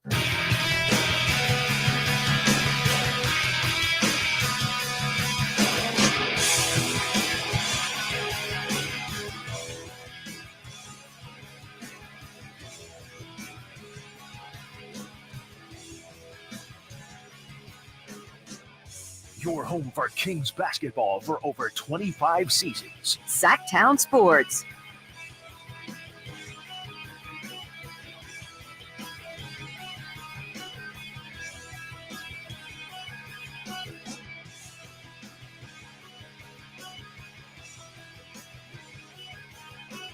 Looks like you get an extra segment of Stiles and Watkins. Whitey looks like he will be, I won't put his business out there, but hopefully Whitey feels better. And it will just be Kyle Draper. That's my understanding. So Whitey Gleason will be out today, or maybe doing it remote. I'm not sure. But all we do know is that you get one more segment. And how fitting, Chris, before you ride off, maybe I called Whitey and said, hey, we're not going to do crosstalk because I just want one more segment with my boy before he rides off into to do his Masters. There you go. Or the Sacramento Masters. Yes, sure. We'll call it that. Why not? The Sacramento Open. Love it. There you go. Love it. The Sacramento Open. And we hope that Brandon Ayuk is still open to playing with the 49ers. It sure does seem so. Here is the update earlier in the show. If you've been rocking with us for 4 hours, thank you. Thank you. If you have just joined us, thank you for joining us. Earlier in the show, we played some Adam Schefter sound. I think that might have been from over the weekend. And here is an update as he does his weekly hit with Pat McAfee, maybe even more than weekly. And this is Adam Schefter on the latest on Brandon Ayuk.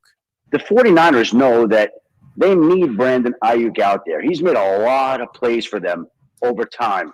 He has had a great run, and they want to get the deal done. They've made him multiple offers to try to keep him. But for whatever reason, that deal hasn't gotten done, and that has allowed other teams to enter the fray with trade conversations. And so I think we're at the point now where we're going to start to get a push here to see how this winds up, how it's resolved. And I think the 49ers would like to keep him, want to keep him. I still think that's the more likely scenario, but to think that there's any likely scenario in this particular situation would be a mistake, because there was a time when I thought, okay, it sounds like he's going to be traded to Cleveland. And then there was a time where I thought, well, it sounds like he's going to be traded to New England. And then there was a time I thought, okay, he's going to be traded to Pittsburgh. And then I thought there was a time he's re-signing with San Francisco. And here we are on, what is it? 20th. Tuesday, August 20th, and nothing is still done. Nothing. And I just think that everybody is at the point where they know they need to get resolution, whatever that is. So that was a bit of a word salad, honestly. I mean, that's Really I think that everyone is just tired of this. Everyone feels like Chris, really, and just wants this to be done. But if you're the Niners, I'm trying to figure out, all right, we want this resolution. Well, how do you what's the best way to get it? Mm-hmm. Besides, and we heard, did you see that report last week, Chris? It wasn't the money per year. Now right. It was, yes, it was the final year. The final year. So who knows? But so everybody wants to get it done. I'll tell you what, nobody knows. You know, that has become very clear. Is literally nobody knows. You know who it seems like is a person that doesn't seem to be in a rush to get it done? Brandon Ayuk. Oh, yeah. Brandon Ayuk. Say Trent Williams too. Well, Trent Williams, but just chilling. I mean, you have the Niners who they need to get this thing done. Right. You have the Steelers who they just want to know are we out? Are we in? Whatever it is. And you just have, if Brandon Ayuk, it doesn't seem like he's super pressed to do anything. Yeah. And I wonder if that is because maybe he sees that maybe in his opinion, like just letting the process play out is going to get him the most money. If he rushes things, that's maybe how the situation doesn't end up the best possible, the most clean way. Like you might overstep some things because you just kind of wanted to get it done. So maybe it is just as simple as he feels like this is the best path for him. I do wonder. I mean, it's worked out for him so far, I guess. He's pushed all the right buttons and it's led him to this point. So maybe he is pulling all the strings here and he's manipulated this perfectly. But yeah, it is a bit interesting that he has been the one who has been the most absent of all of this. Like he is the one who obviously this is all centered around. We've now heard John Lynch speak on it. We've heard Kyle Shanahan today answer and say there are no updates on any of this. We've even heard from the Steelers side. We've heard coaches. I think Gerard Mayo said, I've talked to, I think it was Kendrick Bourne, about the possibility of him being moved. It's just Ayuk is the only one who actually has been the most quiet these past couple weeks. And maybe that's the next shoe to fall is actually getting his word on what he wants. Because I think the last time we heard him talk, he did say, I want to be a Niner, right? He said, I want to be a 49er. He just wants to make sure. Well, he said a lot. He has said a lot. He has said a lot. So yeah, when it comes to the Brandon Ayuk situation, it feels like, and that's why I brought this up earlier. And if anybody who's just now tuning in, the Steelers reportedly under $28 million a year on their yearly salary to Brandon Ayuk, where a lot of people thought, okay, the Steelers, we know the Patriots went over that. We don't know what the Browns had, but we just assumed, at least I assumed, that it would be maybe under 30, but really close to 30. 30. Yeah, but to have Albert Breer reporting that the contract was under 28, that's how it pushed Brandon Ayuk back to the Niners. And to reiterate on what I said earlier, I just think that every day that passes, it just makes it more realistic that Brandon Ayuk is going to stay at 49. Yeah, it just gets tougher. It gets tougher for any team that wants to bring him in. I think you said it earlier, but you got to integrate him into your system. If you're going to trade for Brandon Ayuk a week before the season starts, he's probably not playing week 1. And if he is, it's going to be pretty limited because you're learning a new system. And as we said earlier, like if you are going to the Steelers, you've never even played catch with Justin Fields and Russell Wilson. And there's a lot of nuances to quarterback and receiver relationships that you just have to work on. And time is the only thing that can help that situation. And obviously, the further and further this thing goes, the less and less time you're going to have to get him comfortable in that new situation. And if the Niners are going to ship him off for a lesser receiver, same on their side. They got to figure out how they can fit this guy into it because, frankly, they have a bit of a receiver, not controversy, but like they have to figure out who their final cuts are going to be at receiver as well. Jacob Cowings looked great. Is he going to now, kind of bump some other guys? Is one of Ronnie Bell or Danny Gray going to be gone on the outside looking in? You add another receiver to that equation, it complicates things. So there's a lot of just business that needs to get handled. And yeah, Alan, I mean, we haven't even mentioned Trent Williams in this because the Niners, as much as important as Brandon Ayuk is, this whole thing doesn't matter if Trent Williams isn't playing for the Niners this season, which it seems he will, but he's just behind Brandon Ayuk in the priority list right now. If they don't have Trent Williams, all of this, they can have Brandon Ayuk, and it's not going to matter because Brock's literally not going to have any time to throw to anybody. Yeah, so it's a bit messy there for the Niners, and it's been messy, but another week. I mean, Chris is going to get back from his vacation. And Brandon, man. If it still hasn't happened, then I do think that, and Brandon Ayuk, I think there was a report that Brandon Ayuk said he was not going to play on his 5th year. That just wasn't going to be an option. Okay. Well, I think the Niners feel like, well, if he's in the building, we might as well try to make this work. Yeah. And because Ricky Pearsall, by the way, I think I saw a report they thought he might practice this week. He's not.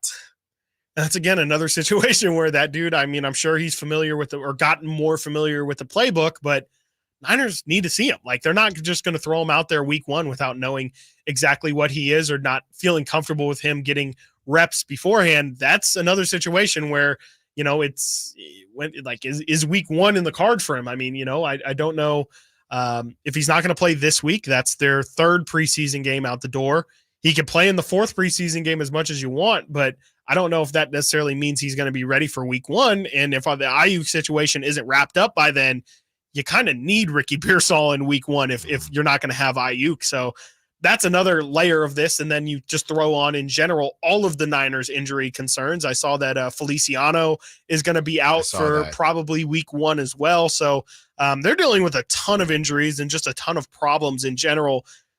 I know that they deal with this every year, Alan, but like at some point, this is not how you want your Super Bowl stretch to start. No. You want everything feeling good from day 1. And, yet again, it's another offseason and training camp in which there's questions about the Niners that are not involved on the actual football field, to which I would say this season, they probably have more questions than what they did last season going into the year. So it'll be interesting to see once week 1 tips off or kicks off, I guess, how everything is kind of situated. Don't want to talk about good or bad omens, but a lot of what I'm seeing from the Gator fans and people that have been following Ricky Pearsall or looked up what he did at Florida, Ricky Pearsall, Chris, basically never missed time. Really? He was very and that's a good sign for when he does get healthy. It is, but what like are the chances? Yeah. I mean, he's been healthy this whole time. Yeah. And he gets to the Niners, and all of a sudden he can't seem to get onto the field. So we'll see what's going to happen there. Obviously, they want to make sure that he's right, because I do think, well, based on this Brandon Ayuk thing, we're probably going to need him. Yeah, 100%. We're probably going to need him. Did want to give an update on the Brandon Ayuk situation, or excuse me, Brandon Crawford. Not to say that he can't come back, but to get released, that means that he was put on waivers and no team reached out. So the Giants didn't initially reach out. That and to be fair, they could want their own contract. Right. There's no real reason to reach out unless you feel like someone else is going to pick him up, and no disrespect, but they felt confident that, hey, if we want to do the last home series, we bring him home. Pretty sure he'll be there for us, and he will be, because the fact that he got released means that nobody picked him up on waivers. So hopefully they can make that happen, Chris. Yeah, hopefully. I mean, I think it would be a nice little reunion, and for a season that might end up being a bit disappointing. It's a consolation prize. It's not a great one, but I think a lot of people would feel really good to see Brandon Crawford retire in a Giants jersey. And even if it is just to kind of know at the beginning of the year, like you said, there was some potentially salty feelings on one way of that. And I think it would be nice just to kind of have that completion and to say, no, okay, we treat our guys well. Even Madison Bumgarner, they haven't really done the full rolling out the carpet for him officially, but I think even just having him at the reunion the other day was a nice olive branch and saying, hey man, we know that your career definitely didn't go how you thought it was going to be after you leave here. But, as corny as it is, I'll leave this weekend and say for the week and say it would be a really, really nice reunion. And I think it would be a really good show of that the Giants are very real about their saying of being forever Giant, right? Like it is. That's right. It is something that they say. And, we know that Bay Area teams have these slogans that rooted in things. Get more SF. Doesn't always stay. But I think the forever Giant thing definitely needs to be something that they lean into, especially with those championship teams. And they have. Yeah. This has been Stiles and Watkins. Thank you for listening. Thank you to all the callers, the texters, the sack chatters. Thank you to Kyle Ledbetter as always. And thank you to Chris. Chris, enjoy your time off, man. Thank you, Crumble. And thank you, Crumble. Chris is going to enjoy Fueled this show. Yes. No, seriously. I mean, the first hour was a blur. Chris, enjoy your time, man. I'll try. Can't wait to get you back on Monday, yes. But I hope it goes quick for me, yes. But not for you. Thank you. I appreciate that. I hope you have a good week. There you go. Whitey is out today, but Kyle Draper is in, of course, for the drive, guys. So don't go anywhere. And until tomorrow, secure the bag, light the beam.